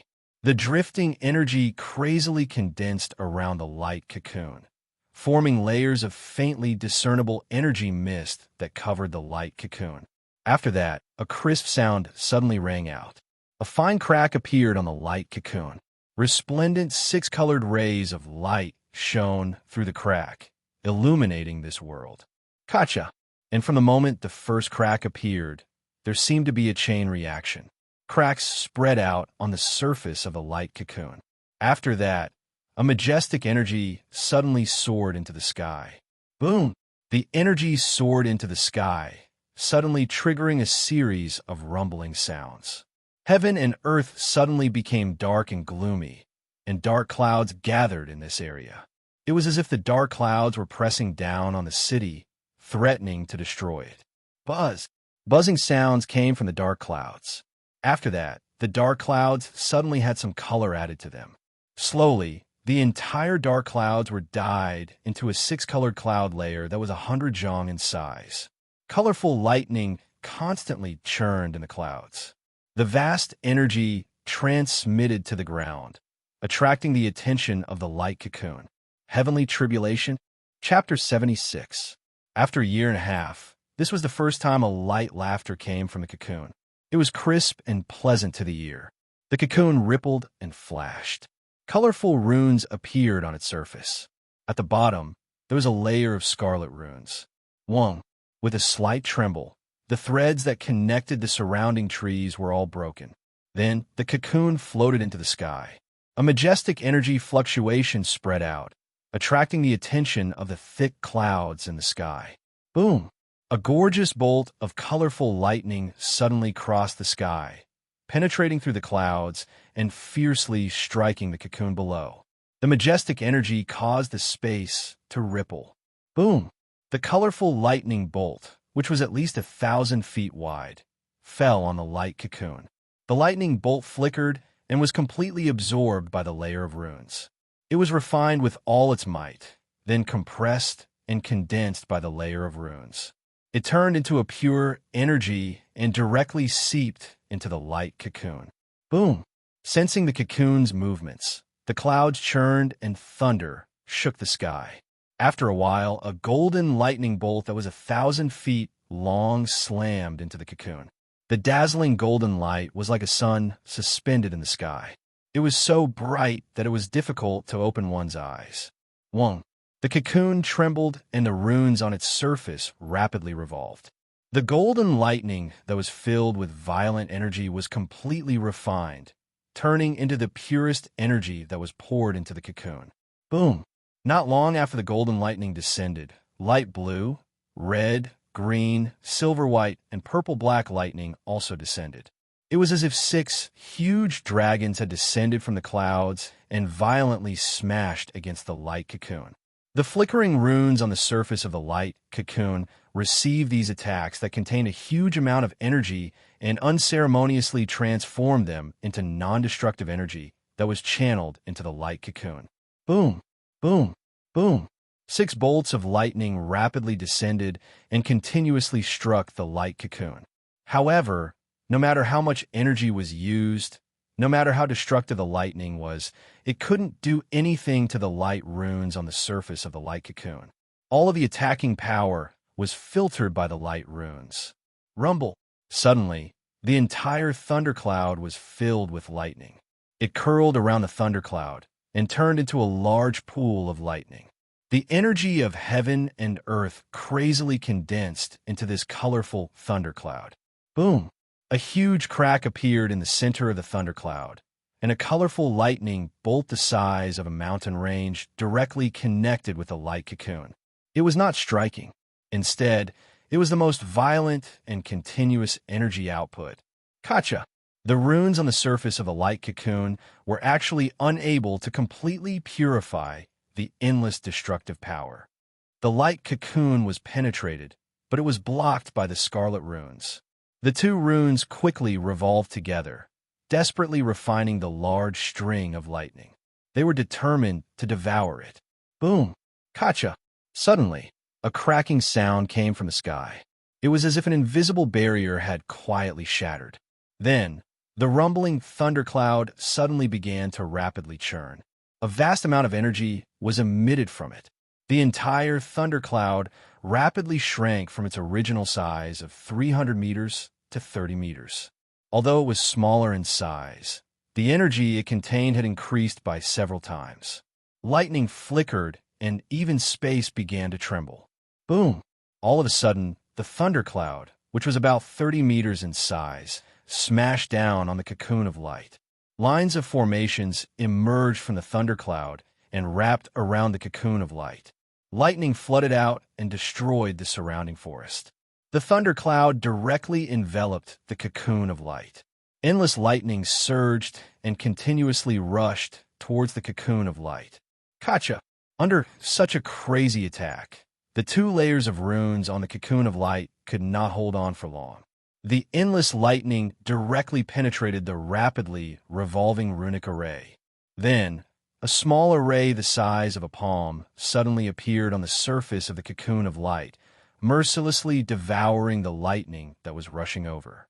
It quickly refined the lightning into primitive energy and channeled it into the cocoon of light. Pum! The sea of lightning rapidly churned, and the energy contained within suddenly became violent.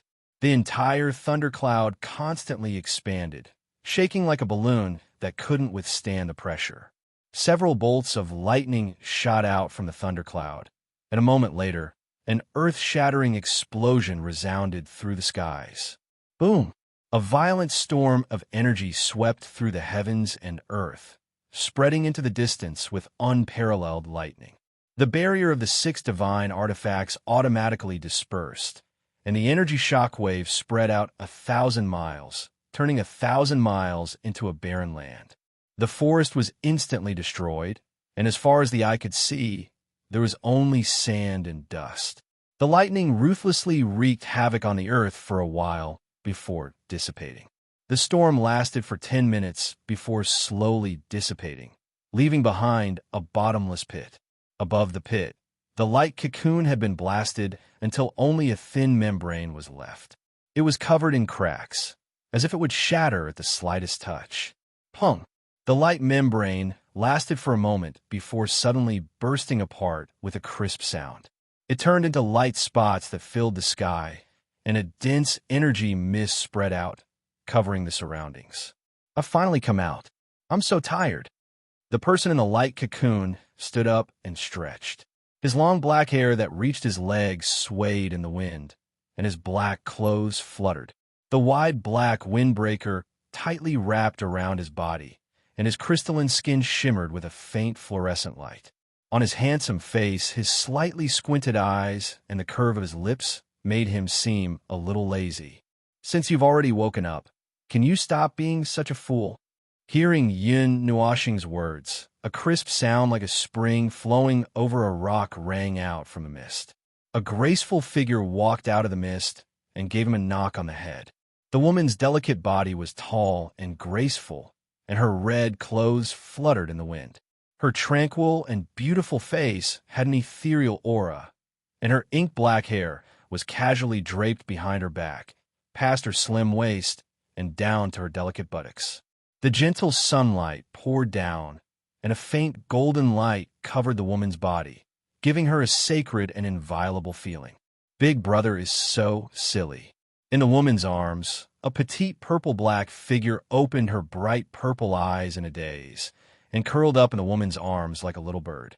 Her fair and transparent little hands tugged at the red robe, and her tender voice carried a hint of a smile as she spoke.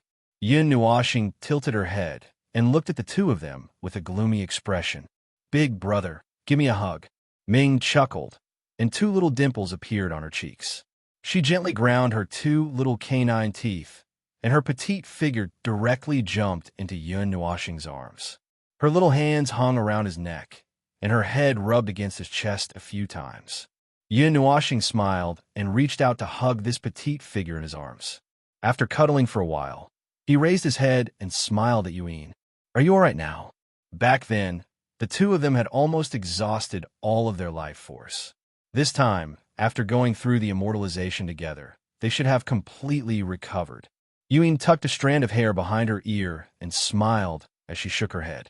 Then, she softly asked, You're the one who should be fine now, right? Yun Nuoxing subconsciously rubbed her stomach and also smiled as she shook her head. She looked at Yun, and for some reason, she felt a little restrained, as if she sensed that the atmosphere wasn't right. Yun turned to Mei Mao and suddenly smiled charmingly. She tapped her red lips with her jade-like finger and teased, Little star, remember to take responsibility for your big sister. Huh? Yun Nuoxing's jaw almost smashed through space, and her face was filled with shock. After a while, she asked in a trembling voice, That big sister, I don't think, I didn't do anything, right? Yun tilted her head and looked at Yun Nuoxing meaningfully. She stuck out her little tongue and said, who knows what, huh? Yun Nuoxing sucked in a breath of cold air. Her mind churned for a long time, but she couldn't find any strange scenes. She swallowed and forced a smile. I'm sure. I think maybe I didn't do anything anyway. You have to take responsibility. Yun rubbed his face and giggled. Ah. A mournful cry sounded from the barren land. I wonder how long I slept. The divine sun bow flew across the vast sky. Yun Nuoxing looked at the land that had regained its green color. She touched Ming's little face and sighed. Let's ask someone. However, we can't go to Divine Weapon City. This incident has probably caused a huge commotion in Taiyuan territory. Yun leaned her head on Yun Nuoxing's shoulder. Mei Mao looked at the endless sea of trees and sighed. She had a deep impression of what had happened that day. It was as if it had just happened yesterday. Yun Nuoxing nodded. Suddenly, she thought of something. She was stunned for a moment. She turned her head and looked at Yun. Only when the latter noticed and raised her head to look at him did she take a deep breath. Her pitch-black eyes stared into the pair of limpid eyes. She said word by word in a very serious manner, "That elder sister, I will take responsibility for you." Yuen stared at Mei Mao. She was stunned for a long time. She felt a little embarrassed. Her pretty face blushed a little, but she quickly covered it up. Mei Mao looked at Yin Nuoxing in astonishment. After a moment, she suddenly laughed out loud. Her jade-like hands rubbed Yin Nuoxing's head vigorously. He was a little confused. Seeing him like this, Yuen gradually stopped laughing. She paused for a moment and said, "Little star, you didn't really believe me, did you?" Yin Nuoxing raised his eyebrows. He hesitated for a moment and said, "Because I don't know if I... But since you want me to take responsibility, I can only take responsibility." In the end, she added in her heart, "After all, I slept in that cocoon for so long. Who knows what happened?" Hearing this, Yuen suddenly felt a little funny. However, she sighed in her heart. After a moment, she patted Yin Nuoxing's face and said with a smile, "Don't worry. I know my own situation best. I was just teasing you." Yin Nuoxing's eyes widened. His mouth was so wide that his cheeks were squeezed together. He couldn't say anything for a long time. "Little star, you will be sold off sooner or later like this. At least learn to doubt others." Yuen sighed and said helplessly, how could he be so naive? He might not even know that he was being sold off. As soon as Yuen finished speaking, Yin Nuoxing immediately frowned and said in a deep voice, "If I have to doubt everything you say, who else can I trust?" Yuen suddenly lifted Mei Mao and looked at him deeply. After a while, she flicked his forehead and leaned her head on Yin Nuoxing's shoulder. Mei Mao closed her eyes and said softly, "Okay, let's not talk about it anymore. Quickly find a place to rest. Big sister is hungry." Yin Nuoxing scratched his head and tilted his head in confusion. However, he still drove the sun god bow and hurried on. In his arms, Ming opened his eyes and looked at the two of them curiously. He patted Yin Nuoxing's chest gently with his little hand. Then he grabbed his clothes and slowly fell asleep. In the boundless sky, a golden light streaked across the sky, leaving behind a golden trail as it flew towards the sun in the east. Chapter 77. Perhaps it was due to the direction they were heading in, but although Yin Nuoxing and the others didn't go to Divine Weapon City, they unexpectedly came to the small town where they had rested before. They were a little surprised, but in the interest of convenience, they directly landed to rest and reorganize. At the same time, they also asked around to find out what time it was. It was still the same location and the same restaurant. Yin Nuoxing and Mingyu took a look and were about to walk in when they were stopped by someone. "Little brother, I didn't expect to see you again." Yin Nuoxing heard a familiar voice, but she couldn't recall who it was. She and Yuen looked at each other and then turned around together. "It's you." Yin Nuoxing's eyebrows twitched as she looked at the 3-meter-tall man in surprise. She couldn't help but exclaim. This was the man who scared Ming to tears. The King Kong Barbie doll, he. The big man scratched his head in embarrassment. He was about to say something, but when he saw Ming, his fierce face suddenly froze. "Big brother, I'm scared." Ming carefully glanced at the big man. He seemed to remember what happened that day, and a trace of panic appeared on his little face. He immediately buried his head in Yin Nuoxing's chest, pulled the windbreaker with his little hand, and wrapped his small body up. I cried. This Lin family is really wronged, this little sister. The burly man looked at Ming Ming, who had shrunk back with a sullen face, looking extremely aggrieved, causing Yin Nuoxing to almost burst out laughing. This guy's style was not right. Shaking her head with a smile, Yin Nuoxing patted Ming's little head through the windbreaker and said softly, "Ming, don't be afraid. I'm here. This little brother, that little girl, that day really had nothing to do with me." The big man was so anxious that he was sweating profusely. Yuen couldn't help but laugh when she saw his helpless look. His personality and appearance were poles apart. Yuen looked at the burly man with a sly expression. She rubbed her chin with her jade-like hand and said with a sinister smile, "You scared our family's Ming out of his wits. Shouldn't you do something?" This big sister. The burly man was stunned for a moment, and his face was already sweating profusely. He hurriedly bowed, and his fawning look almost made Yin Nuashing spit out. He opened his mouth and was at a loss for words. On the second floor of the hotel, in a luxurious private room, the table was filled with dishes that looked, smelled, and tasted delicious. Yuan was currently leisurely raising a silver fork, placing a piece of deep-fried golden meat into her small mouth, slowly chewing it. Her beautiful eyes would occasionally glance to the side at the burly man who was trying his best to smile apologetically to Ming Ming, and her small mouth could not help but curve up. Big Sister Yuan is really good at tricking people. Yin Nuashing looked at the banquet table and commented in her heart. The burly man ended up tricking Yuan into eating a meal. Yin Nuashing couldn't help but laugh when she saw him walk in with a sad face.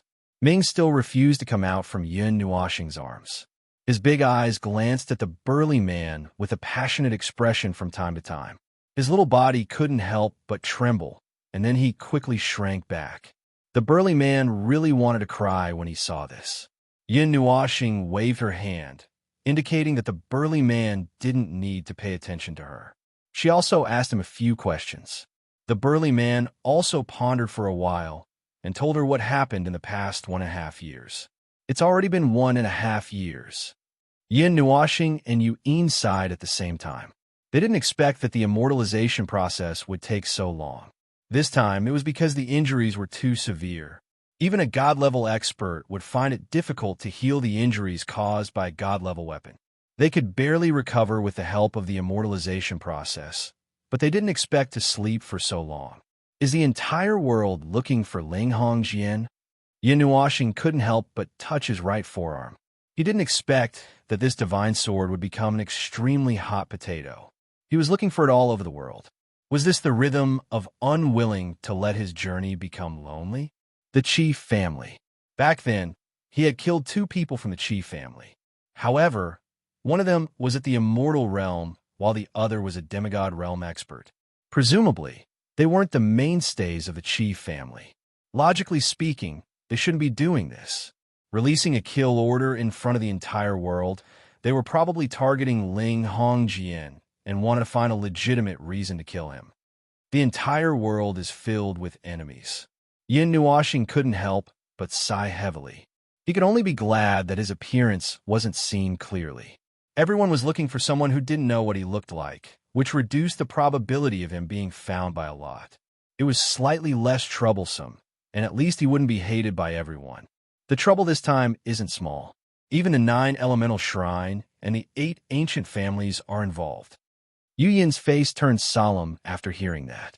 She expected that there would be a storm in the Divine Weapon City, but she didn't expect it to be so big that it almost blew the entire Taiyuan region down. Tearing down the Divine Weapon City is a small matter. Ling Hongjian is a problem. Most people are coming for him. I don't know what the 9 elemental shrine and the 7 ancient families are thinking, but the chief family is coming for us no matter what. Yin Nuashing couldn't help but sigh. He was very annoyed by this kind of trouble. He only liked to be quiet all the time. If he had the ability, he would choose to kill his way to the chief family now and put on a Goddess Destroys Chisho. Unfortunately, he didn't have the ability to do so now. If they want to find trouble, they will come for us sooner or later. Ling Hongjian is just an opportunity. No matter what, we will deal with whatever comes our way. If they offend us, we will punish them. Yuan patted his hand and softly transmitted her voice. Rui Ming, the burly man, couldn't help but ask when he saw Yin Nuashing and the others in deep thought, "Little brother, what's the matter?"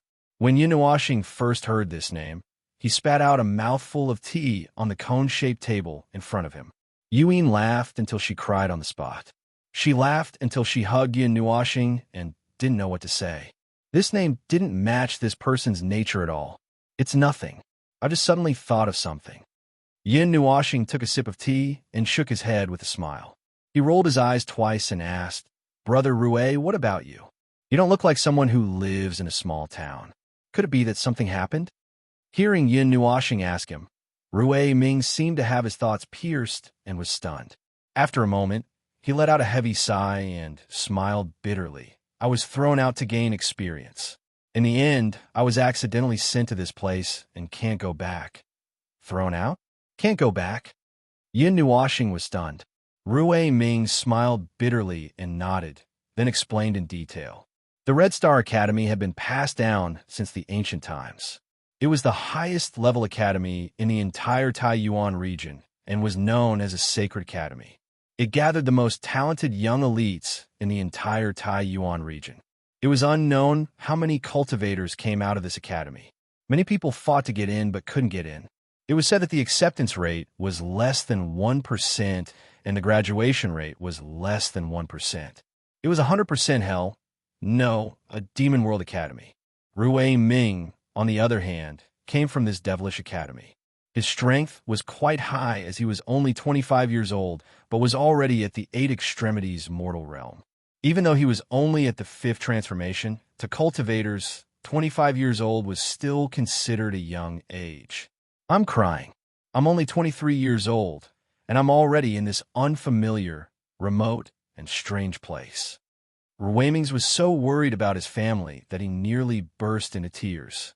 Even little Ming Ming couldn't help but comfort him. Sister, I'm only 21. Pointing at herself, Yin stuck out her tongue and transmitted to Yin Nuoxing. My age is unknown. Yin Nuoxing shook her head.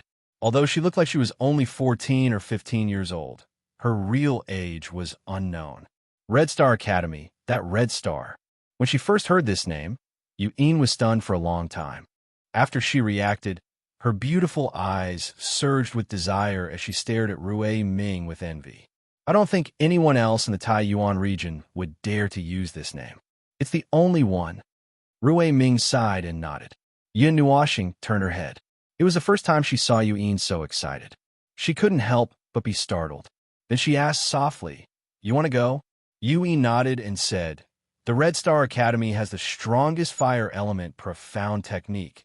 The flame demon burning the heaven secret art. Even those big forces want to get their hands on it. But because of the deterrence of the Red Star Academy, no one dares to mess around.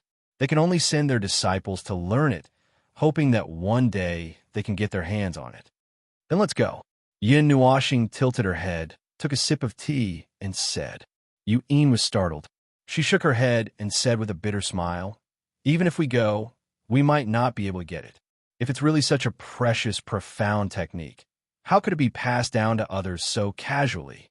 It said that even the people from the Fire God Shrine didn't get it. But if we don't go, we'll never get it.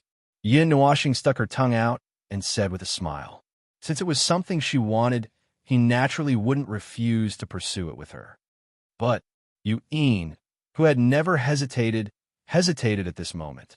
Just as she wanted to say something, she was interrupted by Yin Nuoxing. "Sister, if you want it, then go get it. I'll go with you."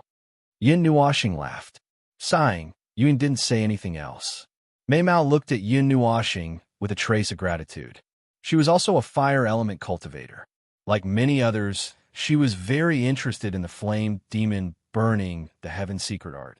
If she could get it, her future path would be much smoother. "You want to go to the academy, too?" Hearing the two of them talking, Rui Ming was a little startled and couldn't help but ask. "Let's go for a walk. We don't have anything else to do anyway," and Yin Nuoxing shrugged. Anyway, the Red Star Academy was very close to the center of the Source Peak region, which meant that it wasn't far from Xingming City. It was equivalent to going there on the way. Since that was the case, there was nothing wrong with going there.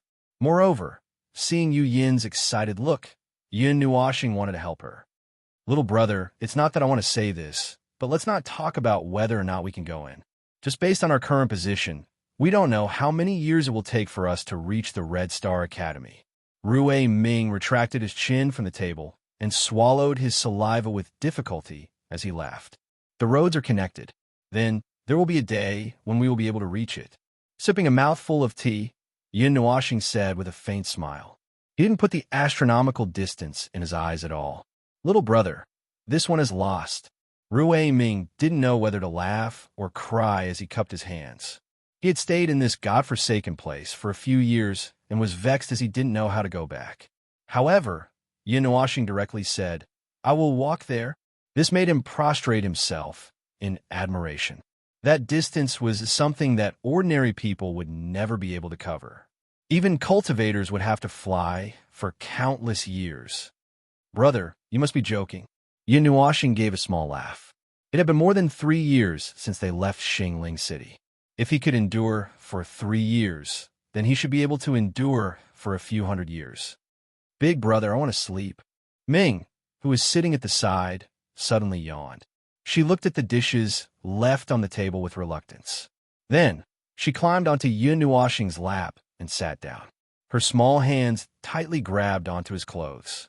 Little lazy pig, you only know how to sleep. Yin Nuoxing reached out and scratched Ming's nose. He dotingly hugged her in his arms and adjusted her position so that she could sleep more comfortably. Chapter 78. Didn't the Red Star Academy give you any emergency items? After coaxing Ming to sleep peacefully, Yin Nuoxing raised his head and looked at Rui Ming, who was blinking his eyes. He did not believe that the Red Star Academy would not leave any emergency items for the students. Sourcepeak region was incomparably huge. There would always be some small or big accidents, right? Hearing Yin Nuoxing's words, Rui Ming suddenly trembled, as if he suddenly thought of something. He slapped his forehead with a look of regret. Don't tell me you forgot? Seeing him like this, Yin Nuoxing knew that his guess was not far from the truth. If there really was, then they could hitch a ride. After all, although it was said that one day they would arrive, but who knew when this one day would arrive? Rui Ming nodded his head awkwardly and took out a golden red token from his emerald green thumb ring. On it was written a large red word, and there was a faint wave of energy coming out, which shocked Yin Nuoxing. This is... Receiving the token, Yin Nuoxing examined it for a while. His evil spirit eye automatically operated, and he took a look at the inside of the token. Then he was stunned. A token that was only the size of a palm, and inside it was an extremely complicated array. The complexity of the array was astonishing. Even if Yin Nuoxing saw it, he could not help but feel a little dizzy. This was a huge array condensed into the size of a palm. I'm going to faint. After looking at it for a while, Yin Nuoxing quickly kept his evil spirit eye, rubbed his sore eyes, and threw the token back to Rui Ming. Although he only took a glance at it, he still recognized what it was used for. Therefore, the way he looked at Rui Ming changed instantly. Little brother, what's wrong? Seeing Yin Nuoxing looking at him with a pitiful look, Rui Ming asked nervously. I said you deserved it. Yin Nuoxing facepalmed. Rui Ming did not know what was going on and was confused. This is a F*King teleportation token. Why were you trapped here for so many years? Yin Nuoxing rolled her eyes in exasperation. The array formation contained an extremely rich spatial energy, and there were even a few small array formations that were used for positioning purposes. Therefore, it could only be used for teleportation. Perhaps it could directly send them back to the Red Star Academy. Rui Ming's mouth opened into an oval shape, and he pulled at the old elder with an expression of extreme shock, causing Yin Nuoxing to sigh even more. From the looks of it, he had definitely forgotten. Heavens! Oh, the earth! Heavenly King Jade Maiden! Lord Lingbao! Why was it like this? You pulled me. Rui Ming couldn't help but howl in grief. Stop! Yin Nuoxing covered Ming's ears with her hands in horror. She rolled her eyes at him and quickly interrupted his shocking singing. Woo. I haven't seen my parents for so many years. My sister, my brother, woo. Rui Ming immediately stopped, but he couldn't help but lie on the table and sob softly. He had an iron-blooded and tender look. Yin Nuoxing couldn't help but want to scold him. This burly man was crying like a dog. Was there a mistake? She knew there was something wrong with this scene. Cry your sister. I can't even find someone to cry with. If you still have someone to miss, you should be content. After saying that, she slapped him on the head. How could a grown man cry? However, Yin Nuoxing wasn't a person who knew how to comfort others, but she still subconsciously wanted to comfort him. Little brother, what are you doing? Rui Ming was a little dazed from the slap, and he seemed to hear something from Yin Nuoxing's words. He immediately raised his head and casually wiped away the tears on his face. He was a little stunned. There was no one to miss. It's nothing. Yin Nuoxing realized that she had lost her composure, and her face turned red. She ignored the confused Rui Ming and turned her head away. Just as she was about to raise her chopsticks to eat something, her outstretched hand suddenly froze. Yin Nuoxing was a little dazed when she saw that the table was clean. She swallowed her saliva and looked at Yuan. She saw that she was gently stroking her stomach with a satisfied expression and couldn't help but burp. "Oh, I saw that you guys were having fun chatting, so I could only eat to kill time," Yuan said cutely as she covered her rosy lips in embarrassment. Yin Nuoxing didn't know whether to laugh or cry as her lips trembled, and she said with difficulty, "Sis, you'll get fat if you eat like this." "Hey, stinky brat, are you cursing me? If I really get fat, you'll have to take responsibility for me." Yuan raised her hand and gave him a knock on the head as she laughed and scolded him. She was dumbfounded and didn't know what was wrong with her. This time, it was Rui Ming's turn to be speechless. He then looked at Yin Nuoxing with a little envy, his eyes full of desire. "What's wrong?" Seeing his creepy smile, Yin Nuoxing shivered and asked with a smile. Rui Ming scratched his head, his eyes sweeping over Yuan and Ming Ming. Then, he looked at Yin Nuoxing and said with a smile, "Little brother, you're really lucky." At the end, there was still a sentence that he did not say out loud. In his heart, he said, "One on the right, one in his arms. They're really the role models of our generation." Yin Nuoxing was at a loss and didn't know what was going on. However, she didn't pursue the matter and asked directly, "When do you plan to return to the Red Star Academy?" The order badge belonged to someone else after all. If Yin Nuoxing and the others wanted to go to the Red Star Academy, they would have to rely on Rui Ming. Now, immediately, he slapped the table with his big hand and stood up excitedly. His bell-sized eyes were filled with impatience. "All right." Yin Nuoxing spread out her hands and didn't object. She was also clear about Rui Ming's impatience and naturally wouldn't say anything. After leaving the restaurant, the three of them came to a forest outside the town. Rui Ming took out the golden red order badge and was stunned. He embarrassedly handed it over to Yin Nuoxing and said with a smile, "I don't know how to use this." "Damn." Her handsome face twitched, and Yin Nuoxing stared at him speechlessly. After a long time, she took the order badge and slowly inserted a trace of golden energy into it. Wong. As the energy was inserted to a certain extent, the order badge emitted a slight buzzing sound. A faint silver spatial energy circulated on the surface of the order badge, causing the surrounding space to ripple like water. Holding the order badge in her hand, she drew a line in the air in front of her. Suddenly, a silver passage appeared in the air. The silver light flickered and enveloped the four of them. Then, the passage flashed slightly and brought the four of them straight to the sky. It's actually not a teleportation gate. Yin Nuoxing looked at the silver passage with a little surprise. The scenery below had become very blurry and had almost become a slender curve. Yin Nuoxing then realized that this wasn't a teleportation gate, but a teleportation passage. Although there was a difference of 2 words, the effect was very different. A teleportation gate, as the name suggested, was a spatial door. After passing through it, one would directly reach the destination without the slightest delay. Basically, there wouldn't be any accidents. It was like connecting 2 places and folding them together like a piece of paper, reducing the distance between them to 0. As for a teleportation passage, it was a spatial tunnel. It twisted the space and shortened the distance.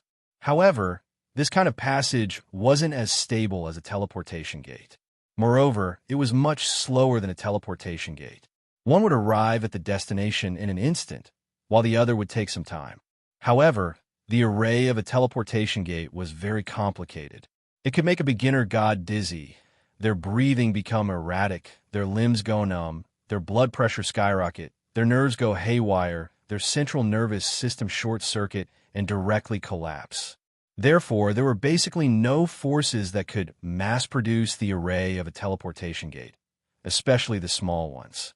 Most of them built a large teleportation platform to open the gate. Portable teleportation gates are only available to elders. Special students can choose to learn it.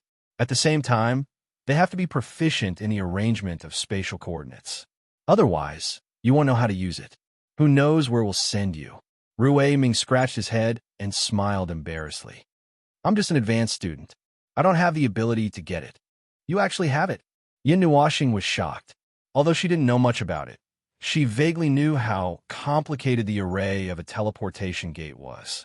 Otherwise, in the entire Taiyuan region, it wouldn't only be found in Xingming City. However, the Red Star Academy actually had a portable small teleportation gate. That was a must-have for traveling. Yes, after all, the Red Star Academy has been passed down since the ancient times. During that time, there have been many amazing people. It's actually not strange to have these. Rui Ming said until here. Suddenly, he was in awe.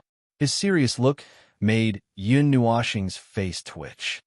The Red Star Academy is divided into 8 major faculties: gold, wood, water, fire, earth, wind, metal, and lightning. There are also optional faculties: alchemy, forging, charms, and arrays. The 8 major faculties are compulsory for every student.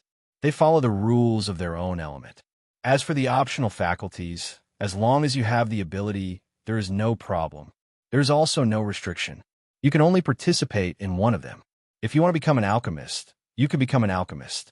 The Red Star Academy is very big. It's almost the size of a city. I'm not too sure how many students there are. Although it's in the Taiyuan region, there are basically people from the 4 main regions and the Divine Continent. There are no restrictions on this. Other than people from all over the world, there are also people from various races. It's just that humans are the majority. The Academy doesn't have any specific restrictions. Other than not being able to bring your background in and not being able to kill anyone, you can do whatever you want. The Academy will also let some students go out to gain experience on a regular basis. You can choose your own region. There are no restrictions on whether it's a single person or a group. Every student will receive this token before they leave. Because there are many places to go, many people choose to go to some very remote places. The token is given to the students to gain experience and return. Along the way, Rui Ming kept explaining the various things about the Red Star Academy. He knew that Yin Nuoxing and the others might also enter the Red Star Academy. With their talents, they would be able to enter without any accidents. It was better to know them early. Located at the center of the Source Peak region, at the intersection of several large cities, the ancient academy, whose name shook the entire god realm, quietly stood there, emitting an aura of vicissitudes of life. The exterior of the academy was quite gorgeous. Aside from a few ancient buildings, everything else seemed to have been newly renovated and built. The academy's reputation and extraordinary strength caused some large forces to be afraid of it. Students from all over the world gathered here. Thousands of races stood in great numbers. Here, geniuses were beaten to the level of mortals. There were tens of thousands of them. Their families' power and reputation had become a thing of the past. The only thing they could rely on was themselves. All the students who had struggled to cross the 1% demonic line entered the Red Star Academy. Looking at the cute little girl who was hugging a doll, she said a few simple sentences in a clear voice. If you're a dragon, you can soar. If you're a tiger, you can leap. If you're a dragon, you can do so. If you're a dragon, you can do so. If you're a tiger, you can do so. If you want to jump, you can do so. Under the circumstances that no one dies, we will only watch from the sidelines. However, you can only rely on yourself. If you dare to use your family's power to take revenge, the Red Star Academy will take you in. It doesn't matter if you were a dragon or a phoenix. Here, you're just a worm. Worm, you're only fit to lie quietly at the side. The little girl suddenly exploded with an imposing aura. These 3 short sentences were engraved in the hearts of all the students, and they firmly remembered them. Chapter 79. This was a world dominated by the color white. Heavy snow swirled in the air, and all the mountains were covered in ice and snow. At the top of a small mountain, a slight fluctuation suddenly appeared. The surrounding space rippled like water, and even the snow was distorted by this fluctuation, flying chaotically. The fluctuations continued for a while, and then a silver crack slowly expanded. In a few breaths of time, It became the size of a door. Then, a 3-meter-tall figure suddenly stepped out of the spatial passage. Staring at this white world, his jaw almost dropped to the ground. Achoo! Behind the strong man, a boy wrapped in a black windbreaker walked out. He immediately sneezed loudly, and his body trembled violently. Looking at the place, his face instantly squeezed together. This is the Red Star Academy? Is there a mistake in the location? Behind him, Yu'in, who was dressed in a fiery red robe, also walked out. Blinking her beautiful eyes, she looked around and couldn't help but say, "How could that transcendent academy, whose name shook the entire god realm, be located in such a desolate place? It's definitely not here. There must have been a problem with the teleportation. There must have been a slight deviation." Rui Ming looked around and said, this was not the first time such a deviation had occurred. Looking at it now, it was not a big deal. Deviation? What kind of deviation? Is there a distance missing? Yin Nuoxing instinctively felt that something was wrong. I think maybe the angle of the orbit is a little off. Rui Ming rubbed his palms together, his forehead sweating profusely. He looked at Yin Nuoxing with a little apprehension. Angle deviation? Hearing this, Yin Nuoxing was so shocked that she almost flipped the mountain over. Angle deviation? Mother asterisk Kerr, that's 100 million. If it was a little off, who knew where it would end up? This is a common thing. After all, it is not stable, Rui Ming said as he wiped the sweat off his forehead. At the end, he added, actually, not being locked in the passage this time is already the best misfortune, tell me, in the Red Star Academy. Who is researching these things? I'll go talk to him about life. Yin Nuoxing facepalmed. She looked like she didn't believe in miracles anymore. Why was it still locked in the passageway?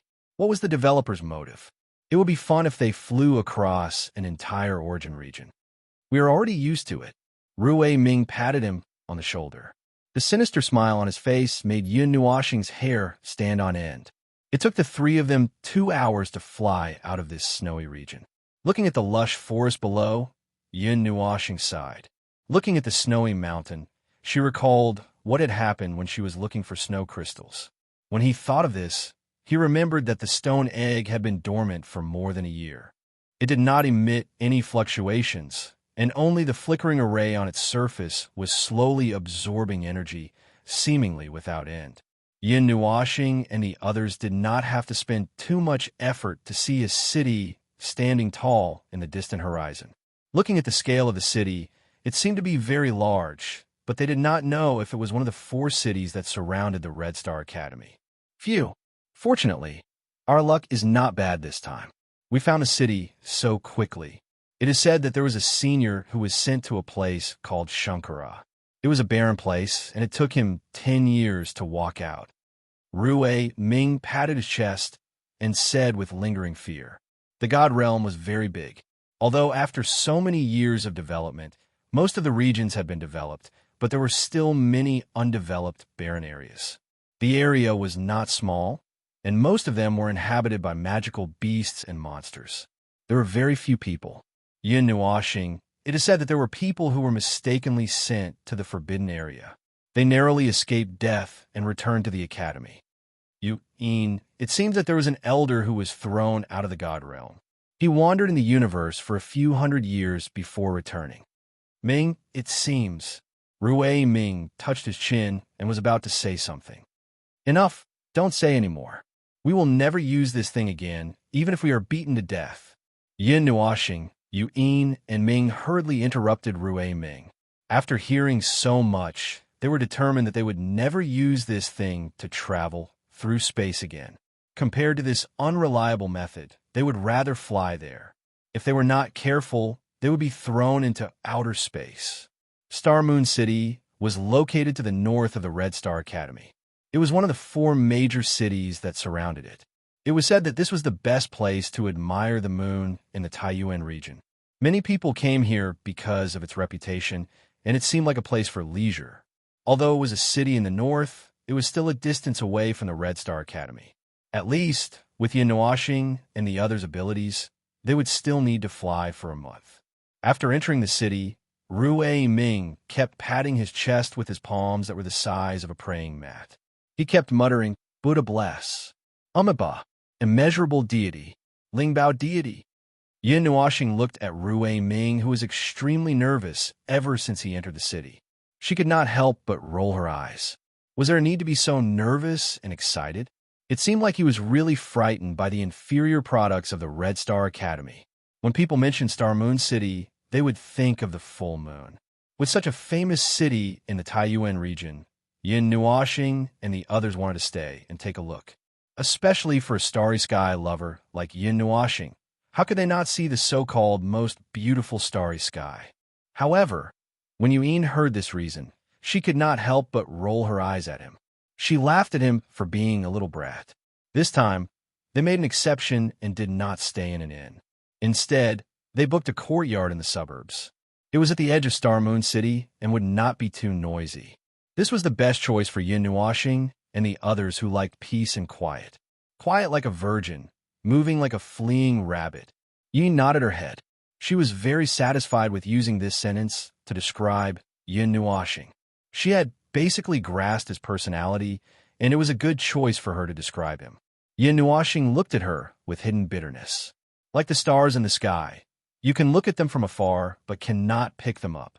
Ming thought about it and described it this way. Yin Nuoxing smiled bitterly. When they all looked at Rui Ming, he pretended to be profound and muttered that something was wrong as he walked out. The realm of the gods was a very strange place. It was a flat world, but the unknown creator had used a divine ability to distort it into the appearance of a normal planet. Looking at it from high up in the sky, one could clearly see the curve of the planet. If that's the case, why didn't the myriad god world become a planet in the beginning, but a flat? Yin Nuoxing looked up at the starry sky and asked, puzzled, wouldn't that save a lot of effort? Why'd it have to be like this? How would I know why it was like this? Yuan rolled her eyes and threw a sentence at his face. On the side, Rui Ming also spread his hands, indicating that he didn't know. The horizon was gradually dyed purple by the moonlight. That night, as expected, it was a full moon night. 2 round discs slowly climbed up from the horizon, occupying almost the entire sky. They appeared to be countless times larger than other places. Countless stars surrounded the 2 moons, as if they were silently guarding them. At this moment, countless stars shone with the most dazzling light, crossing the endless distance and descending upon the myriad god world. This trip was not in vain. Yin Nuoxing stared at the sea of stars. His pitch-black eyes stared at the crisscrossing ribbons of light that emitted a mysterious light under the purple night sky, reflecting the scene of the universe. In the end, Yin Nuoxing brought the 3 of them straight into the sky. They soared into the clouds until they couldn't go any higher. The 2 millstone-sized moons were right in front of them, almost within reach. Their size was no more than a speck of dust to them. So beautiful! Yin Nuoxing hugged Ming. The 6 wings on his back were lifted up by the wind. His robes fluttered in the wind as he stared at the starry sky without blinking. There was a trace of intoxication on his handsome face. At the same time, in a mountain range in the distance, a giant palace tens of thousands of feet tall stood at the peak of a mountain like a giant pillar supporting the sky. It seemed to be directly connected to the sky, holding up the sky. The entire palace was snow white. The purple moonlight shone on the bright white walls, but it didn't dye them any color. The walls didn't have any marks on them, but they exuded an ancient aura. 5 young figures stood at the edge of the cliff in front of the palace. They were all dressed in white. As the wind blew, their auras were ethereal and otherworldly. They were like immortals who had descended to the mortal world. Their eyes reflected the stars, and there was a sense of vicissitudes that didn't match their appearances. It was as if they had seen through everything in the world. In front of these people, a little girl who looked no more than 10 years old stood quietly at the edge of the cliff. She was holding a brown cloth doll in her hands. It was fair and translucent, and there wasn't any expression on her quiet little face. Her silk-like, waist-length light blue hair was tied into a ponytail on the right side of her head, fluttering in the wind. Her eyes, which should have been filled with liveliness, were as deep as the universe, making it impossible for people to see through them. Her ink-black pupils reflected the light of the stars, and she was very beautiful. Although she seemed to be in the prime of her life, she didn't have a trace of the vitality that a child should have. She only had a mysterious and peaceful temperament. Her limpid eyes suddenly trembled. The stars in the sky seemed to have dimmed for a moment, but they quickly returned to normal. A trace of doubt appeared on the girl's face for the first time in a long time. "Janine, what's wrong?" Behind the girl, a beautiful and refined woman heard the girl's soft voice and was also a little surprised. It seemed that it had been many years, and there was almost nothing in the world that could affect their emotions. It was rare to hear the girl's soft voice with a trace of doubt. This was a very strange thing. "It seems like a special star has appeared in the night sky." The girl called Xian furrowed her brows. She didn't know why, but there was a trace of restlessness in her heart. Special star? When the 5 people in white heard this, they were all a little surprised. They looked at each other for a moment, not knowing what she was talking about. "Maybe I saw wrongly." The girl shook her head gently. She stared at the 2 bright moons, and her limpid eyes became calm again. After a moment, she said softly, "How is the quality of this batch of new students?" "It's much better than the previous batch. It's still according to the standards of the past, but the number has increased by a lot. So the big shots from the other origin regions have sent people. I reckon that this batch of students will be very competitive." The beautiful woman thought for a while before slowly saying, "Is it another batch of golden years? The years are long, and it's like waking up from a dream. Thousands of years have passed, and yet another era has passed. I'm also tired of this kind of life." The girl whispered to herself and sighed softly. The 5 people were silent. They had lived for a long time, and they seemed to be a little tired of it. There was no destination, no meaning in the journey, and no meaning in existence. There was only endless waiting like walking corpses. What was the meaning of such a life? "Inin, you should go out for a walk sometimes. Go to the lower realm, go to different worlds and relax. You'll get moldy if you're always cooped up here." A handsome man scratched his head, and his high ponytail went from the back of his head to his chest. He looked at the girl and said with a gentle voice, "If there's no one to accompany me, I might as well go to sleep." The girl shook her head, and her thin chin rested on the head of the rag doll. There was no expression on her face. Her eyes flickered a few times, as if she wanted to laugh, but she couldn't. "Let's go. There are still 2 more days. When the matters of the new students are settled, I'll also go." The girl turned around and slowly lifted her small feet to walk toward the palace. Before she finished speaking, her small, delicate body suddenly trembled. The tremor was so great that the other 5 people could see it clearly. The girl suddenly turned around, and her limpid eyes looked at the starry sky with some panic. Her heart throbbed inexplicably, and that feeling of restlessness became more and more clear. It made sense if it happened once, but it didn't make sense if it happened twice. She knew that, to them, this was definitely not an illusion. "There's a star that's disturbing my heart." The girl looked up uneasily and looked at the sea of stars. She was a little restless, and it was unknown what she felt. "Me too. I feel the same. Could it be that something happened in the starry sky?" The 5 people looked at each other and said in a strange tone, "This feeling couldn't have come out of nowhere. With their level of cultivation, how could there be an illusion? Since there wasn't, then it could only be that something big had happened. There's no abnormal energy fluctuation in the starry sky, and I don't feel anything too special." The girl closed her eyes and said, "Where's old man Tianji? He's still in seclusion, and he can't come out for the time being." The girl looked at the starry sky again and sighed. She turned around and walked toward the palace, and her crisp voice stayed where it was. "Forget it. What's going to happen will happen. Don't bother about it." Chapter 80. Let's go. Early in the morning, in the outskirts of Star Moon City, a golden longbow that was 100 feet long soared into the sky, carrying 3 youthful youths and a little girl. Following the sound of laughter, the golden longbow transformed into a golden bolt of lightning, rushing towards the distant south. Using a divine weapon as a tool, how extravagant! This is definitely the most extravagant thing I've ever seen.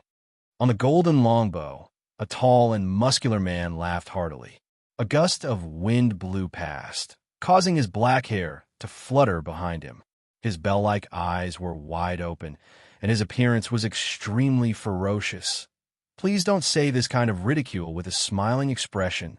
Yin Nuashing was so excited that he let out a long howl towards the sky. His howl traveled a few thousand meters, and his handsome face that was filled with arrogance slightly raised towards the sun. Aren't I just excited? You two are crazy. Yin sat cross-legged at the side, looking at the two people who were so excited that it was as if they were injected with dragon's blood. She could not help but laugh and scold Yin Nuashing with her jade-like hand. Big brother's broken. Ming was still hanging on Yin Nuashing's chest. At this time, his small eyes were tightly closed, and he pulled Yin Nuashing's windbreaker to block the incoming cold wind. His small mouth pouted as he muttered, "Ming, Big brother's brain must have gone haywire." Yin Nuashing laughed heartily, not knowing what he was so excited about. "Ming, so what are you two so excited about? Did you take an aphrodisiac?" Yin frowned and pulled Yin Nuashing to sit down. She gave him a knock on the head and lightly reprimanded him. "Heh." Yin Nuashing smirked as he scratched his head. Only then did he calm down. His handsome face had an unconcealable excitement as he said, "No, it's just that we've arrived at the Scarlet Star Academy. We're close to the center of the Source Peak region, and Star Underworld City is just to the right of the Academy. Just thinking about it makes me extremely excited." Originally, he was still calculating what level of cultivation he needed to reach Xingming City. In the end, he was already close to it. Xingming City, the teleportation gate, and the Divine Land were already at his fingertips. He didn't need to calculate anything. How could he not be excited? "You're making a fuss over nothing." Yin covered her mouth and laughed. She pulled his head over and rubbed hard. Rui Ming took a few deep breaths before sitting down and smiling at Yin Nuashing. "It's said to be on the right, but Xingming City is still a bit far from the Academy. However, it's not that far. We'll reach it in about a month." Yin Nuashing smiled and nodded. A month's distance was nothing to him. After all, he had walked for 3 years since he left Xingling City. Why would he be afraid of a short month? With such a leisurely journey, their speed would naturally be slower. However, they weren't in a hurry. After all, they were still traveling. However, I forgot. There are only 2 days left until the assessment for this batch of new students. Rui Ming suddenly slapped his face. The sound of the slap was very loud, and he said in a panic, "Huh." Yin Nuashing and Yin were both stunned. The latter was even a little stunned. 2 days? But there was still a month's journey from here to the Academy. Yin Nuashing's long eyebrows furrowed. He glanced at Yin, nodded fiercely, and shouted, "Sit tight. Let's go." Rui Ming was stunned. On the other hand, Yin consciously hugged Yin Nuashing. Ming also pressed her little face tightly into his chest. The two of them realized what was going to happen in the next second. Just as Yin Nuashing finished speaking, the dazzling golden elements surged wildly from his body and poured into the golden bow. Then the golden bow paused slightly. The speed suddenly seemed to cut through space. It turned into a golden ray of light and flashed across the horizon. Its speed had reached an unprecedented peak. The light elements were close to the maximum speed. It could be said that it was chasing the stars and the moon. The scenery below was pulled into a blurry shadow, and nothing could be seen clearly. Furthermore, they could also hear a burst of broken screams. However, although the journey was crazy, Yin Nuashing, in order to maintain the use of the light elements, constantly ate the stored pills. The energy absorption array was always in an active state, and the mysterious crystal was also placed out. Everywhere it passed, the energy of heaven and earth became chaotic, attracting the attention of some people. However, they did not allow them to take a closer look. It disappeared from everyone's line of sight, causing everyone to be stunned. Today was the last day of registration for the Red Star Academy. Although not everyone would be able to enter the Red Star Academy, it was still possible to register. The first test would screen out a batch, and the second test would eliminate another batch. Only those who remained would have the qualifications to enter the Red Star Academy. Moreover, it seemed that the difficulty was not low. Otherwise, there would not be a 1% acceptance rate. Outside Red Star City, in the temporary camp, the number of people who came to register was huge. Red Star City was already crowded with people, and it was not good to casually let so many people in. Moreover, at this time, the crooks were mixed in with the honest folk. If they were thrown into the city, who knew what would happen? Therefore, the registration place was not in the academy, nor was it in Red Star City. It was arranged in a place outside the city. In the camp, rows of tents were neatly arranged. A faint energy light shrouded the place. It was unknown if there were tens of thousands or hundreds of thousands of people moving together. It was as if this temporary camp had turned into a small town. Between the scattered tents, many young figures were chatting and laughing as they wandered around. There were also some old peddlers who were drinking and selling here. It was very lively. Everyone's eyes would faintly look at the front of the camp. There were only a few wooden tables, a few wooden chairs, and a few youths holding pen and paper sitting on chairs. In front of the chairs, the crowd had already formed a long line. Looking at the youths sitting on the chairs, their eyes were filled with undisguised excitement and envy. Although it was called registration, it could also be regarded as a simple test. Only those who were qualified to write their names on the white rice paper would be qualified to write their names with hope. Those who are over 21 years old or have not reached the first level of the mortal stage do not need to line up. Be aware that there are many people and do not hinder others. Sitting on the chair, a red robe was fluttering in the breeze. In front of his chest, there were 2 golden stripes with a large golden chi character. Obviously, this was a student of the Red Star Academy. However, this student's face was filled with impatience. It seemed that he was impatient with this task. The tone of his voice was also not pleasant to listen to, and was even a little aggressive. However, on his face, he was trying his best to maintain a smile. On his forehead and cheeks, the veins were bulging. His gaze slowly swept across the long line, and a deep sense of disgust flashed past the depths of his eyes. Among the 100,000 people, almost half of them were people who were not qualified. If they were not old enough, then they were not strong enough. I have already explained the rules completely. Why are you still wasting time? Waving his hand to dismiss a dejected person, this youth with a decent appearance fiercely cursed in his heart. This was simply a waste of his time. All right, let's finish this quickly and leave. These few days my bones are about to break. I don't know if I can use them to make soup. A youth beside him sighed. His hand was numb as he raised a pen and wrote a name on the paper. When the person in front of him left with a face full of excitement, he secretly sent a message to that person. If I had known this would happen, I wouldn't have agreed to participate in this registration meeting that day. Now it seems that I only have myself to blame. The rather beautiful woman in the middle supported her cheek with her jade-like hand.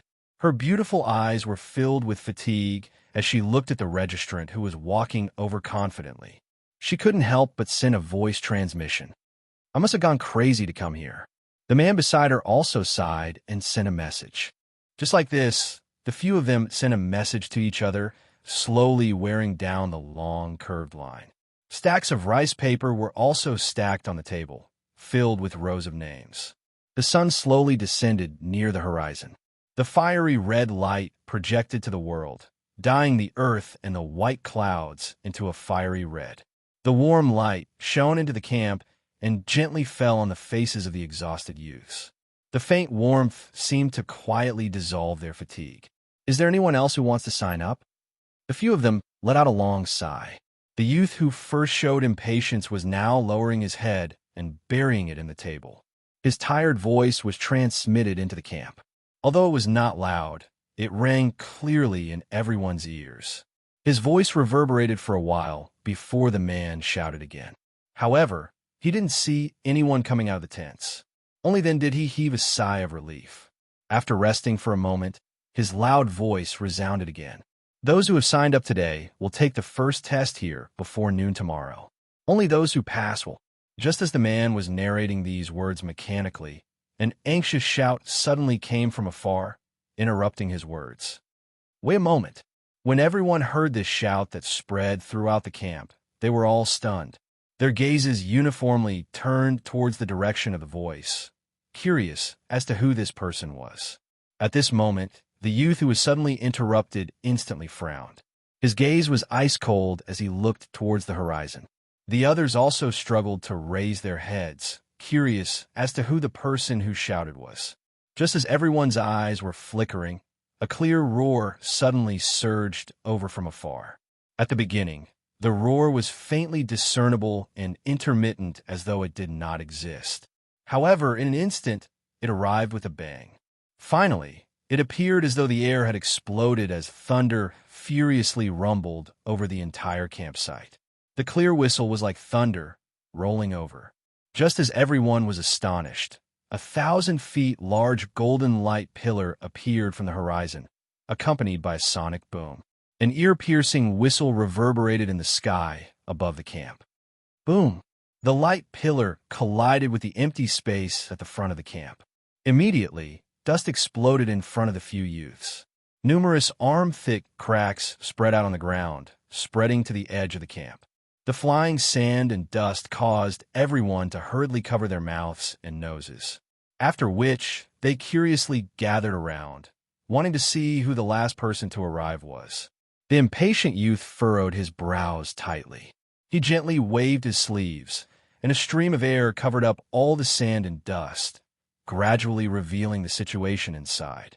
A woman in red, fluttering clothes appeared in the dust, and the surrounding dust could not get close to her. She was like a fairy that had descended to the mortal world, untainted by a trace of smoke and fire, causing those who saw her to involuntarily take a few more glances as they clicked their tongues in admiration.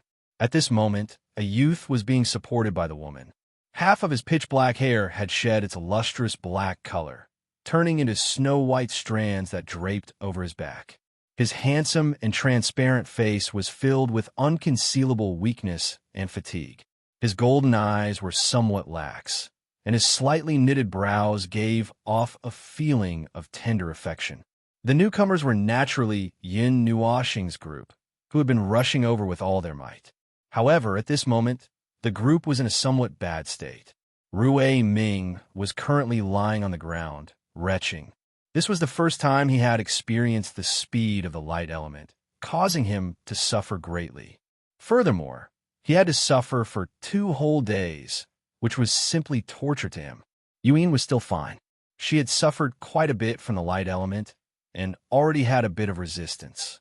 On the other hand, Yin Nuoxing, who had been rushing over with all her might, was already exhausted to the point of death. Chapter 81. Yin Nuoxing wiped his sweat and patted his dizzy head. He smiled at Yuan and said, "Hurry up and go. Don't worry about me for now. I'm fine. Little star, are you not going?" Yuan saw that he was urging her to go and immediately pulled him back, frowning. "There's no need." Yin Nuoxing tilted his head. Half of his black hair had already turned white. He grinned and said, "I never thought of entering the Red Star Academy. Little brother, you're not going?" At this time, Rui Ming, who was vomiting at the side, was also stunned. So many people were trying their best to get in, but Yin Nuoxing actually said that he was not going. "I'm not in a hurry to raise my strength. Moreover, the academy is a place full of rules and regulations. Maybe it's not suitable for my wanton nature." Yin Nuoxing smiled tiredly and patted Yu Yin's head. "Then you're not going to accompany me?" With a gloomy expression, Yu Yin sighed. Mei Mao looked deeply at Yin Nuoxing, her tone somewhat pleading. She did not know if she would be able to obtain the flame demon burning the heavens manual. Even if she could, she did not know how long it would take. What if it took a long time? Yin Nuoxing had always been heading towards the divine continent, searching for his own origins. She had no reason to ask him to give up and stay behind to accompany her. Feeling Yu Yin's pleading and gloomy tone, Yin Nuoxing smiled bitterly. He knew what she was worried about. Although she usually referred to herself as Big Sister in front of him, but in reality, she was still a little girl who was afraid of loneliness. In the end, he smiled and said, "Big Sister, don't worry. I will wait for you to successfully obtain the flame demon burning the heavens manual. Before that, I will not go far. Maybe it will take a long time. Don't worry about me. Yin shook her head. She had no reason to bind him here. He had his journey, and she had her goal. Perhaps, in the end, they would have to part ways. Yin Nuashing shook her head and patted her head. She smiled and said, I said that I would wait for you, so I will wait. Perhaps the past is not as important as the present. Although he wanted to find his identity, he couldn't give up everything he had now. After saying that, Yin Nuashing did not wait for Yin to respond. He forcefully turned her body around, and with a gentle wave of his palm, pushed her over, and then smiled. At the side, Rui Ming sighed and didn't say anything. He had his own path, and nothing could be forced. Yin sighed and allowed this gentle force to push her back until she was in front of the few people. She gently lowered her body and glanced at the few people. Her voice was indifferent as she said, I'm here to sign up. A few veins popped out on the forehead of that impatient young man. Not only did these two people arrive in the end, but they also interrupted his speech. In the end, they didn't even have the slightest bit of respect for him. This caused an unknown flame to suddenly rise up in his heart. He fiercely clenched his fists in his sleeves. He tried to make his voice as calm as possible as he said, The time has already passed. Exceeding the time limit will not be dealt with.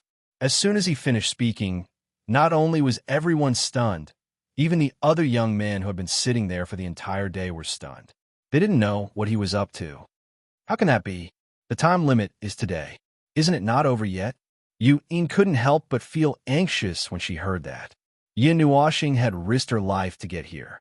It clearly wasn't over yet. So how could it be over just like that? I'm sorry. This is the rule. The young man shook his head. His voice was cold. Yin Nuashing raised her eyebrows. She could clearly hear the malice in that voice. Thus, she went forward and said softly, The time limit hasn't passed. Logically speaking, you can still sign up again. Student, please hurry up so that you don't delay everyone's time. After she finished speaking, she looked directly at the others as if she was asking for their opinion. That's right, Han Lin. The sooner we finish, the sooner we can leave. If we go back now, we still have time to cultivate properly. Don't delay it. We're all exhausted. A young man at the side also walked forward and patted the impatient young man's shoulder. He yawned and said, I said the time limit has passed. We'll talk about it next year. However, the young man called Han Lin didn't seem to be willing to compromise. He stared at Yin Nuashing with cold eyes and didn't hide the impatience in his words. The young man was stunned. Just as he was about to say something, Yin Nuashing directly roared. You're King annoying. How dare TCH like you make things difficult for a weak girl. Yin Nuashing also frowned. The tearing feeling in her head made her very irritable. However, this TCH didn't know what was wrong with her. Her obstruction directly angered Yin Nuashing, who was on the verge of exploding. Thump thump. Han Lin hurriedly took a few steps back because of the pressure contained in the roar. By the time he stabilized his body, he was already burning with anger. His face was flushed red, and he glared at Yin Nuashing with shame and anger in his eyes. Ignoring his glare, Yin Nuashing turned her gaze to the others and said with a smile, There's still time. Can I sign up? Yes, yes. The young man who just came forward to persuade her quickly nodded. Looking at the situation, if they didn't handle it well, a fight might break out in an instant.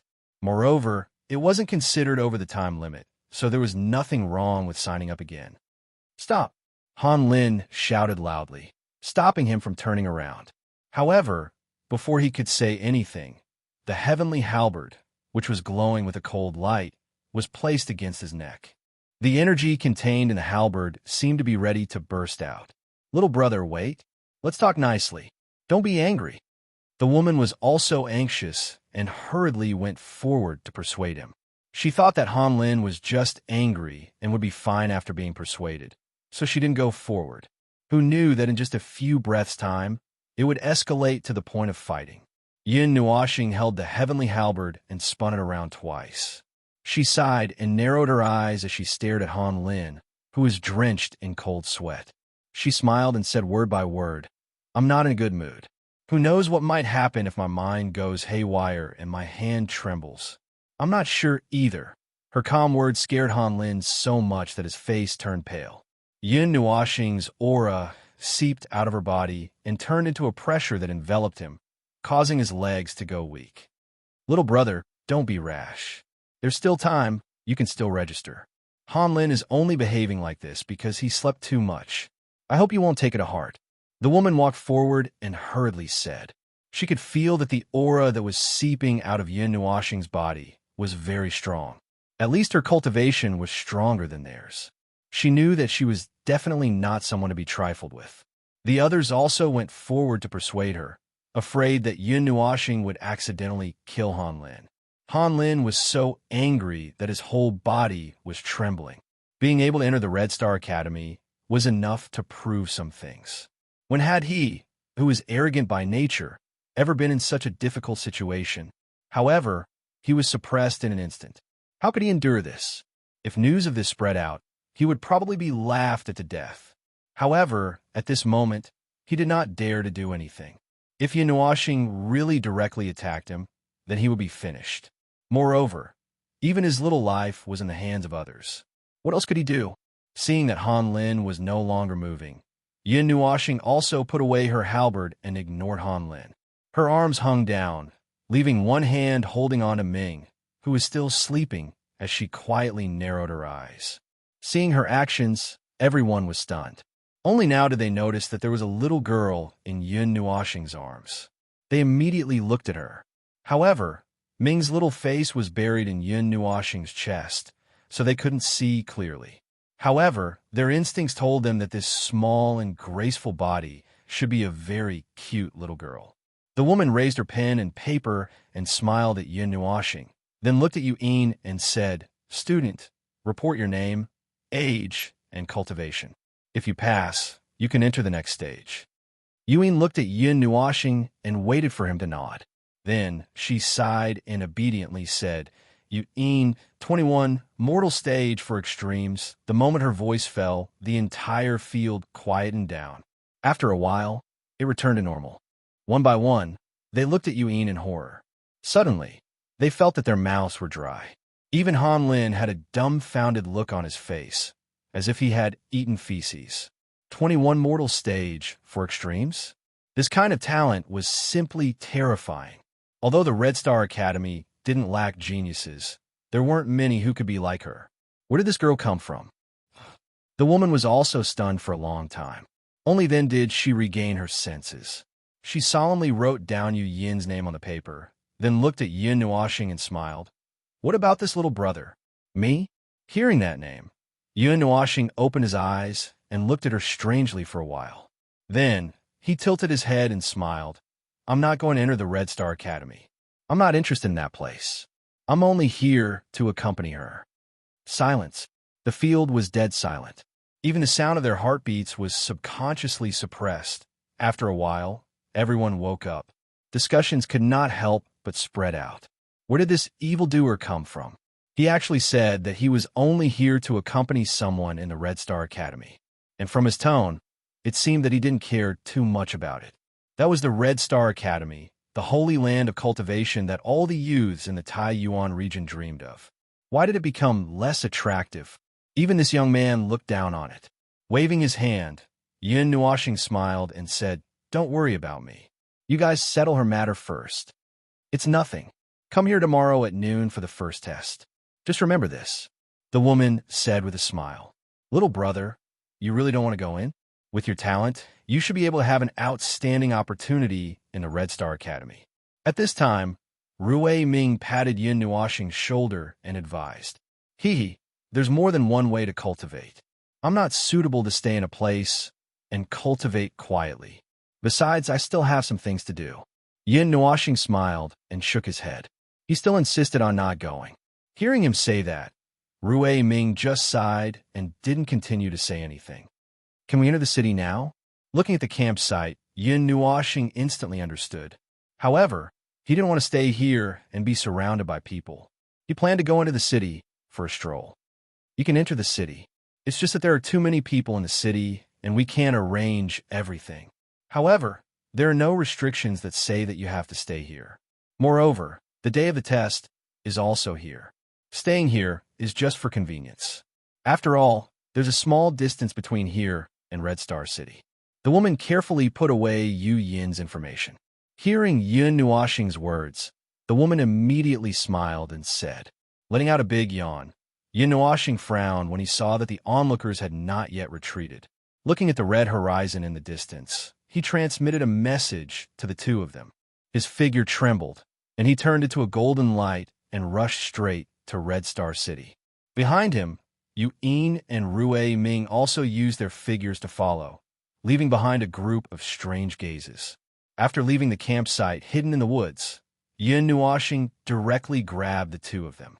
The light element rushed out, carrying the two of them, breaking through the sound barrier. They quickly rushed towards Red Star City, which was slowly climbing up. It's so big, it's not smaller than Divine Soldier City. Standing in front of the city gate, Yun Nuoxing sized up the towering crimson red city wall. Under the sunlight, it emitted a faint crimson shimmer. Yun Nuoxing recognized that this was a type of crimson earth or that contained pure fire elemental energy. Although its grade was not too high, about the 5th rank, the entire city wall was cast with crimson earth, or this kind of work was comparable to the Divine Weapon City. The number of people really doesn't decrease. Looking at the flow of people coming and going, they had to walk sideways, left and right. It seemed that arranging the registration point so far away and not in the city was a wise choice. After all, the number of people who came every year would not be less than 1 million. Such a huge number of people, if thrown into the crowded Red Star City, it would cause a riot. These few days, it's the time of the Academy's enrollment. Naturally, there will be more people coming and going. Although there are usually many people, it's not to this extent. Rui Ming led the two of them through a small passage on the side. They waved the badge of the Red Star Academy in front of the soldiers. Only then did they pass through smoothly. If they had gone through the main gate, they would have had to squeeze for a long time. At the moment when Yun Nuoxing and the others stepped out of the dark and dim passage, Red Star Academy in a snow-white palace. On the table in the hall, 6 people who were flipping through some information widened their eyes at the same time. Their faces were filled with a touch of horror. The piles of rice paper in their hands were all scattered on the table. How is this possible?